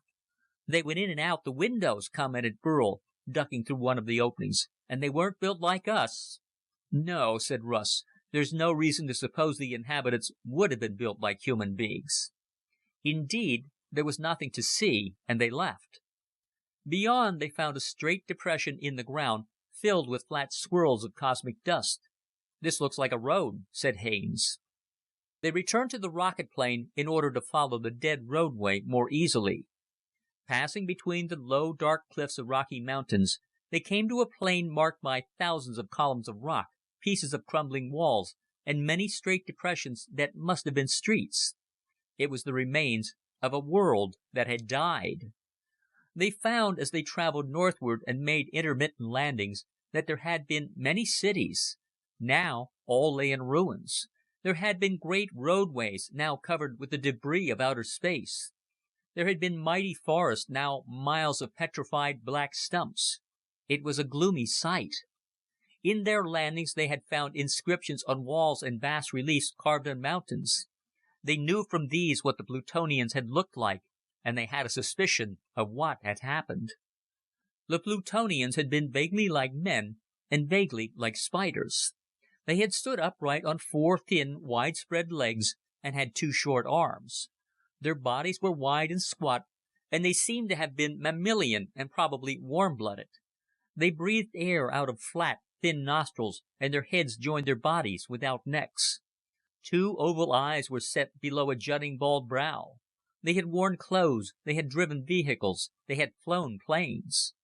Their vehicles had globe-shaped power plants. Their airplanes had globes where wings should have been. Their cities and their engines, which existed now only on wall pictures that were probably once advertisements, were built along globe and rod principles. "There's no doubt," said Russ, "that the Sun-Tapper culture and the Plutonian culture are the same. It's the descendants of the Plutonians that we are fighting." "But how could they have survived?" Burl asked. "This world was never part of the solar system when it was warm." "We'll soon know," said Russ. "Tomorrow we're going to see how far we can get into their polar redoubt. Somehow we've got to blow up that last station." "And I think we 3 are going to do it," said Haines. "The Magellan will never take the place from the sky. We'll have to do it from the ground." Now they were reminded of Earth again. For the first time since they had departed from the United States, night fell. They had not been on any planet long enough for such an experience, but the effect here on Pluto was mild. Day was like a bright moonlight night. Night then meant that the dim sun had set, and in effect, it merely made the landscape slightly darker. They compared notes late into the night in the rocket plane. By dawn, when again the dim glow shone, they had come to some very definite conclusions about the planet. A number of the drawings on the walls seemed to have some religious significance. They focused on the phases of a moon. There were symbolic representations of this moon passing through its phases. Presumably Plutonian religious and social practices were related to it. "But where is this moon?" Burl had asked. "I think," Russ answered, "that what some astronomers had suspected about Pluto was right. It did not originate in the solar system, but was captured from outer space. Originally, it revolved around another sun, some star which was light years away. How it tore loose from that star we'll probably never know. The star might have simply become too dim, their planet might have been on a shaky orbit, an experiment of theirs might have jarred it loose. Many things could have happened. Once beyond the gravitational grip of its parent sun, the planet wandered through the darkness of interstellar space until it came within the influence of our own sun. How long this took would again be a guess. Possibly not more than a few thousand years, I'd say, since somehow a remnant of the population managed to survive. This suggests that they had some warning. Enough time passed for them to build the big structure we noticed at the North Pole, probably to store food, build underground greenhouses, and make sealed homes for a few families. Inside this giant building, the last of the Plutonian people kept going. Then came the moment when their planet fell into an orbit around our sun. I guess they emerged to find that the new sun was too far away ever to heat up Pluto again, or to permit the rebuilding of an atmosphere. So they worked out a new scheme. This was to blow up the sun into a nova, making it a giant and thereby bring its heat all the way out to Pluto, warming this world again, lighting it again, unfreezing its gases and waters. So they set up the sun-tap stations. That also accounts, added Haines, for their limited number of spaceships and their need for secret operations. Yes, said Burl, but there are two things that don't fit in. What happened to their moon? Surely it would have gone along with Pluto since it revolved around it. And second, why the 30-year delay between the first sun-tap stations and the completion and operation of them? There was no answer to these questions yet. The three began the morning's expedition.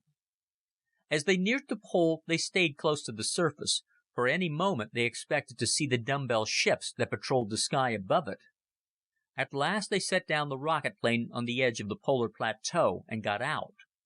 Not more than a mile away, the black ramparts of the building, a wall running miles across the horizon, rose hundreds of feet into the sky. Above it, they caught a flicker from the forest of masts and a glint from a dumbbell ship. They moved silently forward, carrying the rocket launcher on their backs, and a small load of shells and several hand bombs. These made heavy baggage, but the distance was not far, and the purpose great. Burl felt like an ant about to creep into a human house, but he reflected that no ant ever had such dangerous intentions. An ant enters a house to steal a crumb of food, but if an ant had intelligence and evil intentions, it could cripple such a house. Such was the situation for the three of them as they neared the precipitous walls. On arrival, they found that entry would be easier than they expected. The Plutonian refuge had not been built to offset attack from the surface of the planet itself. It was no thick rampart of unbroken plastic as the walls of the other sun-tap stations had been. Close up, it proved to have many doorless entryways, ramps running up to higher floors, even wiry monorail scaffolding, probably left behind by the builders. They entered an opening in the base. Once inside, dim lights set in the ceiling lighted the path before them. They walked down this culvert like rats in a giant sewer until they came to a wall studded with several doors. The doors were shut, but a tiny globe set on the surface of each one reacted to Burl's charged touch. Two opened upon dark, airless passages. The third resisted a moment, and when it did open, there was a whoosh of air which raised a momentary cloud of dust on the stone floor of the culvert. This was obviously the entrance to the inhabited portion of the refuge. The men closed the door behind them. They were in a small chamber. A door on the other side was opening automatically. An airlock system, muttered Russ as they went through. They were now inside the vast building itself. There was air, and after testing it, they opened their helmets. The air was almost as thick as that of Earth, and they experienced no difficulty in breathing. It was stale and somewhat metallic in flavor, probably because it had been enclosed and used over and over for thousands of years. They saw no living beings, which seemed strange.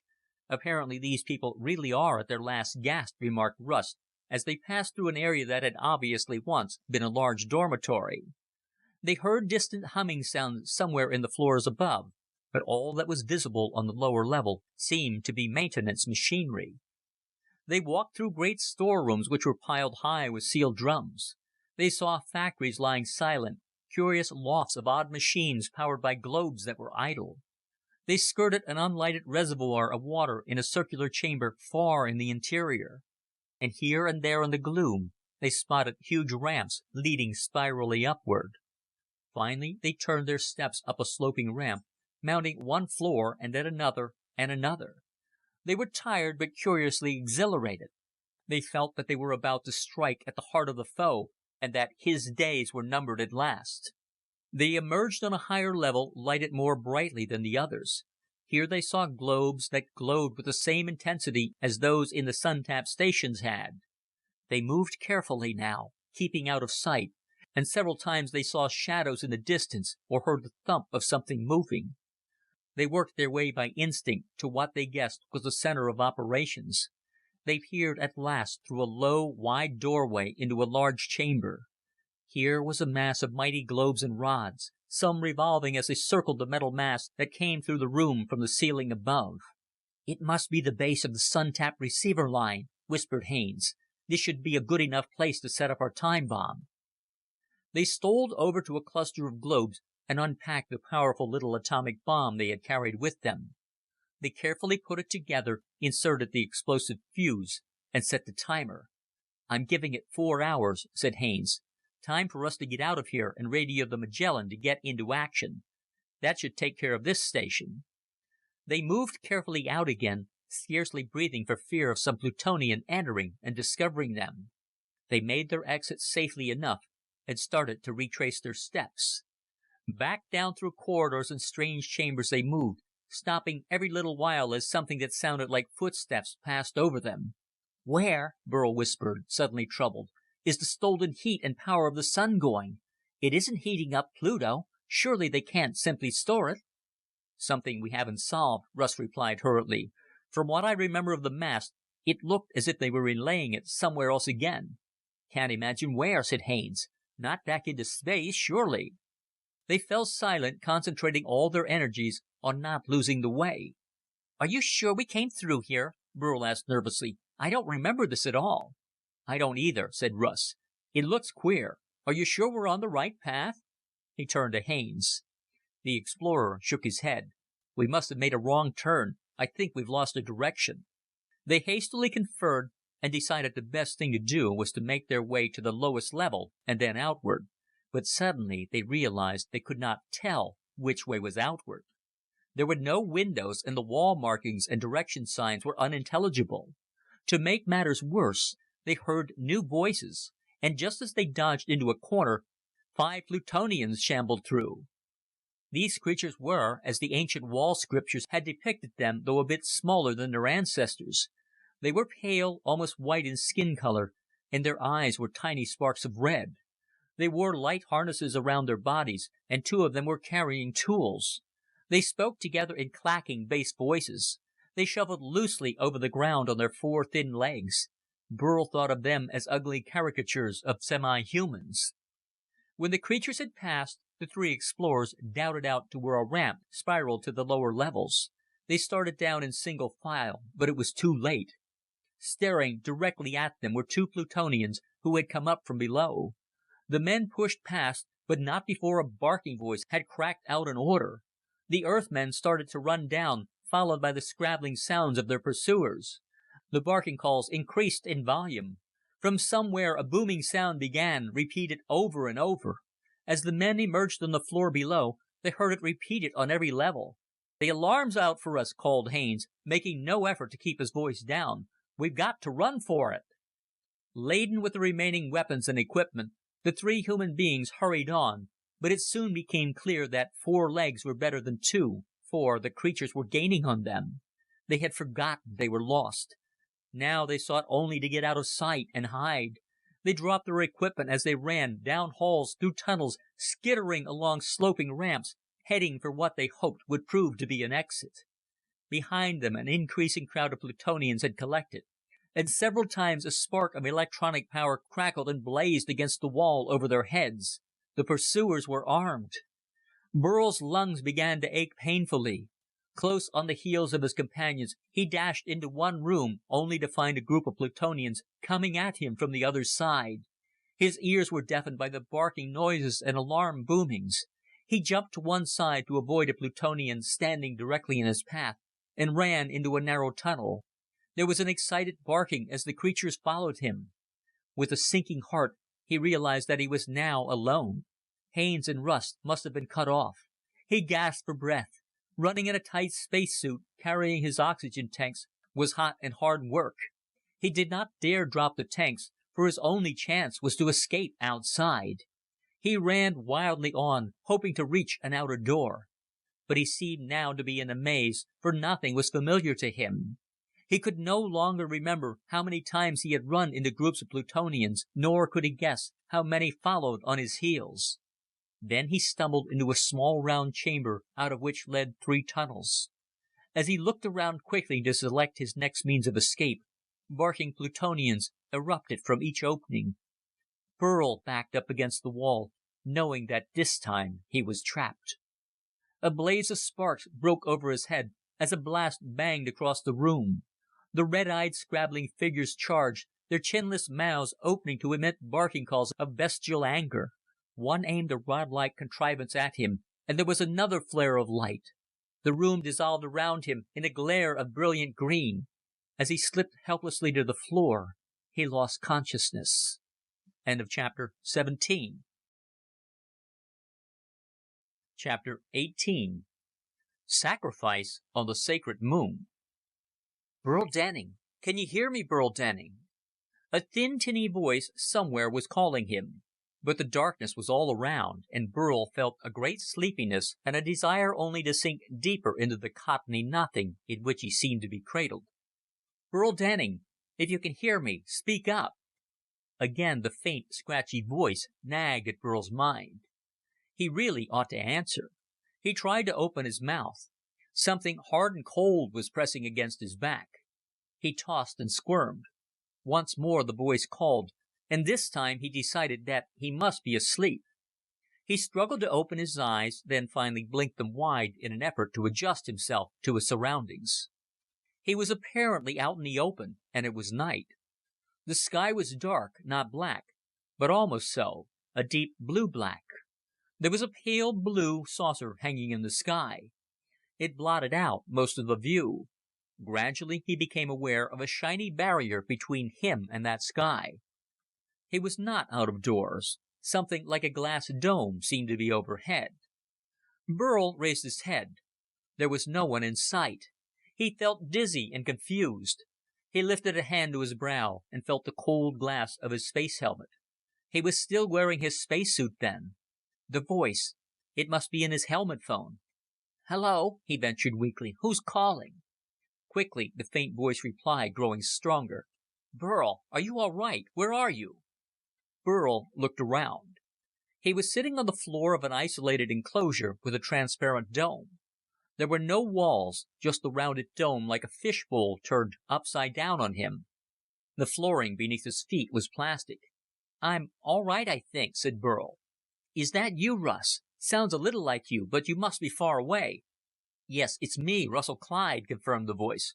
"You're coming in weak too. Where are you?" Burl described his surroundings.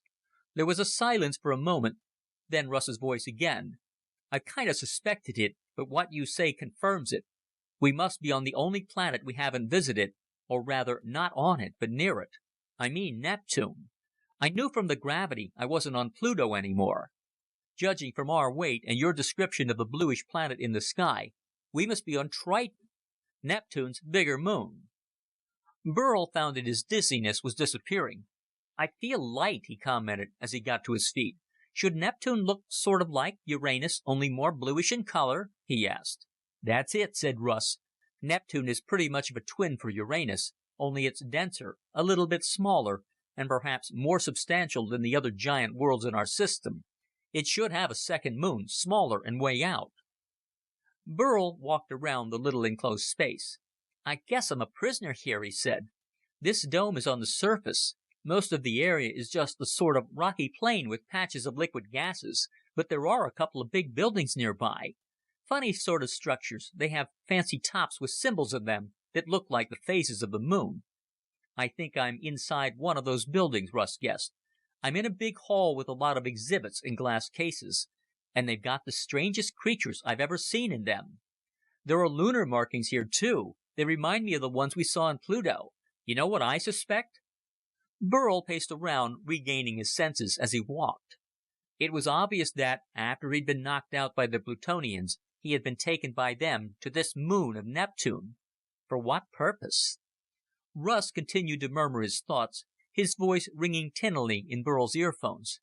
I think that Triton was originally Pluto's moon. When Pluto wandered into the solar system, it crossed Neptune's orbit and was held. Its moon came closer to Neptune and was captured completely. But Pluto, having a greater mass, didn't stick. It established an eccentric orbit of its own which took it far out from Neptune for hundreds of years at a stretch and brought it back only rarely. Pluto lost its moon, and that moon was the spiritual home of the Sun Tappers' religion. Burl glanced across the landscape. There were some funny things growing nearby. They looked a little like thin, glassy trees with big blue coconuts on top. "What happened to you after Haines and we got separated?" he asked, still talking through his helmet phone. "I don't know what happened to Haines," said Russ. "I hope he got away. But they trapped me. I was taken aboard one of their dumbbell ships and brought here. The trip took days. I guess you were unconscious for all that time. If it's any comfort to you, the Pluto building was destroyed. Our atomic bomb went off. I saw the flare from a window in the ship. I think this moon is the last stronghold of the Sun Tappers, and I think it is our final objective." The strange crystalline vegetation seemed to be moving closer to Burl. He watched it carefully. It was moving. There were living beings out there. They glided oddly over the ground, and he saw that their bases were a mass of crystalline fringes, moving feelers, which crawled over the surface bearing the upper structures with them. They had thin, trunk-like bodies with two long, pencil-like branches that were used as arms. And the coconut objects were heads. They circled the dome now, and Burl could see that each round blue knob had a central black spot that apparently served as an eye. There was no sign of nostrils or mouth. Burl stared at the creatures in wonder. The beings were clearly gesturing to him, trying to signal with their odd arms. He waved back, wondering how he could establish communication. As he did so, he described the creatures to Russ. Russ's voice was excited. "Say, I think I figured out what sort of place I'm in. This is a museum of galactic life. Each of these glass cases contains a specimen of the highest form of life on its particular world. In one of the cases opposite me, there's one of the Martian creatures, a big ant-like fellow. He's standing there looking perfectly alive, but absolutely motionless. Next to him is something else that looks like an intelligent form. It's sort of a man, covered with short red hair. Above its waist it's got a belt, and there are pouches on it, and something like a short sword. It must be a humanoid type from some world out among the stars. Some of the others look like intelligent forms too, because they are wearing clothing. I think that collecting these specimens and setting them up here is part of the religion of the Sun Tappers." While Russ was talking, Burl thought of a way he might communicate with the stick men. He wanted to draw a diagram of the solar system on the floor of his enclosure. He gestured futilely with his hand, but there was nothing with which to make a marking.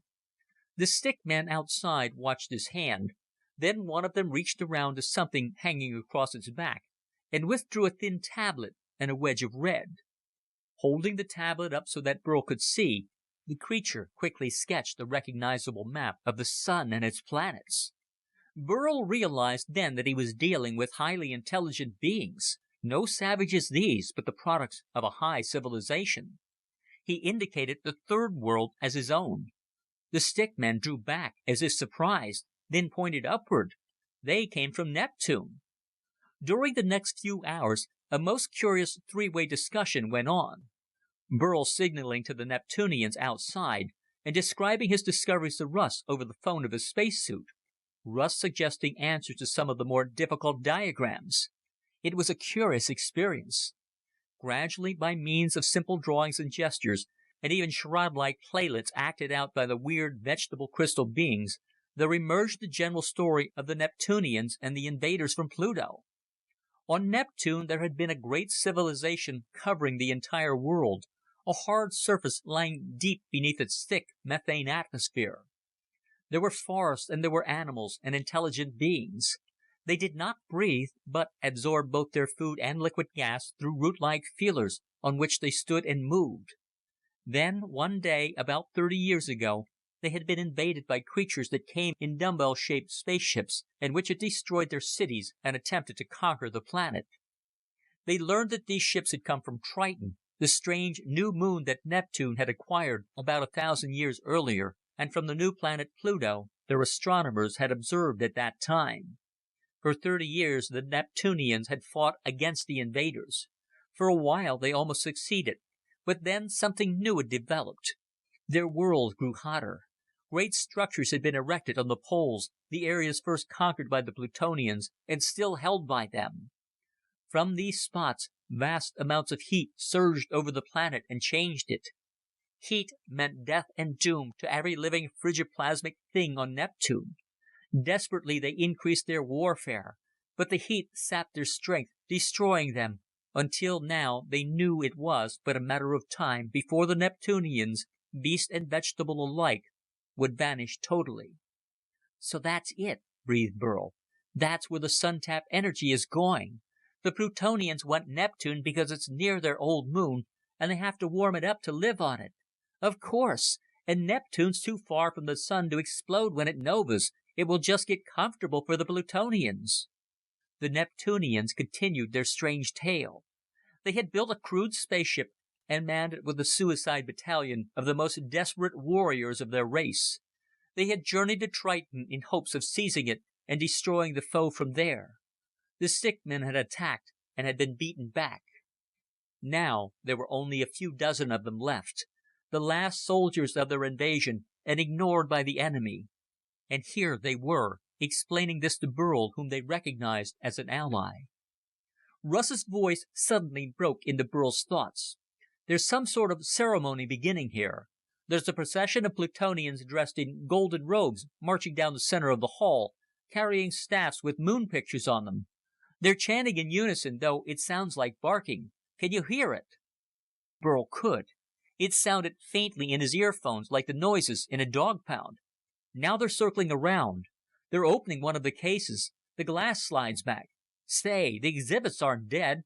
I see something moving. It's a man." Russ's voice stopped suddenly. Faintly, Burl could hear the barking, and then Russ's terrified voice. "It is a man, Burl. He's dark-skinned and wearing white cotton pants and a homespun shirt. He looks like an Indian, maybe a South American Indian. When they lifted the glass, he just walked out and stood as if he were all mixed up.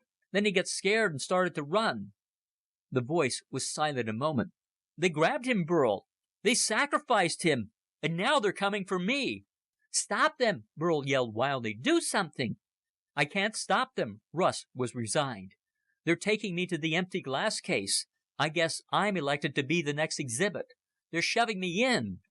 Outside Burl's enclosure, the stickmen sensed something unusual in his strained attitude. They stared in at him while he remained tense, listening. Now Russ's voice came again. "They're going to take off my helmet and throw in the suspended animation gas, Burl. Goodbye. I can see them still. Oh, I feel strange. I feel stiff, faint. Here I go." His voice faded out, thin and weak. Then there was only silence. Burl threw himself against the restraining transparent wall of his dome prison and hammered on it with his fist. The dome would not give way. He looked around desperately, determined to escape, wondering what surprise the Plutonians were holding him for, suspecting he would be the next victim. They would be coming for him soon, he knew. He searched the enclosure for some way of leaving. He looked at the stickmen and wondered if they knew. One of them, the one who seemed to be the leader, gestured to him. His arm pointed to a spot in the floor. Sure enough, there was a crack there, an outline like a small trap cover. He worked at it with his fingers, and finding a dent, he pushed. A lid came off. Below was a cleared space a few inches deep, in which were set the levers of a typical Plutonian control board. Burl wondered if he were still carrying the charge that attuned him to such controls. The shock he had received on Pluto could have blanked it out. He pushed at the levers with his gloved hands. They did not obey him. Desperately, he removed the glove from one of his hands. It was bitter cold in the little enclosure, but there was some atmosphere. The lever almost froze to his fingers, but he turned it again. This time it worked.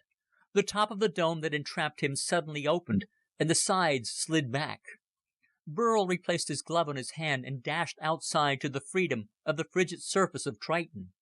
Then he was among the Neptunian stickmen, and they were actually patting him on the back, waving toward the building, hurrying him on. They were prepared to die in one last desperate assault on the foe. Could Burl do less? End of chapter 18. Chapter 19. The Museum of Galactic Life. There were a number of structures laid out on the plain under the blue glow of Neptune. Burl saw that only one of them was a true building in the design he had come to know was that of an ancient Plutonian temple, except that it was far, far larger than any of the ruined shells he had seen on Pluto. The other structures turned out to be walls and pillars arranged around the central building, evidently in relation to their religious significance. This main building, ornately decorated, was windowless, and the several closed doors represented metallic and forbidding barriers. It must have covered 30 acres, rising about 30 feet from the ground. As Burl frantically examined it, the leaders of the Neptunians moved discreetly with him. They gestured at the doors, indicating their own inability to open them. Apparently they thought that Burl might succeed where they had failed. Burl wasn't sure he could. He supposed there might be controls similar to those that released him from the dome, but he thought first he had better determine a plan of action. Somewhere within, Russ was sealed up, an exhibit among the living dead of many planets. He managed to convey this thought to the 3 stickmen. There was an unmistakable nod of assent from one of them, and a twig-like arm indicated that Burl should follow him. They rapidly crossed the area to the outlying fringes of a frigoplasmic forest. Here, towering crystalline masses pushed up from the dark ground. It seemed to be a weird jumble of broken glass 10 and 15 feet high. The Neptunians led Burl into this amazing landscape through a narrow path. He walked behind them, feeling thick and heavy in comparison with their fragile bodies. But in spite of appearances, they were not fragile, nor were the growths that made up the fantastic Neptune-transplanted vegetation of Triton. They came to a clearing amid the forest of blue and green and orange crystals, and there were the rest of the Neptunian survivors. Burl counted about 40, rooted in pools of liquid gas, absorbing renewed energy while waiting for commands. As he entered the clearing, most of them lifted their root tentacles and crowded around him. He was as strange a being to them, helmeted and bundled in plastic and rubber and metal, as they seemed to him. Burl noticed that many of them must have been wounded. There were signs of missing arms or of burned roots, and a few had odd poultices smeared over their round blue heads. The Neptunian commander pointed out their store of arms. They had long spears of some glistening translucent substance, a projector which fired darts of the same material, and a number of the Plutonian globe and rod instruments, obviously captured from the enemy. He examined some of the spears and darts, and a suspicion he had held on first seeing them was confirmed. They were made of ice. On Neptune, ice was easily obtained, and hard enough to be worked like metal. Its melting point being far, far above any heat likely outside of a Neptunian laboratory, it was as permanent as iron for their needs. Burl studied the captured Plutonian hand weapons, and was pleased to have one of the Neptunian soldiers pick up one and demonstrate how it was fired. It had apparently simpler controls than most Plutonian products, for it easily blazed forth a bolt of electronic fire that blasted a tall crystalline tree to shards. The Neptunian leader began to gesture again, and conveyed to Burl that they wanted to attack as soon as possible. He gathered that conditions on Triton were not the best for these people, that their ability to hold out was limited, and that they desired to make their final assault without delay. They wanted to know now what Burl could contribute. Burl realized that as far as he was concerned, he was not in any better shape than his allies. His oxygen tanks were slowly but surely emptying. He examined his gauges and was startled to see he had only 2 more hours before suffocation would set in. The suit was warmed by batteries which would last several days longer, but by that time it would be too late. Somewhere inside his suit he had a pocket knife, but he could not get at it in the frigid near-airlessness of the outer surface. His holster still hung at his side, but it was empty. There was nothing to do then but to join the Neptunian assault. He would try to open the door by the electronic charge that still remained in his body. If he did, they could break in and do what they could.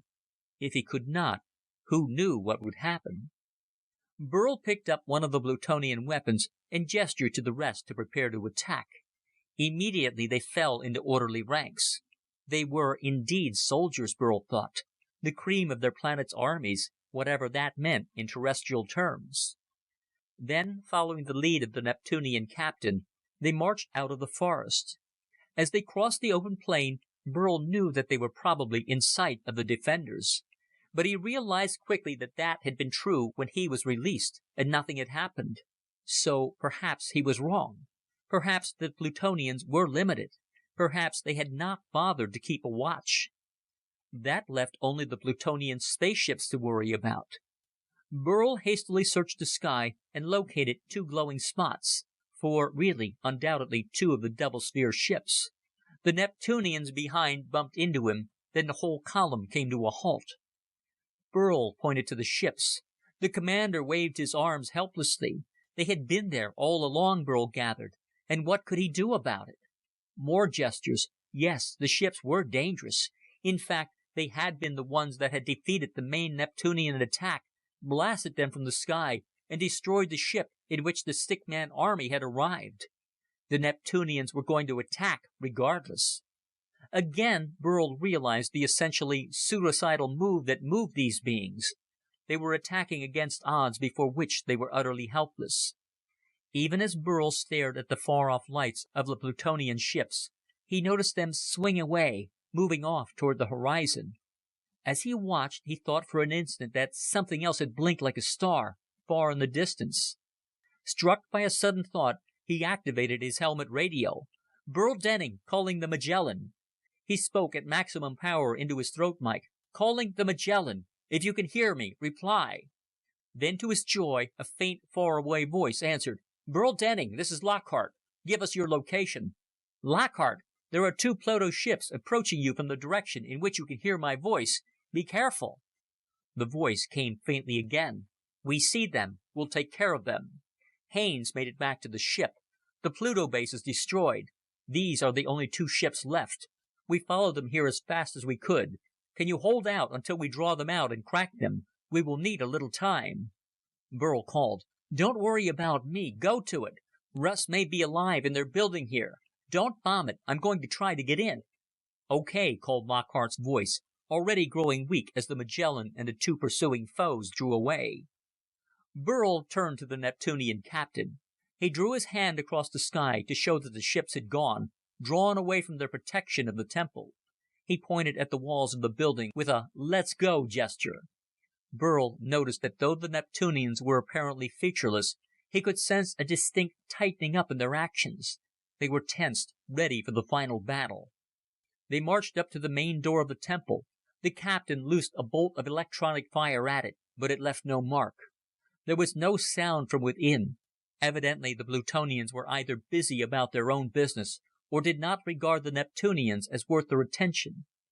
In a control panel right next to the door, Burl found the typical Sun-Tap controls. He tried to work them, but they would not function through his gloves. He hesitated, knowing that removing his glove this time might prove very risky. Then he hastily drew off his left gauntlet and the thin nylon glove that was the inner protection of his suit. He placed his hand on the control. The icy cold bit into it. He twisted, the control worked, and he tore his hand away, replacing the gloves. The door slid open. Burl ran inside, followed by half a dozen Neptunians. They were in a small antechamber, evidently an airlock. The Neptunians, leaping with excitement, did not bother to activate the inner door, which would have meant closing the outer door. Instead, they attacked it with heavy ice axes. The strange tools, chilled to a hardness unthinkable on Earth, bit into the fragile plastic. After a few hard blows, the plastic split, and there was a small explosion as the air within the temple burst through. A gale of escaping gases roared through the little chamber, ripping the rest of the door to shards and hurling the Neptunians right and left. Outside, the flow began to congeal, and a thin snow of liquid air began to fall. When the blast subsided after several minutes, the Neptunians jumped off, shook off the new gas snow, and charged through the doorway into the temple itself. Burl held his Plutonian flash gun at the ready. Inside, they found chaos and disaster. In the great rooms and halls, Plutonians writhed on the floors in the last throes of suffocation and freezing, now that the air had been ripped from their stronghold. The walls bore brilliant paintings and sharply defined sculptures. Advancing with the ranks of stickmen, Burl caught glimpses of strange scenes on distant planets, of landscapes that must have been Pluto at one time beneath a double sun that probably was its original parent. Burl became faintly aware of a distant clanging. Not all the air was gone, he thought. It must be pouring out in slower volume as the pressure diminished. Somewhere an alarm was ringing. The Neptunians fell behind. He saw now that the floor and walls of the temple were still too hot for them. They began to withdraw, regrouping, blazing away with ice darts and spears at Plutonians who had appeared in hastily gone space garments. Burl fired, then plunged on. He had to get to the hall where Russ was imprisoned. Finally, he was out of sight and sound of the Neptunians and their adversaries. Behind him, a door swung down. He was nearing the heart of the building now. The remaining Plutonians were sealing it off, rallying for their final defense. He was now cut off from support, but he still counted on confusion and surprise to aid him. He ran down a long hall to a vast central chamber and arrived a split second before the door slammed shut after him. The Museum of Galactic Life. It was a huge hall, oval in shape. In its center was a block that might have been an altar. Lining the walls on each side, ranging from the great door on the far end to the equally ornate one through which Burl had come, were floor-to-ceiling niches with gently curved, transparent fronts. He could see dark shapes standing motionless within each of these exhibition cases. There were also about 24 Plutonians in the hall, most of them grouped around the central altar. They wore gaudy harnesses and carried sharp, sword-like wands. 2 of them started for Burl, and he leveled his weapon and fired. There was a flash of light, and one of the creatures dropped senseless. The other turned and scuttled away, uttering barking cries. Burl glanced hastily around. The rest of the Plutonians, priests or curators or executioners, whatever they were, advanced slowly on Burl. He couldn't get them all, but he'd try. He fired it again. This time, the weapon failed to go off. Its charge was used up. The Plutonians yelped with delight and pressed forward, flourishing their swords. Burl desperately hurled a globe and rod at them, meanwhile looking around for a new weapon. But he saw only the shining glass fronts of the exhibits. In the nearest case was a man-like being, dark purple in color, a thing with a fixed but intelligent stare in its slanted yellow eyes. It had 2 tall ears, a wide chest, and a curling tail, and was wearing a belt with pouches and a short kilt that only about half covered his 2 long, hairy legs. Burl spun on his heel, swooped upon the gleaming sword-like wand that had fallen from the dead Plutonian, and racing back to the exhibit, brought it up with all his might against the transparent surface. The glassy stuff cracked. Another blow with all the strength of an earth-muscled body on a light-gravity world, and the front shattered open. There was a puff of a greenish gas. The creature inside suddenly blinked and moved a hand. Then, without waiting, Burl dashed to the next exhibit and swung his metal sword again. The barking calls of the Plutonians increased in frequency, and they charged him, screaming. As the second exhibit crashed open, Burl turned to fend off his attackers, swinging his sword. It clashed against the sword of the nearest curator priest, who slipped and went bowling over against his fellows. Burl reached the third exhibit and smashed it. He turned to meet a renewed attack, and this time, out of the corner of his eye, He saw that a purple humanoid was in action beside him. The purple one had picked up a Plutonian, apparently with great ease, and was using its body as a bludgeon.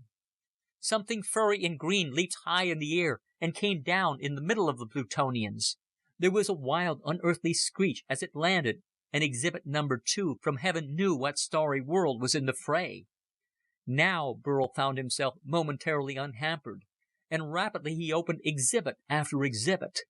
The battle became wilder and fiercer as star being after star being joined in. The Plutonians swung away in all directions with their wands. Their barking voices were drowned out by a rising chorus of sounds, roaring in human voices, calling curses in languages of worlds that lay many light years distant. Wild, bird-like calls from a winged being whose intelligent eyes and wide brow belied the ferocity of its beaked and taloned attack. There was a clanking, ringing sound as a thing of half-jointed shining metal, half-soft, velvety white flesh, whirred among the foe, doing damage with a razor-edged arm that shot out from the metallic part of its body. There was something like a cloud of insects, a mad thing which seemed to be a single hive of tiny winged cells that moved and bit and stood its ground like a single united being. There was a Martian that at first stood stupidly, as if unaware of what was going on, and then had gone berserk at the first sign of a Plutonian running past him. And in the next case was Russ, still space-suited, staring out through the glass. With a joyous crash, Burl smashed the front of the niche. Russ moved, his eyes opening wide as he saw Burl. He reached down and picked up the helmet which had been taken from his head. As soon as he had it in place, he activated the phones. "Wow," his voice came in Burl's earphones loud and clear. "Let's go!" He jumped down and grabbed Burl. Together, the two danced a wild jig of joy. Then they both remembered the Plutonians and turned, realizing that they had momentarily left themselves wide open to attack. But there was nothing to be afraid of. The Plutonians were all torn, beaten, lifeless. Moving among them were their former victims, the exhibits gathered from worlds undreamed of by human astronomers. What hopes of vengeance had been stored in those inhuman hearts when each had been torn from his native world, had been caught in helpless paralysis, and carried trillions of miles across trackless space as living trophies. Although their forms were many and strange, there seemed to be no fear of one another among the survivors. What they had been through had united them forever. One by one, they began to gather around Burl and Russ, recognizing in them their saviors, grateful for their delivery. Burl's helmet spoke up. "The Magellan calling Burl Denning. We have eliminated the last 2 enemy ships. Give us your location. We intend to A-bomb the installations on Triton as soon as we can pick you up." Burl spoke into the phone. "Hold up the explosions, Colonel. We've taken the place intact. You can land the Magellan outside the main temple and come and see. We've got allies, lots of them." "Yes," said Russ into his phone. "We've got the secret of Pluto. We've got a friendly fellow world on Neptune, and we have a whole crowd of the strangest refugees you'll ever hope to see. Bring extra spacesuits with you. We have the makings here of friendship and trade with dozens of distant star planets. A treasure in itself worth a dozen trips around the solar system." Burl looked around him, thoughtful at these words. Visions of the marvels that future AG ships would find, as manned by earthly crews, and carrying each star being back to its galactic world, they opened up on each planet new vistas of achievement, science, and artistic marvel.